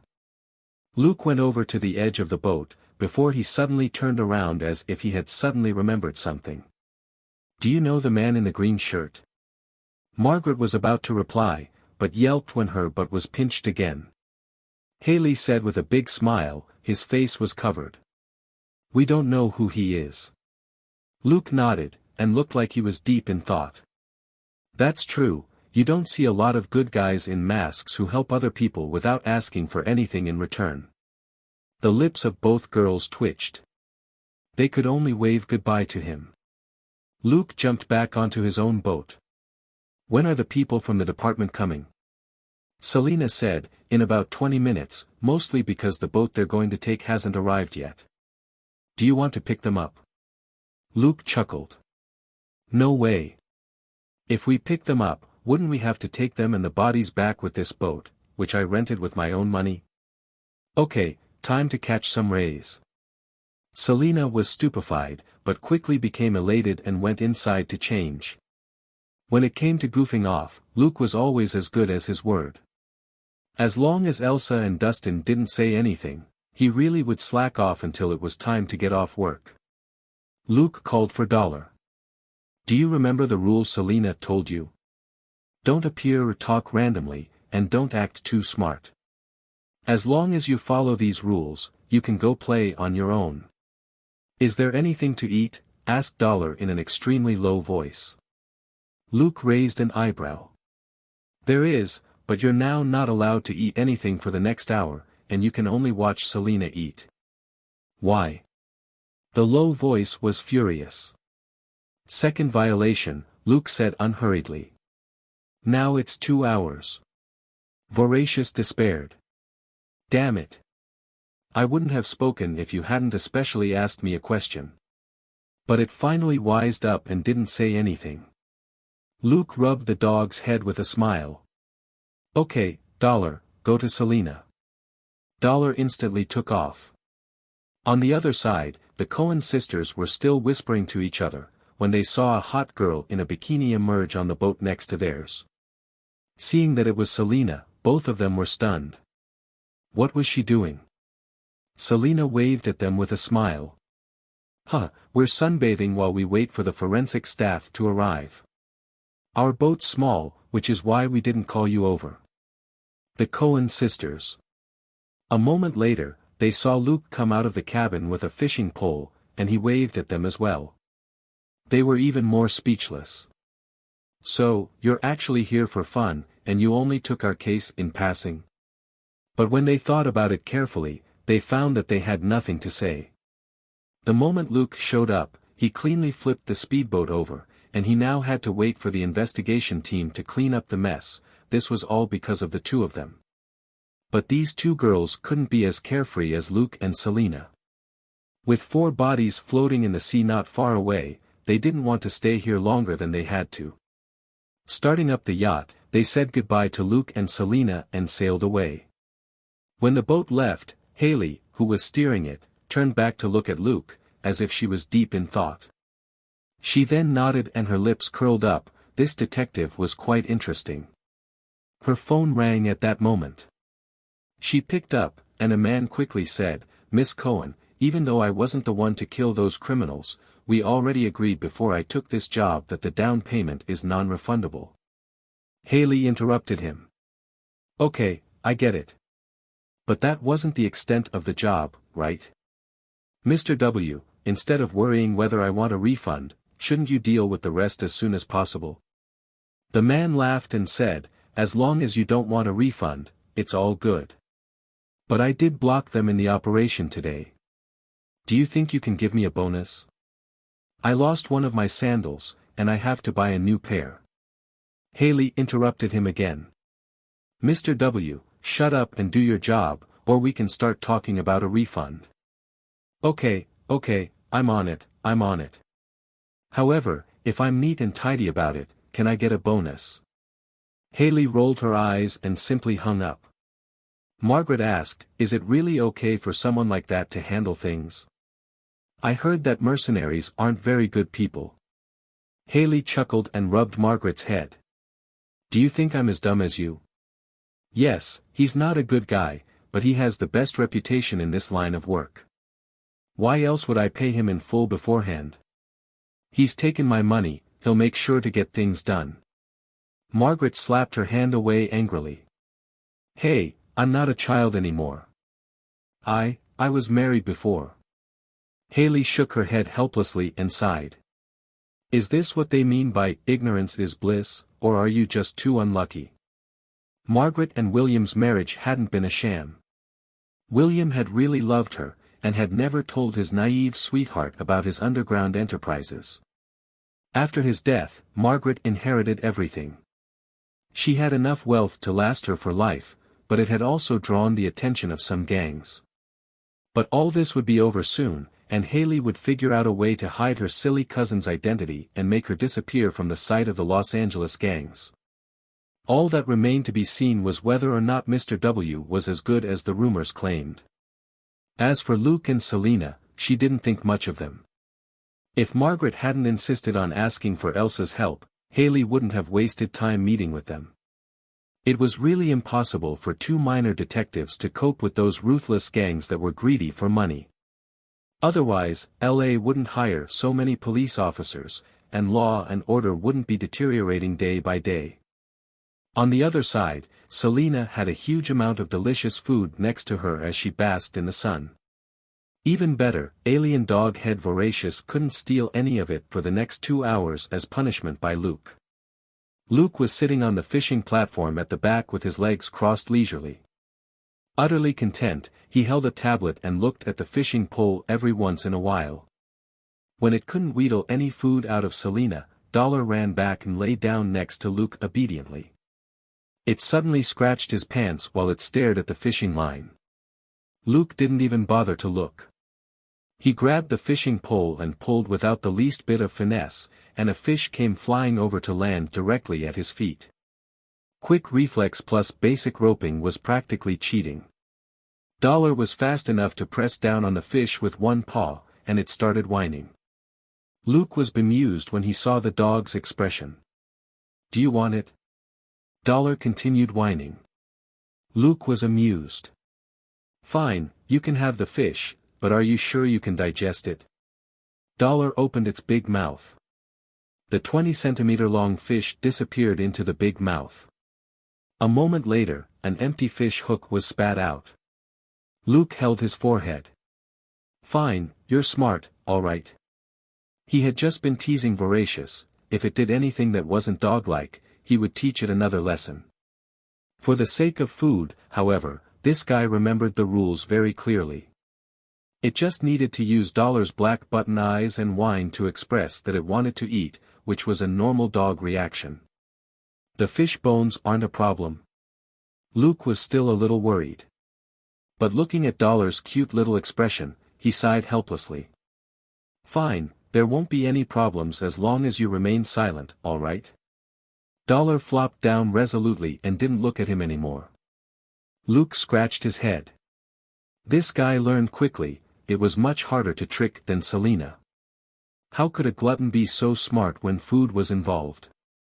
Luke teased the alien dog head with a fish every now and then before letting it chow down on it, and 40 minutes went by like this before the forensic team finally arrived. Luke was amused when he saw them. Ha, Benny, Git, aren't you late? Our boat was late. It's not like we could swim here, right? Said Git. They looked at Selena who was sunbathing in a bikini on the front deck, and Luke who was in a Hawaiian shirt and shorts at the back, and familiar jealousy welled up in their hearts again. Benny couldn't help but ask, hey, why are the two of you always able to find new fun every time we see you? Are we not working the same case? Git nodded too. That's right. You were also enjoying the sun in the wild last time, and this time, you even have a boat. Do you want us to die of jealousy? We don't see the sun most of the time in the forensics department, I think mushrooms are growing in my hair. These two were the old acquaintances who had worked overtime with Luke and Selena on the beach female corpse case. Hearing that, Luke said with a smile, I didn't want this either. We were out for fun, but we ran into those shooters. It's not like we could just let them shoot us, right? Both forensic scientists rolled their eyes. As forensic scientists and professional body collectors, the number of criminal bodies that had passed through their hands thanks to Luke were in the double digits. They were well aware of Luke's combat ability, such as in the Nakatomi Plaza robbery. While LAPD never admitted that the detective who cracked the Nakatomi Plaza robbery case was one of their guys, the two forensic scientists weren't idiots. Considering Luke's combat ability and the speed at which he delivered bodies to the forensics department, the answer was obvious. Of course, they wouldn't say anything to anybody else. It wasn't necessarily a good thing to know the secrets of these sorts of people.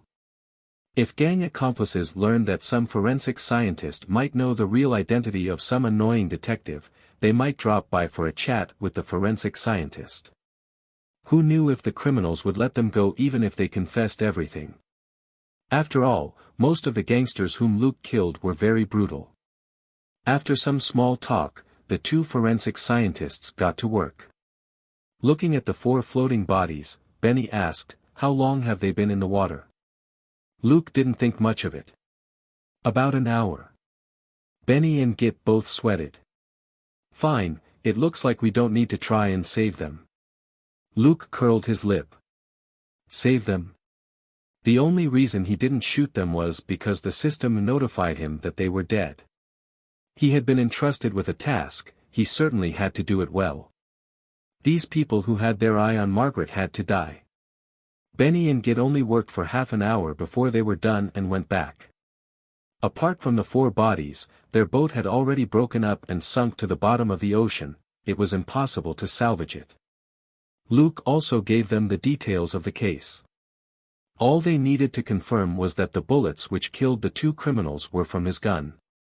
When it came to Luke, their higher-ups had already told them earlier on not to dig too much into his cases. In fact, Internal Affairs had wanted to investigate Luke's cases many times. There was a lot of suspicion in the Internal Affairs division of Luke using excessive force and abusing power. But they couldn't run an investigation. They ran into tough resistance from Elsa and Dustin who, as Luke's direct superiors, strongly opposed the investigation for one simple reason. Luke's team was the most efficient at cracking cases in Westside's Major Crimes Division. And even without the data from other major crimes divisions, Elsa and Dustin were certain that Luke and Selena held the record for the most number of cases cracked in the whole of Los Angeles. An internal affairs investigation wasn't a good thing. Even if the detective was clean, it would still affect them. It was like a student getting good grades in their exams, and a teacher sending people over daily to see if they were cheating. How could a student not be affected by this? Would they be able to do as well in the next exam? Thus, unless Internal Affairs had ironclad evidence, Elsa and Dustin would never give in. In the Major Crimes Division, a boss who couldn't defend their subordinates could be easily replaced. Besides, Dustin had Director Brad on his side. Deputy Director Condra, who owed Luke a small favor, might not help out much, but he also wouldn't agree with anyone who wanted to give Luke a hard time. So, Luke was quite safe and relaxed in his current position in the department. He and Selena didn't return on the boat until sunset. At midnight, Luke snuck out of the house again. Voracious raised its head and looked in the direction Luke had left, before it whispered to Selena, "He's gone." Selena mumbled and rolled over to continue sleeping. Voracious said, "He might be out looking for other women. Aren't you worried?" Selena pried her eyes open a little. "No, because he wouldn't bother being sneaky about it." Voracious was at a loss. "What do you mean?" Proud, Voracious egged her on. "Why don't you try it? With me to protect you, you'll be fine." Hearing that, Selena made up her mind. With a burst of force, she leapt onto the rim of a trash can on the side. Clang! The metal edge caved in, but Selena flew up almost 6 meters. Bam! A dent appeared in the wall on the 3rd floor. Bam! The corner of the 5th floor broke off. Selena, however, landed lightly on the roof. She couldn't believe it. It was that easy. Voracious, I can improve your strength and your reflexes, but your body's very tough and flexible to begin with, which is why you can do so well. Selena was silent for a moment. Let's go and find Luke. She ran over rooftops and leapt across buildings at distances of more than 5 meters. Picking up speed, she stomped on the ground and exerted force with her legs as she jumped off the edge of a roof. Bam! She instantly flew more than 10 meters to land on the roof of the building opposite. Elated, Selena couldn't help giving a yell.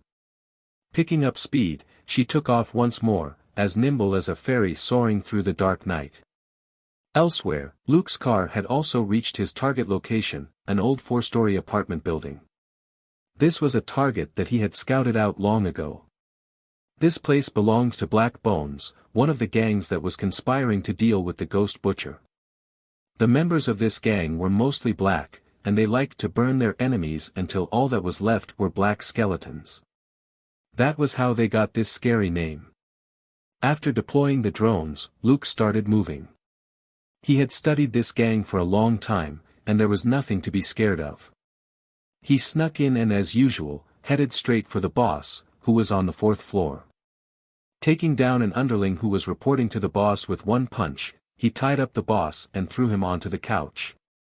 He then grabbed the boss by the neck with his left hand, and played the text on his fake phone with his right hand. This time, he used the traditional black accent typical of some famous actor. "Why are you messing with William's widow?" The boss glared at him with eyes as wide as a bull's. "You're looking to die." Luke tightened his grip slightly so that the man couldn't make a sound. "Wrong answer. One finger." Saying that, Luke raised the last 2 fingers on the boss's right hand and pulled as if he was picking a flower. With a soft crack, the boss's little finger was twisted into an S. The man's bull-like eyes got even bigger as he struggled, but he couldn't get away from the hand around his neck. Luke played the question again. "Why are you messing with William's widow?" The boss finally changed his tone. "Do you work for William? He's already dead. Why are you still protecting his wife?" "Wrong answer. Another finger." Luke reached for the boss's hand again. Because of the grip around his neck, the boss could only wheeze harshly as he struggled once more. But it was useless. His eyes full of fear and despair, he watched as his 4th finger was bent into a V. "Why are you messing with William's widow?" Luke played the question a 3rd time. The boss didn't hesitate this time. He could tell that this person didn't think much of him at all. He had 8 fingers left for this man to bend out of shape. If the man was in a good mood, he might even twist them back again. If he really wasn't satisfied, the boss still had toes as well as countless bones in his body. Some people might be able to endure endless torture, but he wasn't one of them. For money. We discovered that William had a huge amount of money in a secret account. "Since he's dead, the account was probably left to his wife," the boss replied quickly. Raising an eyebrow, Luke typed, "Can't his wife have taken out the money?" The boss said, "The money is in an anonymous account, and it's not that easy for his wife to move it. We know that the money is still there." Luke thought for a moment before he played another question. "Why do you want the money?" There was a reason why he was asking this question. There were plenty of wealthy people in Los Angeles. William hadn't been clean, and Margaret had unloaded most of his illegal assets after his death. Logically speaking, there was no need to be so impulsive in acting against her. If they really wanted to act against Margaret, they could have kidnapped her when she least expected it and slowly interrogated her to get whatever they wanted. But Black Bones had been too hasty. The boss said, "Recently, we started working with a few other groups to look for that ghost butcher, but we need a lot of money for this operation. Nobody is willing to shell out the cash, so everybody agreed to look for money elsewhere first. It was the demonic saints who gave us this information and had us take action. Luke was enlightened. The demonic saints was the other gang that was conspiring against him. Of course, money to deal with him was one thing, whether or not they could really use it to act against Luke if they did obtain William's money remained to be seen. Luke's face suddenly changed, and he played another question. Give me your secret account. The boss hesitated. He wasn't an idiot. He would be useless after he gave up his secret account, and this man definitely wouldn't spare him. Broken fingers were painful, but death scared him more. Chuckling inwardly, Luke played the question again. Give me your secret account. Hey, buddy, asking like this is too inefficient. Why don't you let me do it? We'll split the cash 50-50, how about it? A voice rang out from the window. Luke turned his head to see a man in a powder blue t-shirt, rhinestone jeans, and a pair of shabby boots slouching next to the window. His lip curled under his mask, and Luke typed, "Okay." He then pushed the boss toward the other man. The man in the powder blue t-shirt caught the boss. Thanks. Wait, what are you going to do? Luke opened the door. You interrogate him first. I'm going to clean house. The man was still staring blankly when Luke disappeared from the door. He mumbled, my mission is to get rid of these troublemaking gangsters, right? If he's the one who does it. Will Haley pay me less? Saying that, he casually knocked the boss out and chased after Luke. By the time he reached the stairs, 2 criminals had already collapsed. He sped up. Not good, not good. What if he gets them all? He jumped down to the 3rd floor and caught Luke in the act of killing 2 criminals with a baseball bat. Just a minute, these are my targets, said the man in a low voice. Luke shrugged. Sorry, but they're my targets too. So, let's see who's faster. He then opened a door and charged in. After the sound of 2 thumps, he came back out. The man was angry. Are you stealing my job? He drew a long sword from his back and ran into another room. There were 2 faint, whistling sounds before he came out, the long sword dripping with blood. I can do it too. Luke glanced at him and opened the door to the next room. Thump. Thump. The man flew into a rage. Fine. Let's do this. He went into the next room and the long sword whistled again. In less than 2 minutes, they cleared the rooms on the 3rd floor. The 3rd floor was sort of a dormitory. Most of the rooms had more than one tenant. The man was quite proud of himself. 13-12. I only need one more kill. What will, F***? Don't run. While the man was talking, Luke had jumped down to the 2nd floor and killed 2 criminals who were standing guard. The man chased after him and involuntarily split the rooms between them, each taking care of half. In the end, they finished at almost the same time. The man said, we're even. 20-20. Luke shrugged. It was because there had been 3 fewer people in the rooms on his side, not because he was slower. Besides, he wasn't going all out, which wasn't necessary. It was a lively night. His plan to create another major missing person case wasn't going to work anymore. As the man rambled on, Luke jumped down to the 1st floor and threw the baseball bat at a criminal, sending him flying. The man glared. You think you're the only one who can throw a weapon? I can do it too. Swoosh. He hurled his long sword and nailed another criminal to the wall. Amused, Luke grabbed a table knife from the table and flicked his wrist. Swoosh. A criminal who was watching TV and had turned around when he heard the noise was pierced in the forehead and fell. The man was stunned. You. Luke picked up another table knife. Swoosh. Another criminal got up and had opened his mouth to yell as he reached for his gun, when the knife stabbed him in the throat. That's cheating. The man was outraged. How can you use a table knife? Luke spread his hands to indicate that he didn't care what the other man thought. Gritting his teeth, the man drew out his gun. Bam! Bam! Two criminals who had craned their necks to see what was going on got their heads blown up. Another tie. The man looked at him provokingly. Who told you to cheat? Wasn't a cold weapon contest good? Shaking his head, Luke drew out the guns from the holsters on his thighs. Everybody in and outside the building had heard the gunshots. This was destined to be a huge night. Bang! Bang! Bang! Bang! Luke opened fire with both guns, killing two criminals who just opened the door. The man was shocked. How can you use two guns? I'm only using one gun. He only had one gun and one long sword on him, which were enough for a regular mission. But it was a pain in the ass now, because Luke had two guns that were firing rapidly. Bang! Bang! Bang! Bang! Two criminals who had crowded around a window to look into the hallway collapsed.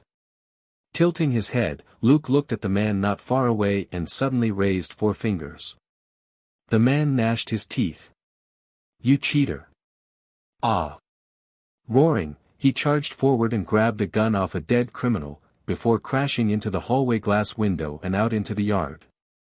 Bang! Bang! Bang! Bang!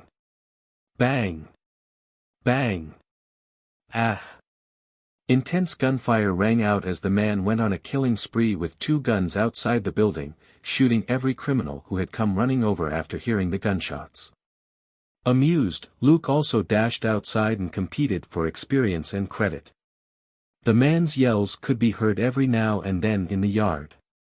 28-30. I'm catching up. 32-33. I only need one more kill. Damn it. 35-36. In less than 2 minutes, all the guards outside were eliminated.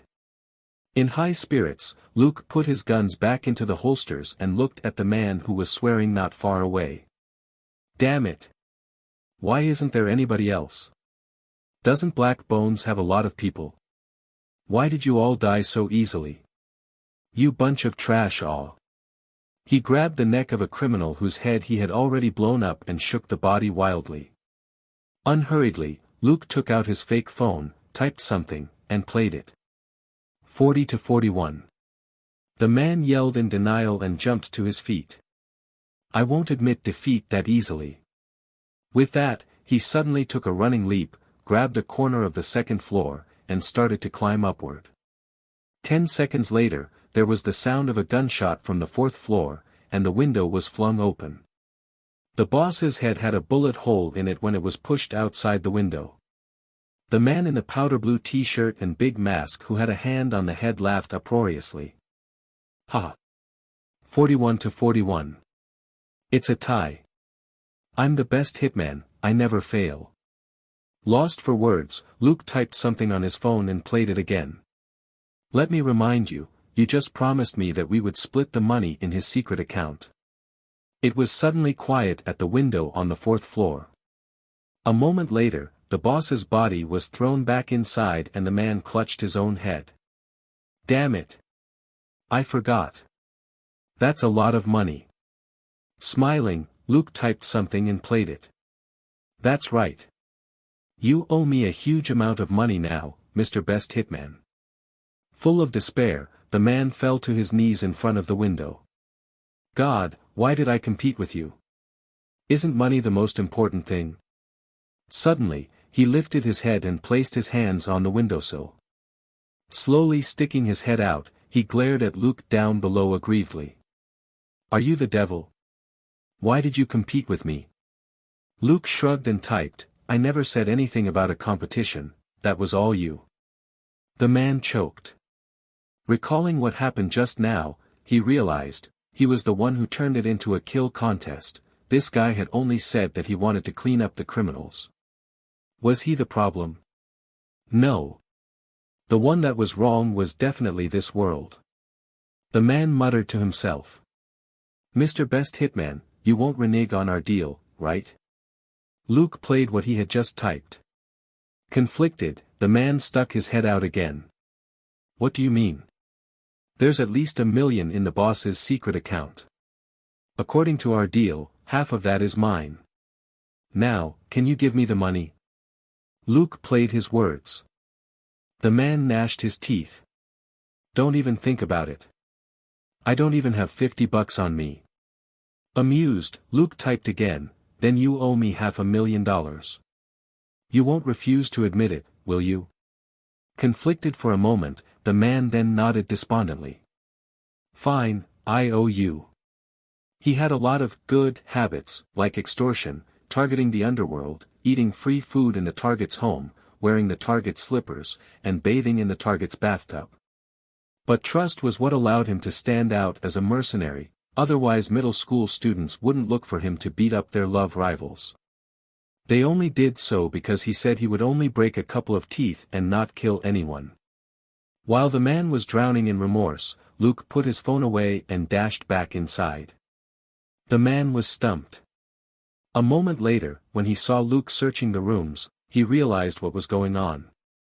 Wait, we have to split the loot here too. A few minutes later, staring at the cash as well as the white crystals which they had just taken out of the boss's safe, the man asked Luke, how do you want to split this? Luke pulled the stash of drugs over to his side, then nodded at the cash. The man was stunned. Mine. Luke nodded. He typed and played, drugs, mine. Cash, yours. Okay. The man couldn't be any happier. Huh, that's really generous of you. No problem, we'll split it that way. He was going to reach for the money, when Luke gestured at him to hold on. The man looked at him warily. Are you going back on your word? Luke typed and played unhurriedly, it seems you've forgotten that you owe me $500,000. The man was stupefied. What do you mean? Are you saying that? He looked at the pile of cash in front of him. The money is yours too. Luke spread his hands to indicate that he didn't have a choice. The man gritted his teeth as he stared at the money, but eventually lowered his head dejectedly. Fine. Luke gathered up the pile of cash with a smile and stuffed them into a bag. He then poured a bottle of vodka over the drugs. Picking up a lighter from a side table, he flicked it and was about to throw it onto the drugs. Wait, you're burning the drugs? The man was astonished. They're worth at least $200,000. Luke glanced at him and tossed out the lighter. Flames burst out with a boom. Luke typed a sentence on his phone and played it. Mr. Best Hitman, a word of advice, never deal in drugs, otherwise I don't mind killing you too. The man found that odd. You're not a hitman. Luke didn't say anything. Wait, are you? The man suddenly leaned in close and asked in a low voice, the ghost butcher. Luke remained silent. He simply picked up the cash, leaving out one wad which he tossed to the man. He typed and played, okay, you just owe me $220,000 now. This is for your hard work tonight. Staring at the $10,000 in his hand, the man was lost for words. Do you have no respect for money at all? That's $10,000. He wouldn't be able to make this much even after threatening kids and stalkers or beating up hooligans 20 times over. Yet, this guy had given him the money so easily. But the man's heart dripped blood when he remembered that all the cash had belonged to him just a moment ago. You were too high profile in this operation. Luke played a sentence again, LAPD has noticed you. It would be best if you left soon. This isn't your territory, and you'll easily draw attention if you cross the line. With that, Luke's figure disappeared from the doorway. The man was stumped for a moment, before he scoffed. I'm not scared of the stupid police. Just let them try and catch me. At that moment, sirens rang out in the distance. Looking at the fire that was starting to spread, the man said, forget it. In any case, Haley won't know that someone else killed half of them. I won't be lying to her when I say that all of them have been taken care of. I've completed this job, it's time to go. As he walked out, he smacked the wad of $100 bills against his palm. Where should I go have fun today? It'll be a waste if I don't spend this $10,000. There's a strip club over there, right? The chicks there have big round butts. It's only 2 a.m. There's still time for one performance. Murmuring to himself, he disappeared into the night as well. Elsewhere, Luke stored the bag of cash in his inventory and checked the system. System: eliminate the base and the main members of Black Bones. Completed. Total experience, 4,000. Total credit, 4,000. Contribution rate, 50%. EXP plus 2,000. Credit plus 2,000. From Daddy System's acknowledgement, it seemed that Mr. Best Hitman really had been on par with Luke tonight. Luke didn't care. More than the experience and credit points, there was another matter now that was giving him a headache. He went over to a dark corner and tilted his head to look at a particular window on the second floor of a rundown building nearby. You're still hiding. The drones weren't deployed just for show. It was quiet for 2 seconds, then Selena crawled out of the window with a rustle and jumped down to land lightly next to him. Luke waved his hand. Let's talk later. Saying that, he led Selena to the car which he had parked in a distant, hidden corner earlier. They got into the car and left. They were silent on the road. 1 kilometer from home, Luke drove the car to an unremarkable bungalow. After they entered, he said, "Take off your clothes. Your sunglasses, your mask, and your shoes too. Throw them into the bag." Selena obediently did as he said and put on the new clothes which Luke gave her. Luke also changed out of his clothes and threw them into the bag. He then entered a room with the bag before putting it into his inventory. "Let's go home," he said. They came out and left on foot from the alley behind the bungalow. 10 minutes later, they arrived home. Luke made a pot of green tea for himself and brought Selena a Dr. Pepper. He sat down on the couch and said, "Tell me, why did you follow me today?" Selena choked on her drink when she heard that, coughing for a moment, she then said in a low voice, "I'm sorry."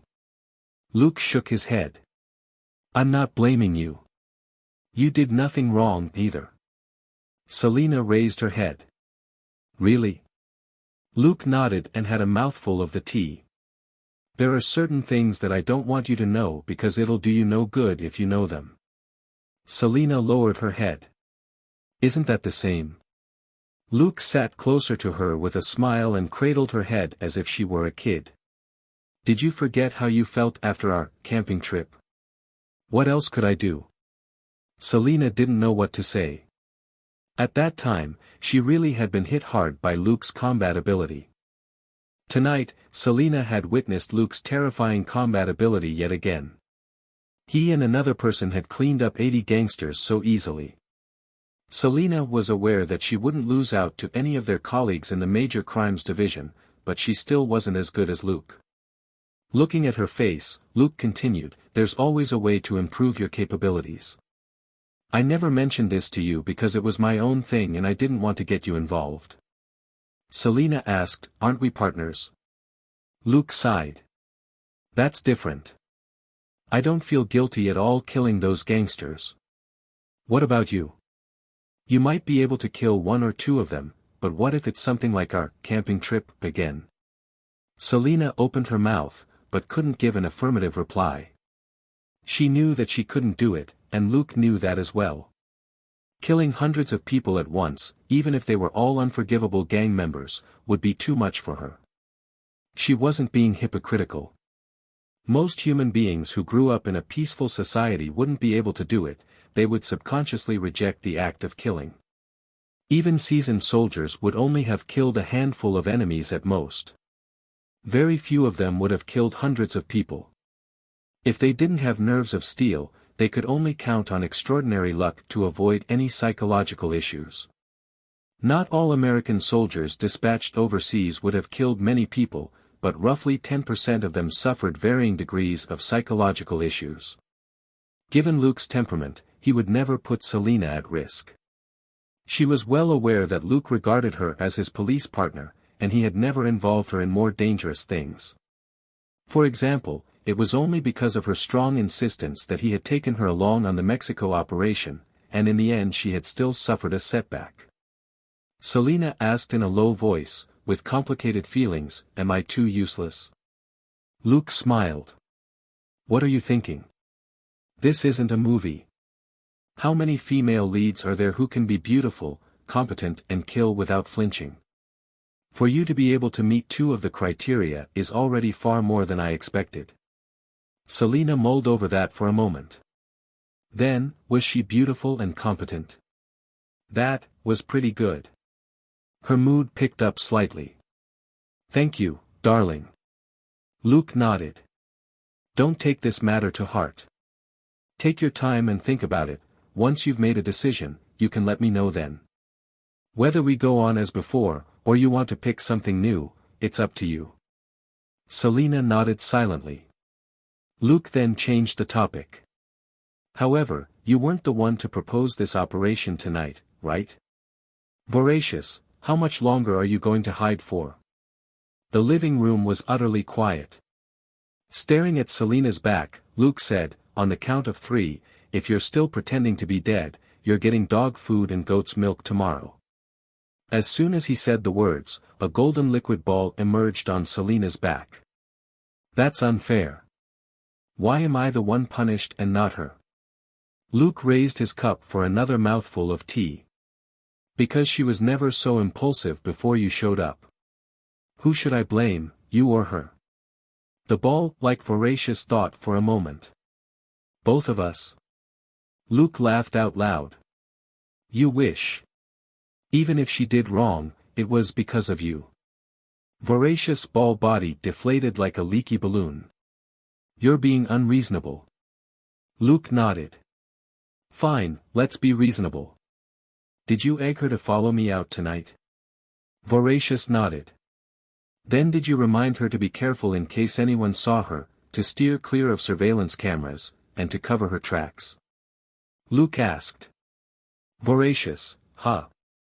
What the heck was all that? It didn't know any of that. It was an instant KO for the alien dog head. Its punishment was also handed down, it could only have dog food and goat's milk the next day. Of course, only Voracious suffered the most with this punishment.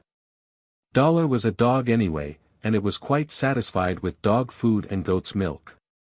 Looking at Voracious, who was practically a pancake now, Luke got up and casually patted its golden jelly-like body. "Okay, return to Dollar." But the moment his left hand touched Voracious, the golden liquid started to spread. Luke frowned. "Get off." Voracious said, "Ah, what's that energy? It's so delicious." With a cold face, Luke growled, "F***ck off." The golden liquid had only reached his wrist, when it exploded and was sent flying. Voracious shrieked in pain. "Ah, it hurts. What's that energy? It's so painful." Luke examined his left hand and checked the system notifications. His hand seemed fine, and he didn't receive any warning from the system, so he relaxed. Looking at Voracious, who had gathered back into a ball and was shivering, he raised a finger and said, "Only this once. This time, I was the one who was careless and touched you. There won't be a next time." Voracious silently wriggled its way back to Dollar's body in Selena's room. Selena was astonished. "How did you do that?" Luke hadn't done anything just now. She didn't think that just shaking would be able to get rid of the symbiosis with Voracious, but Voracious had been sent flying just like that. She couldn't think of another word beside explosion to describe what happened. Luke spread his hands. "I'm exceptionally talented." Lost for words for a moment, Selena finally nodded. "Fine." While it sounded like a half-assed response, she thought it wasn't necessarily untrue. If it wasn't an innate ability, how else was Luke able to get rid of the symbiosis with Voracious? Luke didn't dwell on it. After saying a few more words to Selena, he left for the basement to destroy the equipment and clothes which they had used tonight. Selina took another shower, returned to her room, and lay on her bed. After closing the door, Voracious emerged from Dollar's back. "Selina, I discovered one of Luke's secrets." Selina hummed but didn't pick up the thread of conversation. Voracious found that odd. "Haven't you always been curious about his secrets?" Selina shook her head. "He didn't tell me, not because he doesn't trust me, but because he's overly cautious. So, you best shut your mouth about this secret, otherwise don't say I didn't warn you if you're caught one day for research." Voracious was angry. "I'm not stupid." "Humph. It's fine if you don't want to know, but remember to tell Luke to make you a little more food tomorrow morning." Selina said, "Just drop it. He won't let you have any of it. He's a man of his word. Luke is the devil." Voracious grunted in dissatisfaction. "The food is for you. Don't forget that we were connected tonight, and I drew out part of the energy inside you." Selina instantly sat up. "Are you saying that I'm going to be a glutton again for the whole day tomorrow?" Voracious didn't think it was a big deal. "You're not happy you can have so much delicious food? From the women I see in your memories, if they knew I can absorb their fat, they would come crying for me to combine with them." Selina snorted. "Even if you were sh*t, they would eat you as long as they can lose weight and be beautiful, though they would probably do it on the sly." Voracious was unhappy. "Apologize." Selina yielded. "I'm sorry. I'm not saying that you're sh*t. It's just that women care far more about their looks than you can imagine." Voracious nodded as if it was deep in thought. "Like how when we transformed into the complete form, the first thing you thought of wasn't your strength, but your hair." Selina replied matter-of-factly, "Unless they like the bald style, there are few women who don't care about their hair." Voracious said, "Fine, I have a rough idea how you women think now. Sigh, if only Luke was as simple as you." Selina didn't feel surprised.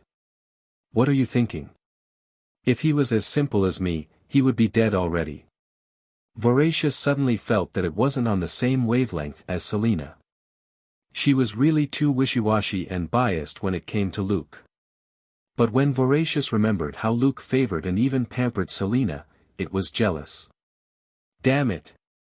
Selina hadn't even been lectured when she did something wrong, while Voracious only had a little bit of that delicious energy and was blown up by some other weird energy for it.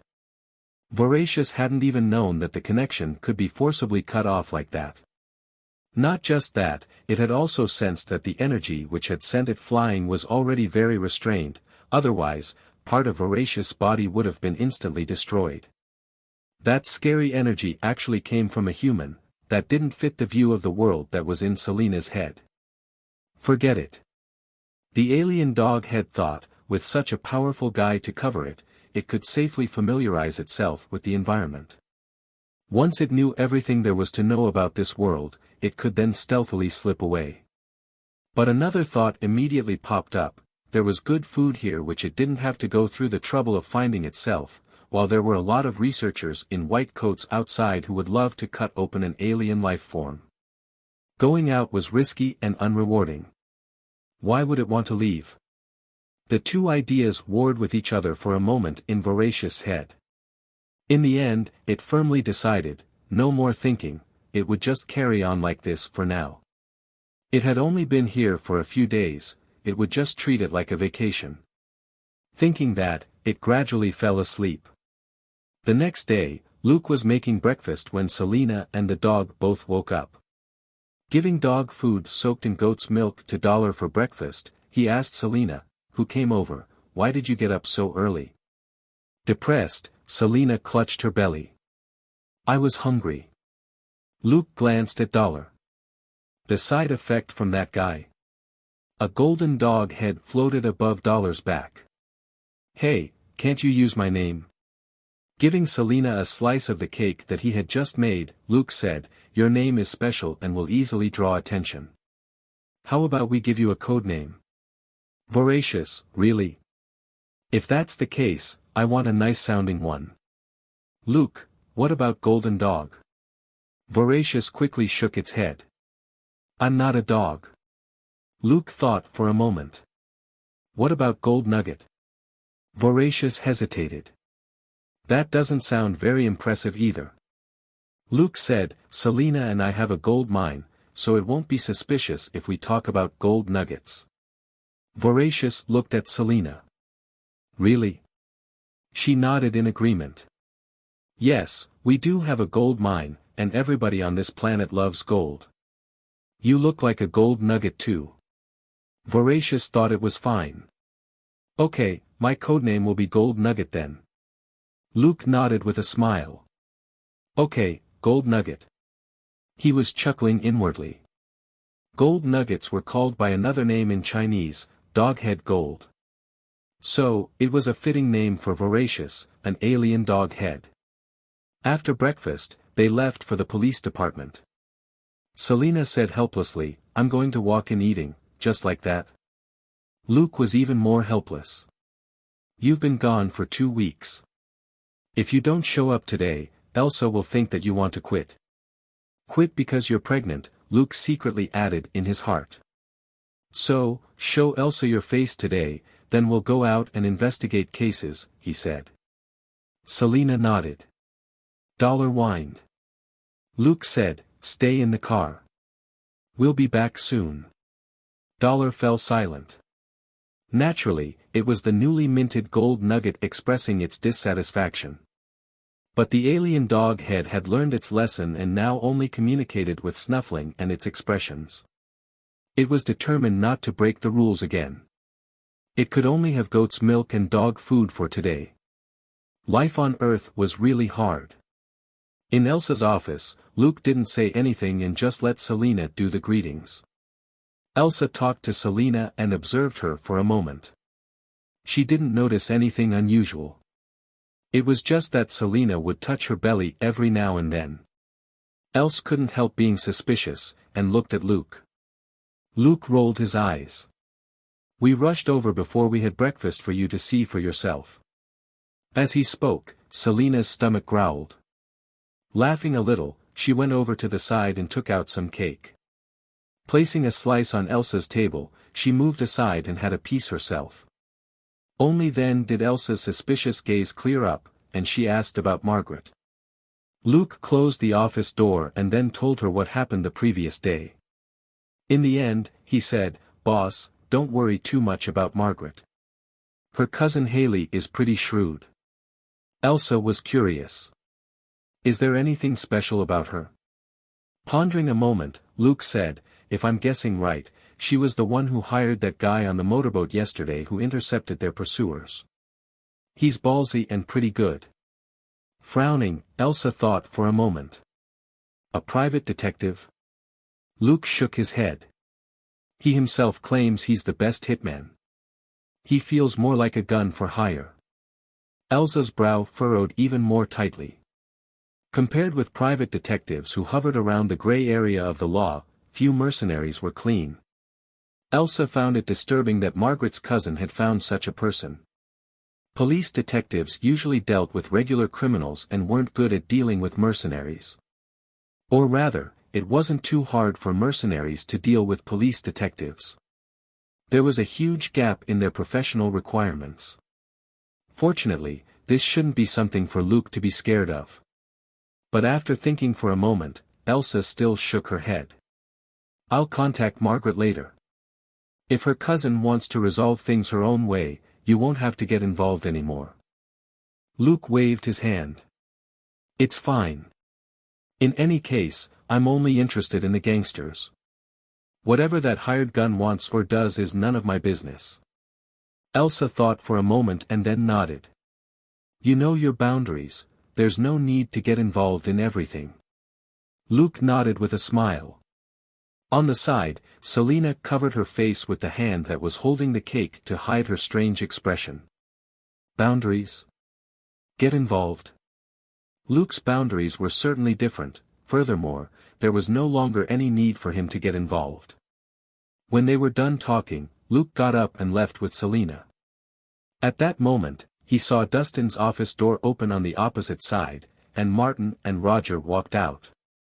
Martin looked pretty calm and wasn't as gloomy as before. Perhaps seeing with his own eyes the archenemy who killed his wife and his baby die in front of him finally gave him some measure of peace, even if he wasn't the one who pulled the trigger. The dead were dead, and the living had to carry on. C'est la vie. Roger's face, on the other hand, was a lot darker, not just because of his skin color, but also because of his bad luck. Luke turned around and asked, "Boss, what's with Martin and Roger?" Looking at them from across the corridor, Elsa sighed. "They got into trouble in Mexico.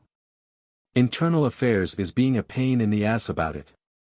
The two of them have given Dustin a real headache this time." Luke rolled his eyes. "Even Dustin can't take care of it." Elsa said with a bitter smile, "It's pretty huge. I don't think our boss can." She was already putting it tactfully. The truth was that Dustin's hands really were tied. The trouble that Martin and Roger had kicked up wasn't a domestic issue. These two guys had gotten into a huge fight in Mexico and allegedly killed hundreds of members of Dito's gang. Dustin's head almost exploded when he heard the news. Who would have thought that Roger and Martin could do something so astonishing? Now, the Mexican police were demanding that the two of them be sent to Mexico to help with the investigation. But Westside had yet to say anything. If the Mexican police did find ironclad evidence, Roger and Martin might not be sent to Mexico, but they would definitely lose their jobs. Luke didn't ask any more questions and simply left with Selena. Driving away from the police department, he made a call. "Palmer, do you have time? I have something important to ask you." An hour later, the three of them were seated in a corner of a fast food restaurant not far from the DEA. Palmer, the beautiful agent, had some juice before she cut to the chase. "What's up?" She knew that Luke wouldn't come to her unless it was a serious matter. Luke asked, "Have you heard about Martin and Roger?" After a brief silence, Palmer said, "I have." Luke said, "I'm not clear on their situation, so I wanted to ask you what the worst possible outcome is." Palmer heaved a sigh. "Losing their jobs, probably. But your West Side is pretty good in this respect, not make them take the blame." Luke chuckled. "What if, and I'm only saying if, the DEA stands up for them?" Frowning, Palmer sighed and said, "I've already tried, but Martin and Roger weren't working with us. There's strong objection in the DEA." Looking at Palmer's expression, Luke knew that she had tried her best, but to no avail. He said with a smile, "What if it's a deal?" Palmer's heart jumped. The deepest impression she had of Luke had to do with favors. In their previous cooperations, she either owed him favors or was returning them. Now, another deal? She remained calm. "What kind of deal?" Luke said, "I have information on Dito Flores's businesses." Pondering for a moment, Palmer shook her head. "If it's general intelligence, that won't be enough. You probably don't know how big a mess Martin and Roger made in Mexico." Selena was already smart enough to lower her head and take a big bite out of a donut so that her cheeks were puffed up and it was impossible for her to laugh. Luke said with a smile, "What if it's Dito's personal ledgers?" Palmer narrowed her eyes. "Where did you?" She instantly stopped before she could finish the question. Asking someone about their information sources was a big no-no, especially when it was information related to drug gangs. The slightest mistake could lead to an informant's entire family being killed. Luke said, "I can give them to you first, on one condition." Palmer asked, "What is it?" Luke said, "If the ledgers are valuable enough, try your best to persuade your side to save Martin and Roger's jobs." Palmer hesitated. Luke didn't say anything as he watched the changes in the beautiful agent's expressions. Several minutes later, she nodded. "Deal." Luke nodded with a smile. "Don't feel too pressured. Nobody can guarantee that things will definitely work out. I just hope that this information can be even a bit of use." With that, he handed Palmer a USB. I won't waste any more of your time. Text me if there's any progress. Watching Luke and Selena get into their car and leave, Palmer rubbed the USB in her hand and was silent for a long time. What Luke had given her were photos of Dito's personal ledgers. While Luke couldn't understand them, the DEA, which dealt specifically with drug dealers, might be able to. He trusted Palmer. At least, given her feelings for Martin, she would definitely do her best to help if the information proved useful. If the DEA was willing to take responsibility for the whole thing, the problem on the Mexican side could be taken care of easily. After all, the DEA was the only American law enforcement agency that could fly a chopper across the Mexican border without notice. Their power in Mexico was huge. Crossing the border without prior notice in order to directly capture drug traffickers was something they had already been doing, so they could totally take the fall for this matter. The premise was that Luke's information had to be worth it. After dealing with this matter, Luke and Selena went back to their regular schedule of working cases. Except for the fact that they got up earlier and came home later, life was exactly the same as before. Luke went out again that night. However, he summoned Dollar first and seized its big head. Be good and stay home, and don't encourage Selena to follow me again, got it? Dollar stared blankly and whined. Luke got up with a smile and rubbed the dog's head. You'll have delicious food tomorrow. Don't step out of line again, or your punishment will be extended. Dollar whined again, before it turned around and went back to bed. Naturally, it was Gold Nugget who was expressing its dissatisfaction. In the end, Luke came back just 1 hour later. He hadn't encountered anyone on this little jaunt. The demonic saints' base had actually been abandoned. They had clearly been freaked out by the downfall of Black Bones the previous night, and their boss and mid-level execs had run off to hide. Luke wasn't really bothered by it. As long as the demonic saints were still in Los Angeles, he would pick up the trail sooner or later. Also, they were too busy hiding to harass Margaret again, so he could be considered to have completed the private assignment from Margaret.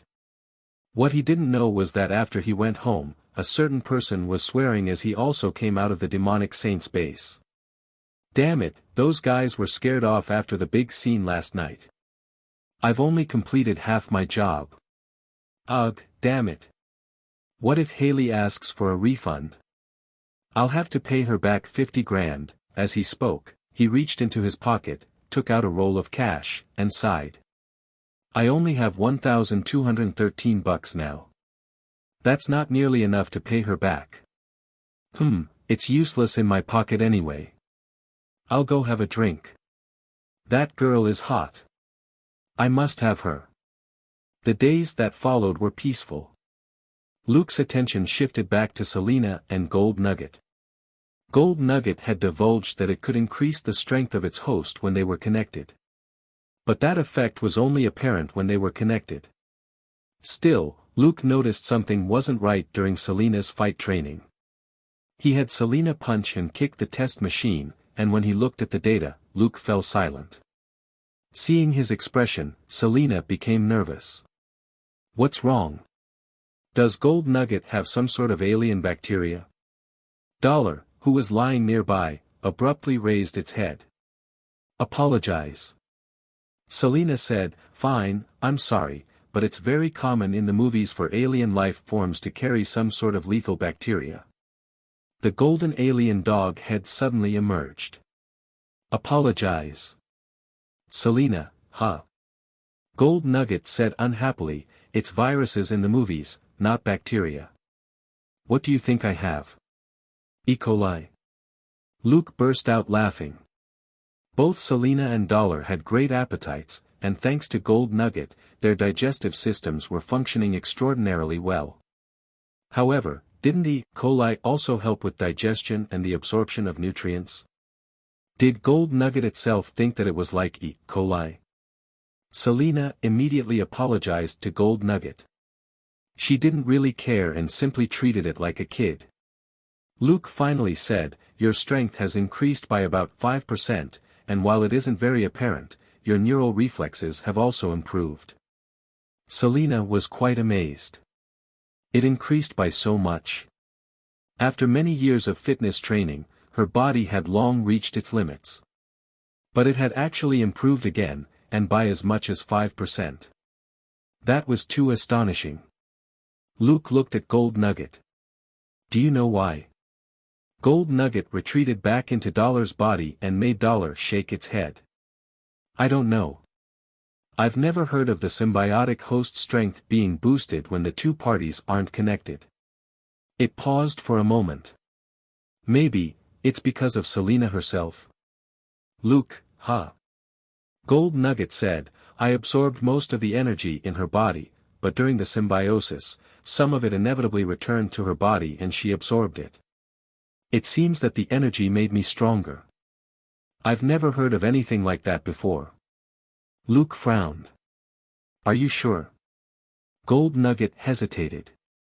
I do feel a little stronger, but it's not especially obvious, it's a very small improvement. Pondering for a moment, Luke then said, then pay more attention next time. Gold Nugget was stumped. Next time. But Luke fell silent. He didn't need Gold Nugget, and he couldn't let it snoop into his mind and memories, but it was fine for Selena.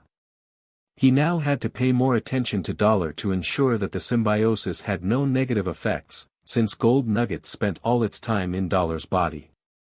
If it was safe, Gold Nugget and Selena could combine in an emergency. There was no hope when one was dead. While there might be consequences, one could only worry about them if they were alive. The ability to quickly recover from an injury alone was enough reason not to let Selena give up Gold Nugget. But what was the energy inside Selena's body that Gold Nugget mentioned? Observing Selena, who was taking a breather, Luke suddenly said, Don't move.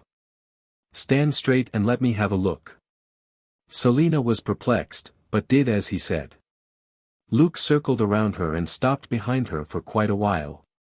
She turned around, only to find Luke staring at her but. She found that odd. What's up?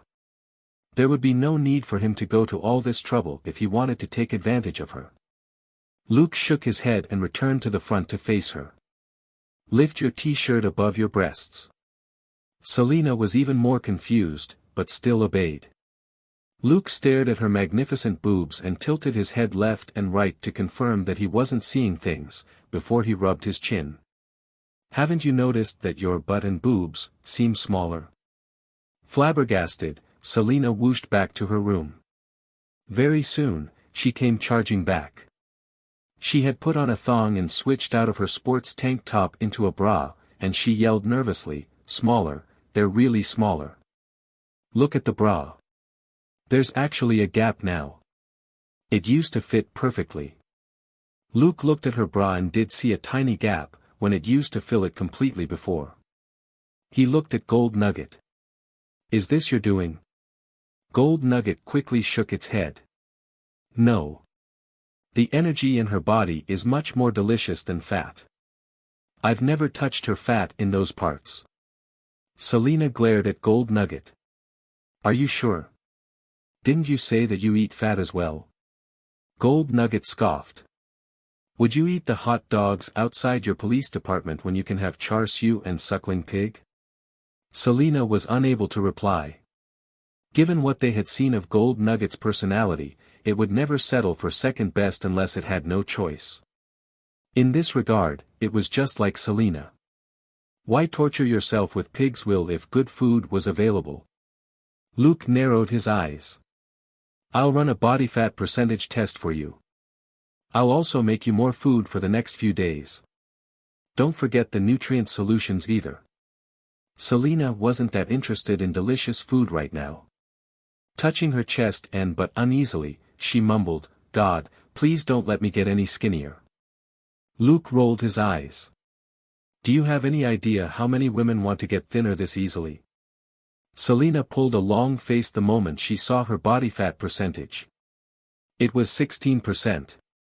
That was a very low body fat percentage for a woman. If it dropped any further, she would have muscles all over, but lose most of her beautiful, feminine curves. Selena wasn't a fitness freak, and she was quite satisfied with her butt and boobs. She didn't want to see them turn into muscles. Looking at Selena, Luke warned her, until your body fat percentage improves, you better not let Gold Nugget do anything again, it definitely has something to do with this. This time, Gold Nugget didn't yell for Luke to apologize. It also vaguely felt that it might really have to do with the symbiosis. After this incident, Luke and Selena brought one extra piece of equipment with them when they went out to work cases, a bag of snacks. The bag wasn't very large, but it was full of high-calorie snacks like all sorts of sweets and chocolates. Luke even went to the Chinese supermarket to buy preserved fruit in bulk to mix things up. In fact, it wasn't just Selena, but even Luke needed the snacks himself. A strong body meant a large consumption. If it was just him, he could just replenish his energy with nutrient solutions. But now there was Selena, Luke decided that the two of them could eat more together. It became normal for them to work cases with a lollipop in their mouths or munching on chocolate. After all that eating and drinking for a week, Selena finally saw her body fat percentage return to 17%.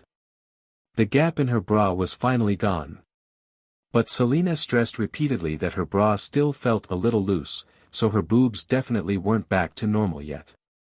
As to that, Luke could only say, eat. Keep eating. It was also a great opportunity for Gold Nugget to gorge itself. Luke didn't feel it was safe to leave it at home, so it came out with them in the back seat. Whenever Selena ate a snack, she never forgot to give Dollar a bit of whatever she was eating. Naturally, she was mostly feeding Dollar. Dollar was a big eater when it was younger, and Selena's heart had hurt when it got older and lost its appetite. Now with Gold Nugget helping out, she naturally shared anything that was delicious with Dollar. For Dollar, it definitely was a beautiful life. It was with its young master every day and had a lot of delicious food to eat. Except for the fact that it would lose control of its body every now and then, and that there was a voice which kept scolding it for being a stupid dog in its head, everything made it happy. Of course, Dollar couldn't understand the voice inside its head. It was no different from the voices outside, so it just ignored it, everything was fine as long as its young master didn't scold it. Just like that, a week passed. Luke suddenly received a call from Dustin, who told Luke to come by his office alone. On his way to the police department, Luke wondered if Dustin was in serious trouble this time, since Dustin rarely summoned him to his office. The last time was when Luke discovered the huge stash of illegal cash in the garbage trucks. After he entered the office, Luke asked, "Boss, anything wrong?" Dustin had propped up his face with one hand and was tapping the desk with the other as if he was thinking about something. He merely waved when he heard Luke. Luke immediately shut the door. After a moment of silence, Dustin asked, "You know a little about Martin and Roger's situation, don't you?" Luke nodded. "Elsa mentioned something." Dustin sighed. "What I'm about to say is a personal request. It's not an order. Do you understand?" Luke nodded again. Martin and Roger made quite a huge mess, but the DEA suddenly took the blame for what they did, saving their jobs, said Dustin. Luke wasn't surprised at all, since Palmer had texted him the news. Dustin continued, "However, I also owe someone from the DEA a favor because of this. He has a personal request for me." Luke listened quietly. Naturally, he wouldn't jump out and reveal that he had contributed a lot to the mess too. Dustin wasn't bothered by his silence. He knew that Luke was never talkative when it came to business. "This man wants us to find a person for him. The target isn't in America, and you can only go as a civilian." Luke instantly got it. "Where's the target?" "Rio de Janeiro, Brazil," said Dustin. Luke raised an eyebrow. "Who's the target?" Dustin said, "A source, or an undercover agent. They're the only possibilities." Luke asked, "Why are they asking for our help?" "The DEA has a lot of manpower over there." Dustin said, "They suspect they have a mole.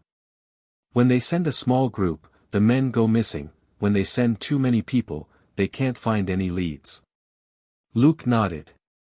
Okay. I'll take the case if there aren't any surprises. Huh. Dustin was a little befuddled. Wait. I haven't even finished and you're already taking the case. He had anticipated that it wouldn't be easy to persuade Luke. After all, there wasn't anything in it for Luke. To save Roger and Martin's jobs, the person whom Dustin owed a favor to wanted Luke to go out on a personal assignment, which really wasn't fair to him. But Luke was their person of choice. Dustin asked that Luke was the candidate most likely to accomplish the mission. If they had asked for another detective, Dustin would have turned it down even if he wanted to return the favor, since it would be easy for something to go wrong. He was a little more reassured if it was Luke, whose combat ability was off the charts and who had cracked the most number of cases. He was far more capable than regular detectives. Furthermore, Luke was far more mature than anyone else his age, and would never take any unnecessary risks.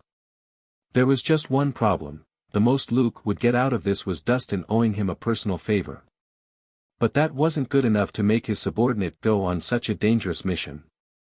That was what bothered Dustin the most. He thought highly of Luke, and didn't want to pressure him into accepting the assignment as Luke's boss.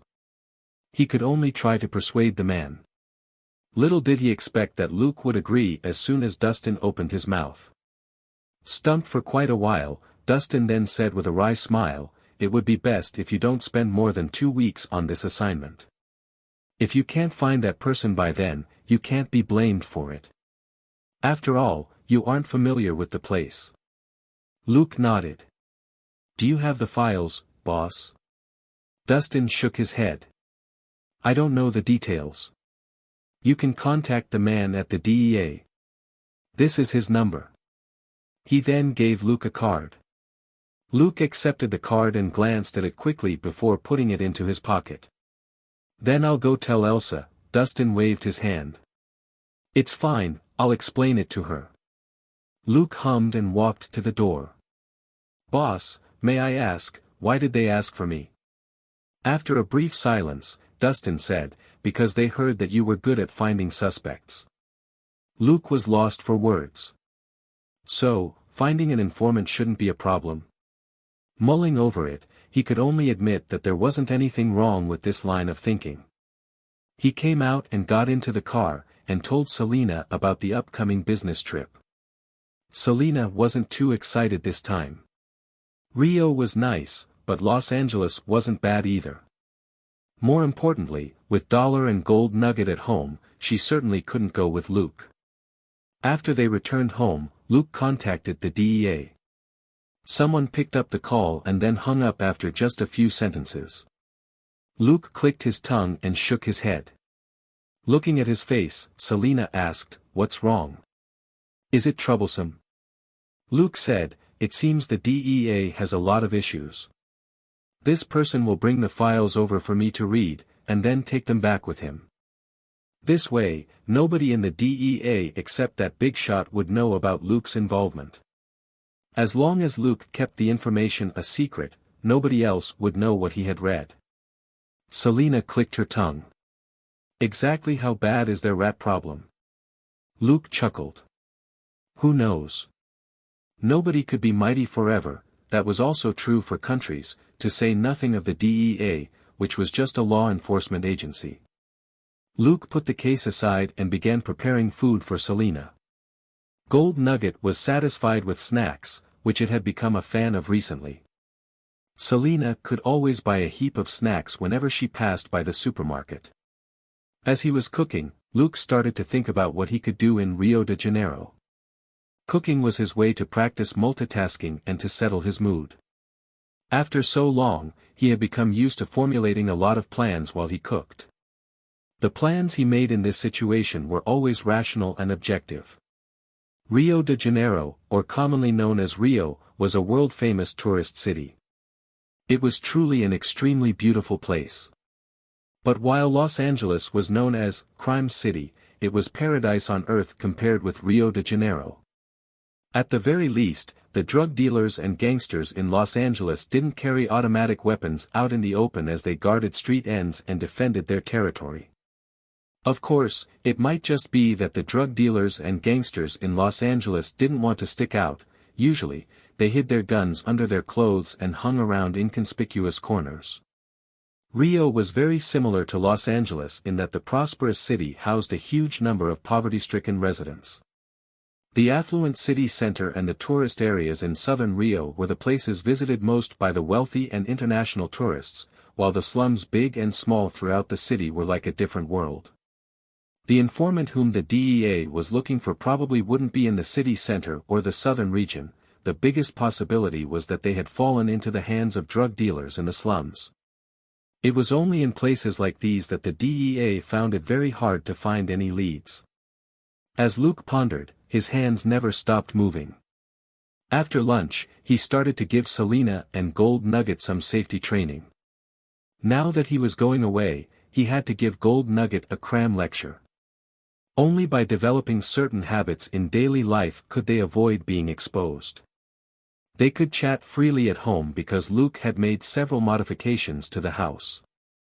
Any surveillance on the house would be blocked, and the house even had a warning system if it detected external surveillance. Even so, Gold Nugget shouldn't come out so often. Technology developed rapidly in this age, and who knew when even more high-end probe technology would appear. Or, they might be unlucky enough to run into someone with super abilities. That was also the reason why Voracious had been renamed Gold Nugget. There was no rule which said that a dog could only have one name. Dollar and Gold Nugget were in the same style, and at most would just suggest that.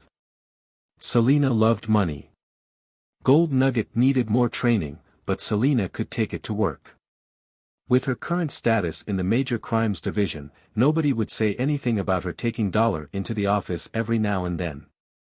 Luke and Selena then started looking for information together.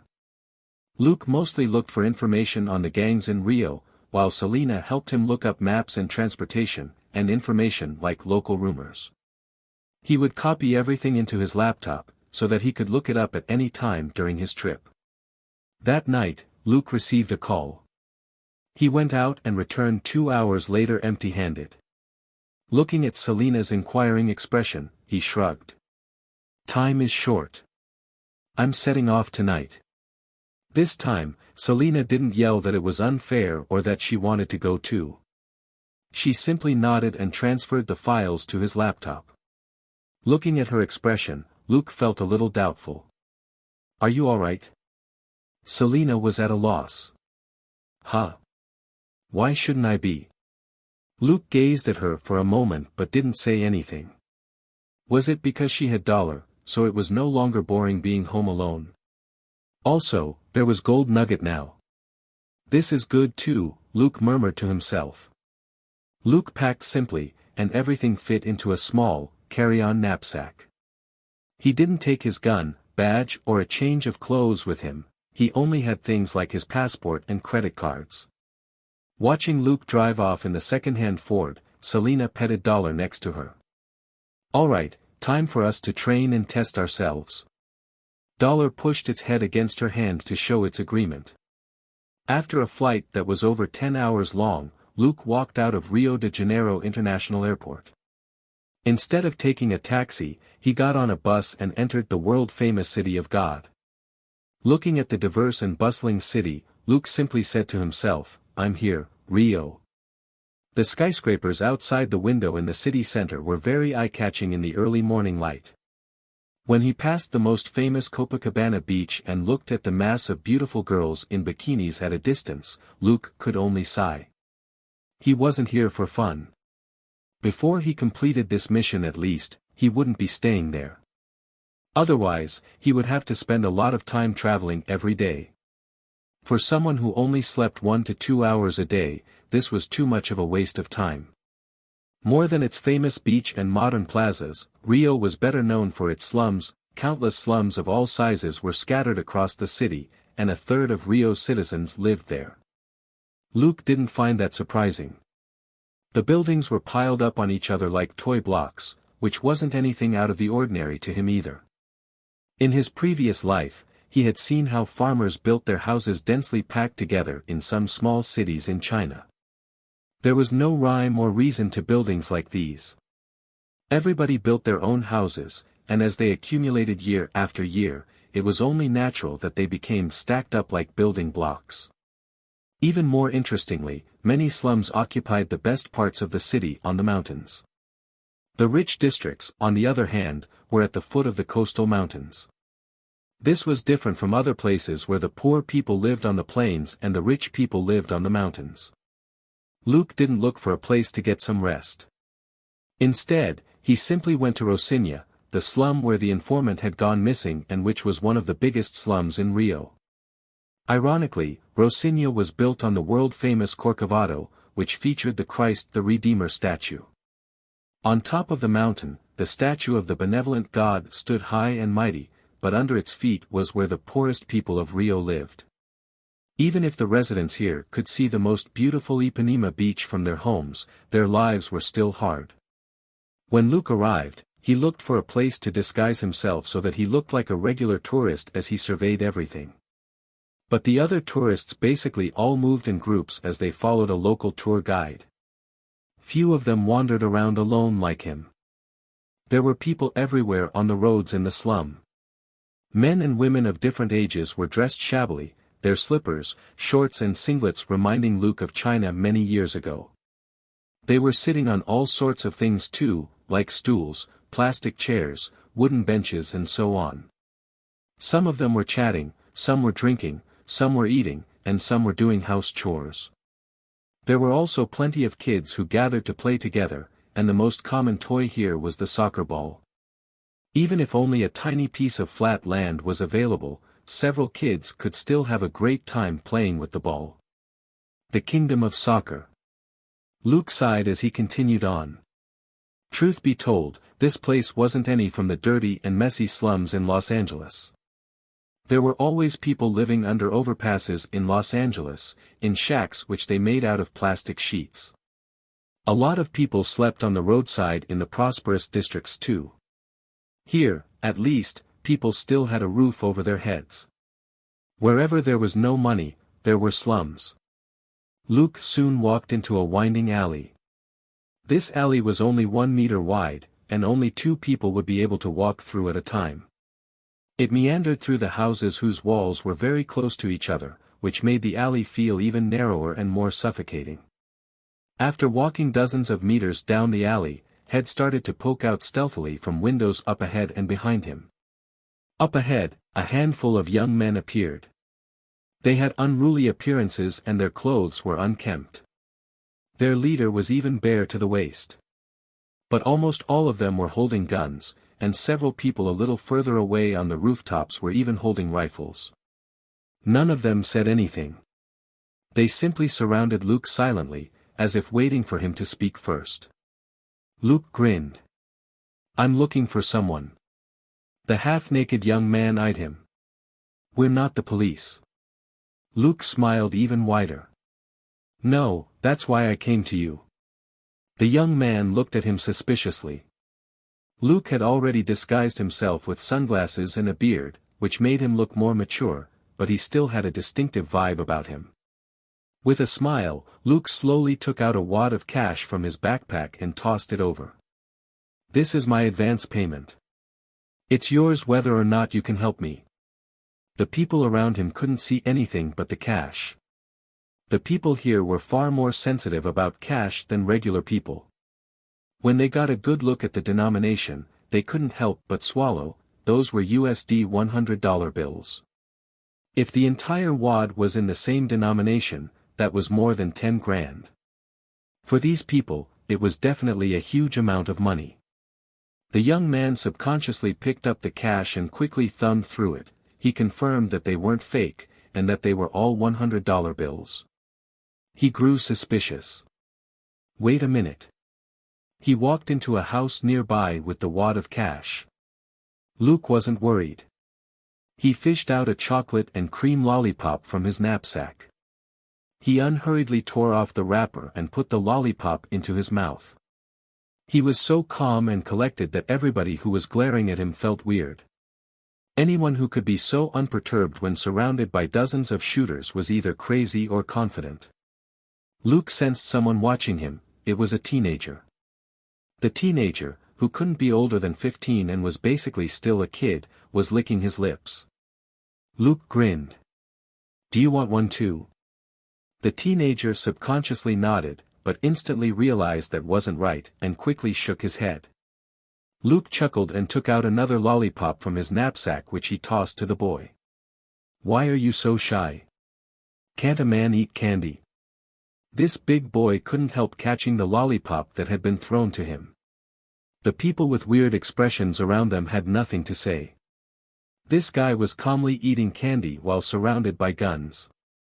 Who would dare say he wasn't a man? But of course, whether this manly guy would die later, and how miserably, was another matter. Less than 5 minutes later, the half-naked young man appeared on another roof and gestured to his fellows. "Bring him up." Only then did the surrounding people quietly disappear into the nearby houses. Only 2 young men were left aiming their guns at Luke. One led the way, and the other grabbed Luke's knapsack and indicated for him to follow. Luke wasn't really bothered. With his hands in his pockets, he followed them. There was nothing except some food and candy in the knapsack. He had put everything else in his inventory before he came here. The knapsack was just a prop and a feint. These guys had just taken the knapsack and didn't search him since he was wearing a close-fitting tank top under a thin, long-sleeved shirt and a pair of light, close-fitting exercise pants. Even a knife under these clothes would be easy to spot, to say nothing of a gun. After taking a few turns in the alley, they entered a very narrow yard and climbed a flight of small, steep stairs. Luke then found himself on a terrace with a shed. It was still a very plain environment, but there was beer, food, and a cool sea breeze. Except for the unpleasant smell and the lack of girls and sand, this place could almost be cozy. A middle-aged man with all kinds of tattoos on his body was sitting in a beach chair. Behind him were 2 brawny men holding rifles. The half-naked young man who had told Luke to come, as well as the other 2 who had escorted him here, stood behind Luke, also with their guns in their hands. "What do you want?" the tattooed man asked with no trace of politeness. Luke said, "I want to ask about someone." The tattooed man asked, "Who?" Luke took out a photo from his pocket and tossed it casually onto the table in front of the man. "Lisa Fong, a Mexican doctor." The tattooed man raised an eyebrow. He picked up the photo and narrowed his eyes. "Never seen her." Luke hummed and said, "Then thank you for your time. Goodbye." The tattooed man raised his hand, and the guys around him pointed their guns at Luke.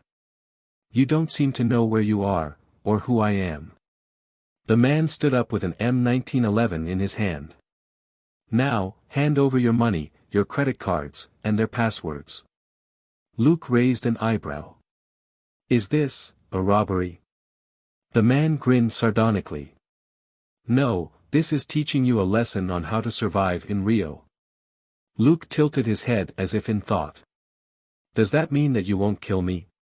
The middle-aged didn't reply. He simply made a gesture, and the 2 young men behind him stepped forward to grab his hands. Luke sighed. "You made easy money, yet you still want to rob me. The local gangs really have no manners." Saying that, he stepped toward the tattooed man several meters away. "Bu, quan shi jiado zai lu xing shua zhongguohua." No, Chinese is popular all over the world. Luke smiled and spoke in Chinese without an accent, before he waved and ran into an alley. The woman was stunned before she laughed. "Zhelao y haijin uesi. Zhongguohua shua de haijin lu, this foreigner is interesting. His Chinese is really good." After this little interlude, Luke continued moving as he considered the intelligence that the tattooed man had divulged. Christoph, also known as Mikhail Tchkovic, was active in South America, in places like Mexico, Honduras, Costa Rica, Colombia and Brazil. He made a fortune dealing in firearms and illegal drugs. This matched the intelligence from the DEA big shot, Lisa Fong, an informant or agent, had been investigating drug routes. The troublesome thing was that while it was the tattooed man who had caught Lisa, he didn't know what happened after she was sent to Kristoff. The tattooed man was just one of Kristoff's lackey leaders. He didn't know any real inside information. Luke was quite sure of this. After all, if the man were important, he wouldn't be wasting his time in the slums drinking beer and overseeing drug sales. But the tattooed man did have some other information about the gang, for example, the whereabouts of the guy directly above him. He could be found at a club called Wild Jungle. Luke bought a tourist map from a roadside newspaper stand and looked at it for a while, but couldn't find Wild Jungle. Eyeing the harmless-looking owner of the stand, Luke took out $1 and gave it to him. "Can you point out Wild Jungle for me?" The owner of the stand looked at the dollar before he smiled and tapped a certain point on the map. "It's here." Luke raised an eyebrow. "Are you sure?" The man had only given the map a cursory glance, and looked like he had just pointed randomly. The owner of the stand smiled innocently. "For the $1 you gave me, I assure you it's right there. Also, the chicks there have big butts. You Americans all like it there." Luke chuckled. "Are you sure?" The owner of the stand nodded. "Would a single, strapping boy like you come to Rio to see the statue of Christ?" "Alright, you're very generous and easy on the eye, which is why I was straight with you." Luke smiled and gave him another $5. "You're also very honest. Have a good day." The owner of the stand took the cash and watched Luke walk away. Wow, American youngsters are really generous. He actually gave me more for complimenting him than for pointing out the way. Luke checked the map he was holding as he walked, cross-referencing it with the map he had memorized in his head. He suddenly heard a din. His expression changed and he raised his head for a look. Several people had appeared on a roof dozens of meters away. As gunfire rang out, it became clear that one group was changing another toward the foot of the mountain. Luke clicked his tongue.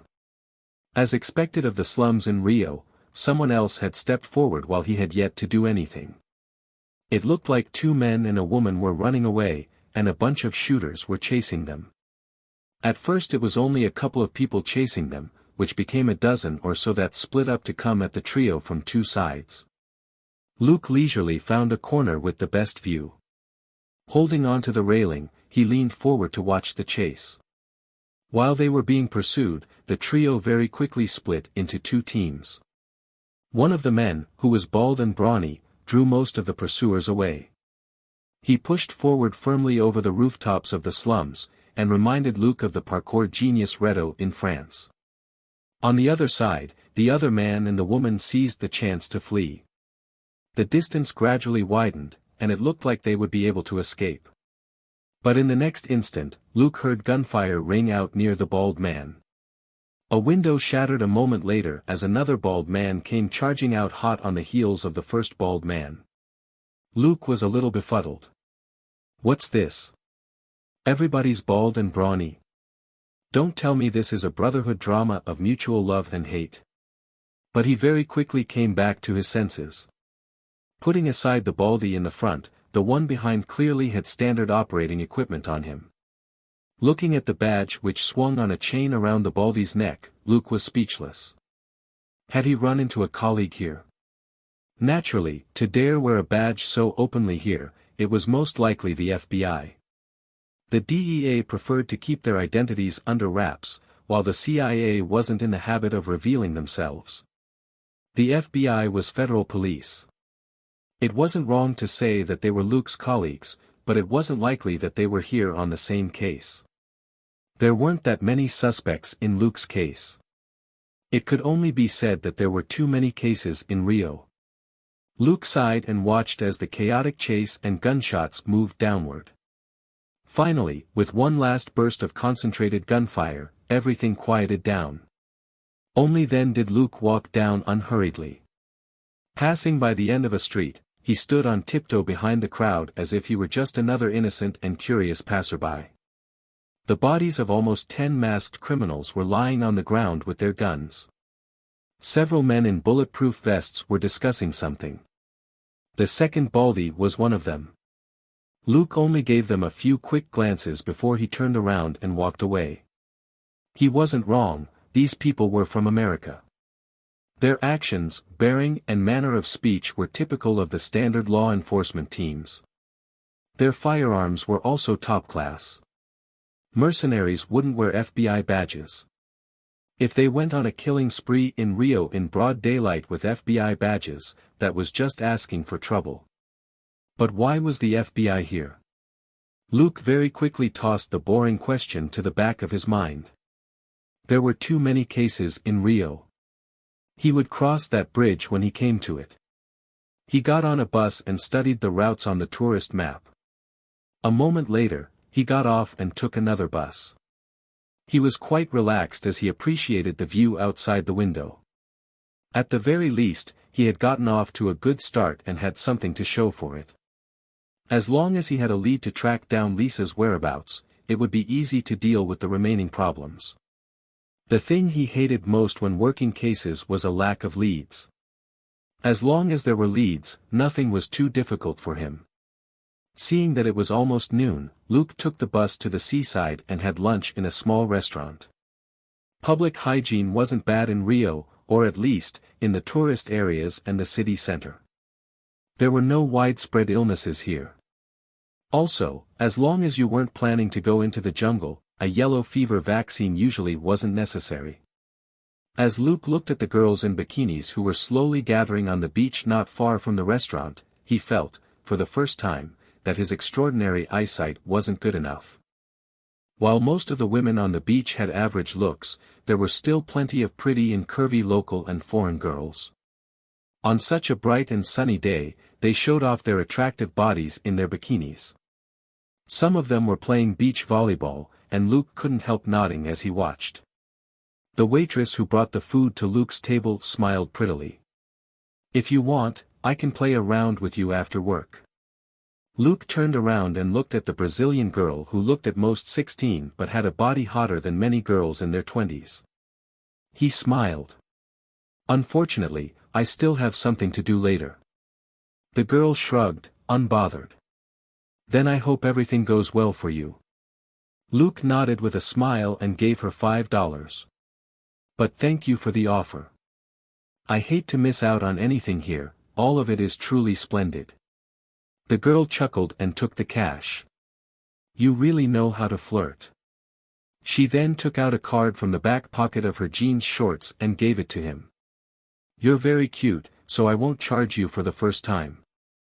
Stunned, Luke watched her leave before he looked at the card in his hand, only to be amused. So, she was a professional escort.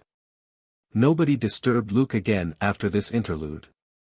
In one corner of the restaurant, he read the files on the laptop. The location which the owner of the newspaper stand had pointed to on the map didn't have wild jungle marked on it, but Luke still zoomed in to examine the travel routes. That was a big nest, if anyone fled, he would have to chase them. Hopefully it won't come to that, he thought to himself. Soon, it was evening. After having dinner at the same restaurant, Luke left with his knapsack and got on a bus. After 40 minutes on the bus, he finally arrived at Wild Jungle. It was 7 o'clock and people were already starting to go in. Thinking for a moment, Luke found a quiet corner and did some touch-ups to his face.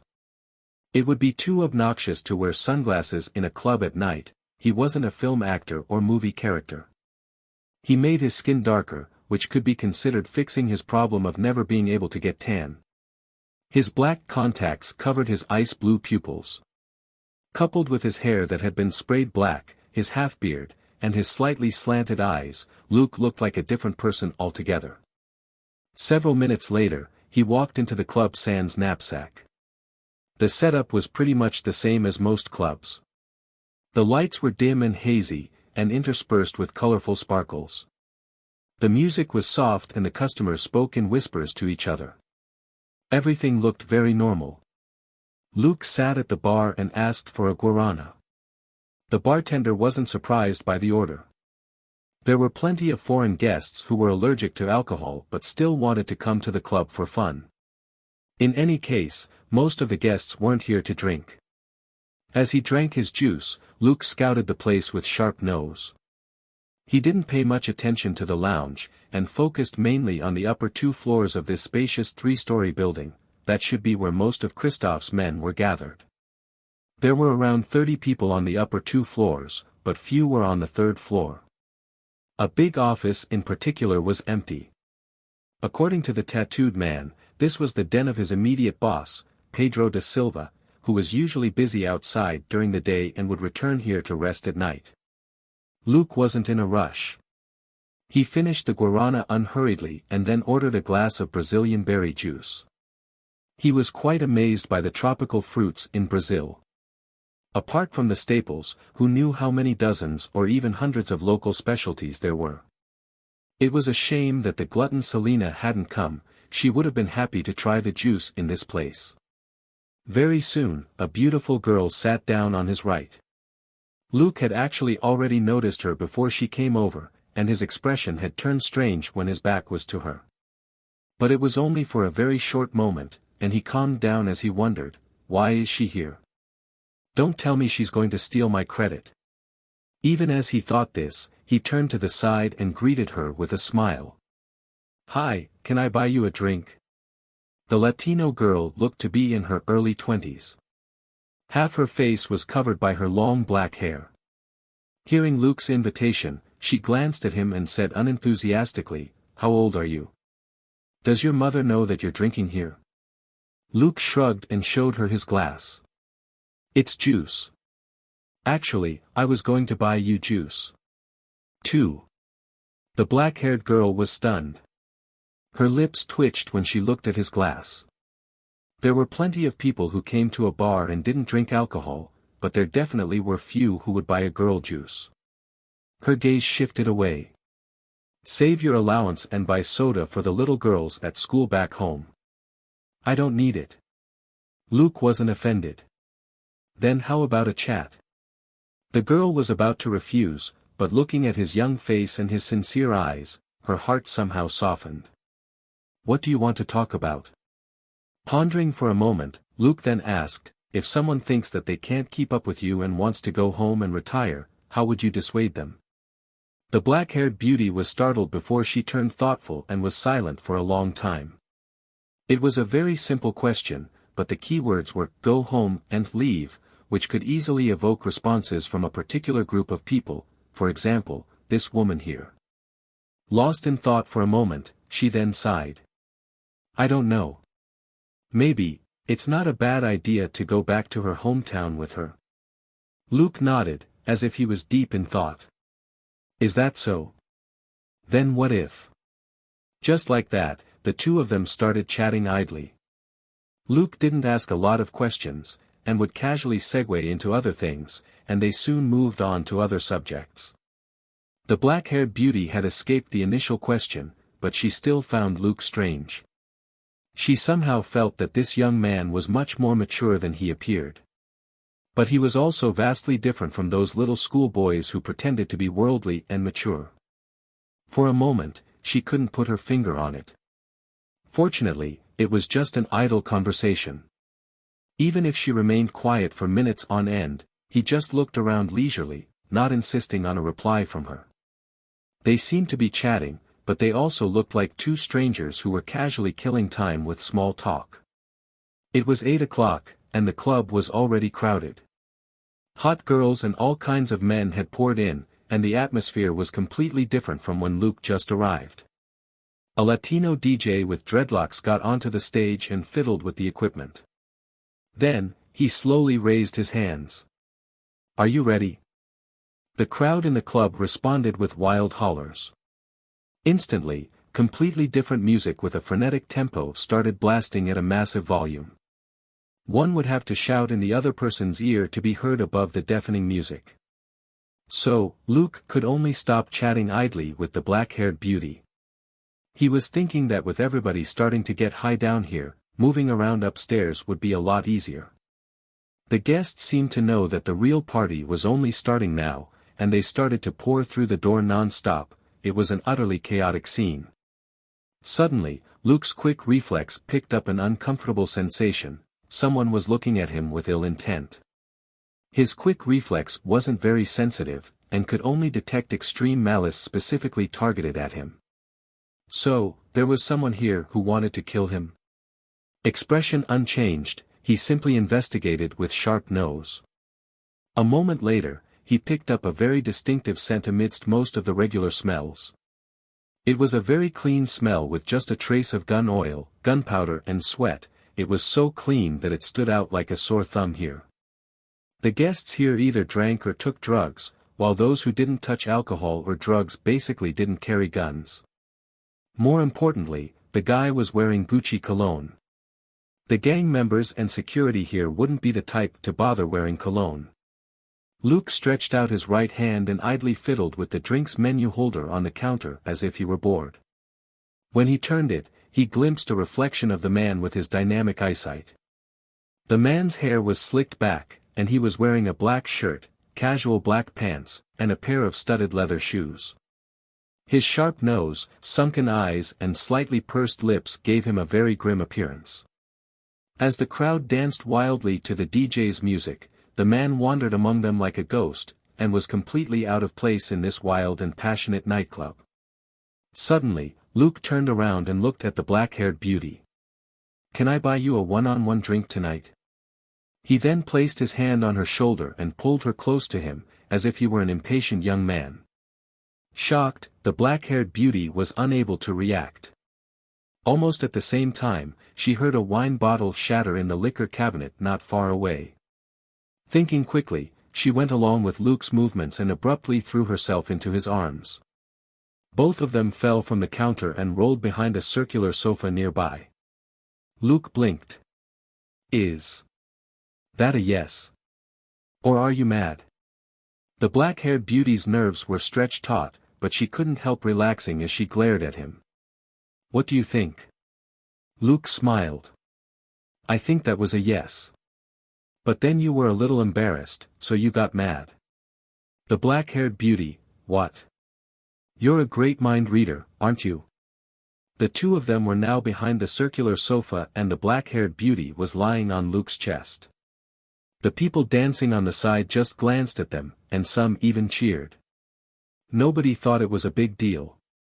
It wasn't unusual for people to have sex there and then in this club when they were in the mood.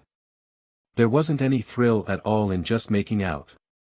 Paying attention to the man with slicked back hair, Luke suddenly exerted some strength in his waist and flipped them so that he was pressing down on the girl.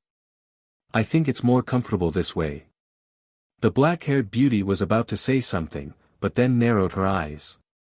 By flipping them and moving a little to the side, Luke made it easier for her to see what was around them. The man in black had just come around one side of the sofa, a gun in his hand. The woman lifted her short skirt and drew out a PPK from her thigh holster. Bang! Bang! Bang! Her 3 consecutive shots forced the man who had just appeared to retreat. Holding the gun so that it was covered behind Luke's head, she didn't move as she stared at the side of the circular sofa and growled, "Get up and shove over to the side." Luke sniffed. "Can't you be gentler?" But he obediently got up right away and sat down on one side of the circular sofa. At the same time, a metal ball quietly rolled out of his palm and onto the floor, over to the other side of the sofa. On the other side, the man in black had just put his foot down on the floor as he suddenly pushed himself up, his gun aimed at the black-haired beauty who was still lying on the floor. But he stepped on something round and slippery, which made him flail and lose his balance for a moment. Pooh! This shot, which he had been all geared up to make, hit the circular sofa. Shouting F***ck, inwardly, the man saw the cold smile on the black-haired beauty's face. Bang! Bang! Bang! The man gave a muffled groan and rolled into the dense crowd.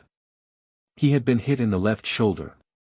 It was all because of that random thing under his foot which made him miss his shot, instantly turning the situation around. Luke, on the other hand, looked at the gun the black-haired beauty was holding with a horrified expression. "It was just an invitation, did you really have to take out your gun?" The black-haired beauty had no time for him anymore. She simply growled, "Get lost," as she reloaded. She didn't want this young man, who was easy on the eyes, to be pulled into her conflict with the man in black. As if he was freaked out, Luke hurriedly got up and ran, and bumped into the counter. Behind the counter, someone suddenly yelled. The black-haired beauty had stood up by then. She raised the PPK high and fired behind the counter. The man in black scuttled sideways behind the counter, rolling and crawling, before he bent down and covered his face as he ran to the back door. After he was shot in the shoulder, the man in black had squeezed into the crowd before seizing the moment to hide behind the counter. He had been about to stand up and attack the black-haired beauty again, when someone hit the counter on his left, and the drinks menu holder came flying at him. He had only gotten up halfway, when the menu holder slashed his nose sideways. Even though he closed his eyes in time, he felt excruciating pain in his nose, and couldn't help the tears that welled up. Without any hesitation, the man ran. Losing his sight temporarily in a fight could mean instant death. He would be a fool if he didn't run. The black-haired beauty blew up the bottles on the counter with her PPK, but the man was already crawling swiftly to the exit, and avoided being shot again. Only now did the people partying wildly around them finally notice something was wrong. The bar really was too noisy. The man's gun had a silencer, and the black-haired beauty's PPK wasn't too loud either. The crowd and security didn't notice the fight until they heard the noisy patter of gunfire at the counter. But before she was surrounded, the black-haired beauty ran out after the man in black. When she passed Luke, she said in a low voice, "Just drink your juice and don't follow me." Luke nodded blankly, as if he was overwhelmed. But after the woman disappeared, Luke's expression suddenly changed and he began to chuckle. "System, you have defeated Mr. X and have received a list of his abilities. Mr. X's abilities: basic firearms, basic combat. Physical outburst, conferred by the fraternity, curve shooting, conferred by the fraternity." How could he not follow the man after receiving such a notification? Compared with the missing DEA informant, Luke felt that he could take time out to have a look. Even just watching the show would be fun. Tracking them by their scents in the air, Luke ran swiftly and left the busy main street to enter a small, desolate lane. The only light here was from the houses. Most of the lane was dark, and there was only one dusky street lamp in the distance. Luke stopped at a corner and stuck out a mirror to look at the two people in the distance. The man in black had his back to Luke while the black-haired beauty was facing him. Their guns were both down as they talked. "X, why are you here?" asked the black-haired beauty. The man in black sounded as cold as he appeared. "Rebecca, nobody can leave the fraternity without permission, not even you." As it turned out, the black-haired Latino beauty was Rebecca from the fraternity. Luke had acquired physical outburst and curve shooting from her. At that moment, Rebecca smiled. "I'm just here on vacation. How can this be considered leaving the group?" Her smile was mocking. After a brief silence, Mr. X said, "You killed Wolf Ellsworth when we specifically told you not to. You then secretly escaped to Brazil to avoid us. Rebecca, you broke the rules." Rebecca was still smiling, but her expression turned cold. "Is that so? Your rule is that a person can't be killed if he isn't on the list, even though he killed my sister and many other innocent girls." Mr. X said, "Rules are rules. From the day you joined us, you knew that whoever breaks the rules has to die." Rebecca asked, "Then who's in charge of the list?" "X, you don't know, do you?" Mr. X replied indifferently, "Everything is preordained. The list is God's decree." Rebecca suddenly burst out laughing. "Sorry, but I didn't know that God is an old black man who moonlights as a hitman in our world." Mr. X's expression changed. "That's blasphemy against the fraternity. Aren't you the ones blaspheming against God? Do you know how I discovered your secret? Your last mission for me was to assassinate a minor detective who pissed off Wolf Ellsworth's nephew." Rebecca stopped laughing. She said coldly, "It just so happened that the detective had a simple resume, so it only took me several days to thoroughly check him out, perhaps the only thing he ever did wrong was to refuse Wolf Ellsworth's bribe. Do you have anything to say about that? After a brief silence, Mr. X said slowly, what I want to say is, a lamb should never challenge the wolf's authority. With that, he raised his gun. Bam! Bam! Almost at the same time, Rebecca raised her hand and pulled the trigger. Bang! Bang! Both of them turned into blurry shadows as they flitted swiftly through the dark lane in irregular patterns, firing wildly at each other. In less than 2 seconds, their battle had moved to the buildings on the roadside. They jumped nimbly through the narrow spaces between the buildings and made all sorts of feints. 5 seconds later, the gunfire abruptly stopped. Almost at the same time, they landed on the rooftop of a 3-story building face to face. Rebecca said, X, any last words? She dropped the PPK in her hand and drew out a Safari Arms Matchmaster from her back. Mr. X dropped the Beretta 925 in his hand and said as casually as ever, there's only one Firefox. If she was the one holding this gun, I can only wait to die, but you aren't as good as she is. Saying that, he suddenly charged forward as he drew out a pistol with an exceptionally long barrel from under his arm. Bang! The gun in Rebecca's hand fired again. Bang! Bang! Bang! Bang! Bang!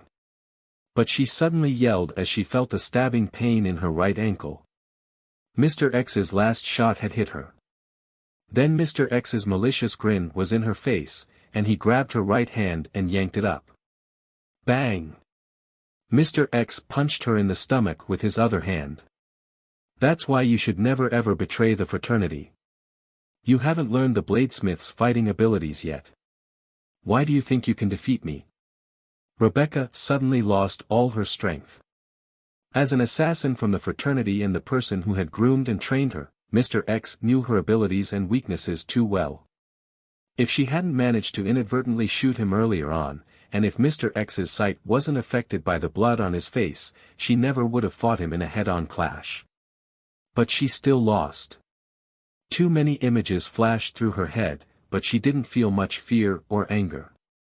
She had somehow gotten lost when she was young. On her 18th birthday, Mr. X appeared and recruited her into the fraternity.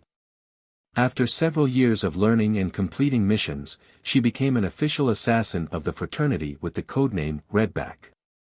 She had thought that the rest of her life would just be like that, unless she died during a mission. But one day, she ran into the sister whom she hadn't seen for years. She couldn't explain that spiritual connection, she just knew that the girl was her sister. Then, after engineering all sorts of coincidental meetings, she became her sister's best friend, and they were very close. At that time, she felt that she could live an even happier life, even if she died, she could leave a fortune for her sister. But her sister's sudden death changed everything. Almost driven crazy by her sister's death, Rebecca went all out in her investigation and uncovered many abnormalities and found a lot of evidence. While the evidence wasn't conclusive, it was good enough for her. After killing the culprits, William Johnson and Wolf Ellsworth, she chose to change her name and flee to another country. She knew that she couldn't handle the fraternity. As an official assassin with a codename in the fraternity, she was something of an elite.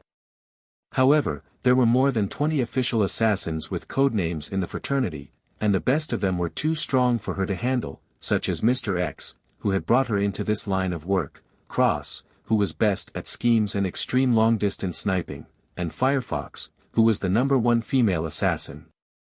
After her revenge, Rebecca immediately fled to Brazil. She had planned to wait until the fraternity's search efforts died down a little, then change her identity and live elsewhere. But the fraternity was as powerful as she remembered. Mr. X had tracked her down in less than a month. Her feelings for the fraternity were more complicated than her feelings toward William Johnson and Wolf Ellsworth, who had been the direct cause of her sister's death. If I die now, I won't need to worry about fighting them, right? Thinking that, she closed her eyes. With her eyes closed, she naturally didn't see the head that quietly emerged at the edge of the roof, followed by an entire body. The person climbed onto the rooftop softly and quickly without alerting them. Confident of his victory, Mr. X's indifferent face finally showed excitement. "You're ready to die now. How boring. Let me offer you a piece of information for free. Your birth parents, who died in a car accident, actually, I was the one who killed them." Rebecca's eyes suddenly widened. "What?" Shocked, she stared in complete disbelief at Mr. X, or at what was behind him. Mr. X wasn't surprised at her reaction. He grinned maliciously. "It was because of you. You showed the makings of an official assassin when you were little, but your parents were stupid enough to keep looking for you even after you went missing for a year. So, I had to hit them with a car and put a drunken man in the driver's seat." Rebecca gnashed her teeth. "I'll kill you." Mr. X heaved a sigh. "I've been watching you since you were little. You're my last masterpiece. I was waiting for a chance to do you, but you became hard to control too quickly and I didn't get one. Forget it. It's a shame you've never been with any man, but it's time to go to hell." Saying that, he aimed the gun he had taken from Rebecca at her chin. "There's one last bullet. This is God's will." Rebecca, however, suddenly laughed in disdain. "Yes, this is God's will." Mr. X suddenly felt a cold breeze on the back of his neck. Someone was breathing behind him. His hair all stood up, and he was about to lunge forward and then turn around. However, a huge hand had already clamped down on the back of his neck, and he was lifted in the air. "Didn't God tell you never to talk too much before you kill someone?" He probably hasn't." A young, teasing voice rang out. Mr. X's grip loosened and Rebecca fell to the ground in a crouch, gasping for breath. She struggled to raise her head. Her expression was odd, as if she didn't know what to say. Behind Mr. X was the face of a person she just met earlier. It was none other than Luke, the bearded young man. As he mocked Mr. X, Luke kicked him. After 2 cracks, Mr. X's knees were broken. He then threw Mr. X to the ground and took out a set of poker cards from his backpack. "Here's a chance for you. Play 10 games of blackjack with me. I'll let you go if you win 5 of them." Mr. X gnashed his teeth. "Who are you?" Luke rolled his eyes and punched him in his left shoulder. Crack. Mr. X cried in pain. "Do you want to or not? This is your only chance." Luke waved the poker cards in his hand. Mr. X gritted his teeth. "Let's do it." Less than 2 minutes later, Mr. X shouted in anger and shock. "This is only game 6. You only won 4 games. Luke, however, shook his head, picked up the poker cards, and stood up. "Let's just say that you won 5 games. I'll let you go." Mr. X, huh? Rebecca, what? Luke, however, gave another kick, and Mr. X's right arm, which was his last intact limb, shattered with a crack. "I've let you go, but it's none of my business whether or not she does. You want to finish him off yourself, don't you?" He gave Rebecca's Safari Arms Matchmaster back to her and said, "There's one last bullet in it. This seems to be God's will." Mr. X had already begun to throw profanities around. Rebecca accepted the gun but shook her head. "This is too easy for him." Luke hummed and tilted his head. Thinking for a moment, he put his hand into his backpack and then took out a towel and a butane flamethrower. "Will this be enough?" Mr. X's swearing suddenly stopped, and he gazed at Luke, dumbfounded. Rebecca had just been about to reach for the backup clips at her waist. After a brief silence, she said, "Yes." With that, she walked over and stuffed the towel into Mr. X's mouth before he started cursing again. "Can you give me some privacy?" She turned around and looked at Luke. Luke shrugged and jumped nimbly off the roof. Dull moans and screams then came from the rooftop, which ended more than 10 minutes later after a gunshot. A moment later, Rebecca jumped off and said, "Let's go." Luke pointed up. You're going to leave him there? Rebecca scoffed. If the fraternity wants to come after me, so be it. Luke asked, are you sure? After a moment of hesitation, Rebecca finally shook her head. If it'll be troublesome for you, you can dispose of him. Luke thought for a moment, and then climbed up to put Mr. X's body and the various other items into his inventory. He wasn't really worried about trouble. He had worn a pair of thin gloves when he handed over the towel and the butane flamethrower. He hadn't left any traces behind. However, turning Mr. X into Mr. Missing would make it harder for the fraternity to track Rebecca down.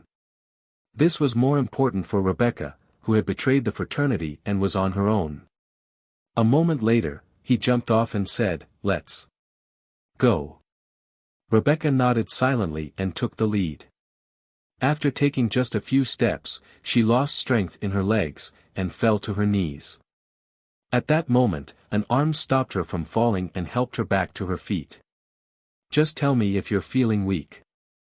I don't mind helping you. But where are we going? Rebecca caught her breath for a moment as she leaned on Luke's arm. Let's go to the sea. I want to enjoy the wind. Luke threw her onto his back and carried her to the seaside. As he moved, he checked the system notifications. System, kill Mr. X, an important member of the fraternity. Completed. Total experience, 500. Total credit, 500. Contribution rate, 70%. EXP plus 350. Credit plus 350. System, rescue Rebecca. Completed, total experience, 100. Total credit, 100. Contribution rate, 100%. EXP plus 100. Credit plus 100. Well, it seemed it hadn't been the wrong decision to kill Mr. X or save Rebecca. He earned 100 experience and credit points for saving her, so the system must have acknowledged her as a good person. Luke had a rough idea about who counted as a good person. For example, a righteous, kind-hearted and promising young man like himself was deemed an extremely good person by Daddy System. He had enjoyed a show, killed one person, and saved another. Tonight had truly been colorful and he had reaped a considerable profit. What a great day, a certain good person thought to himself as he swiftly made for the beach.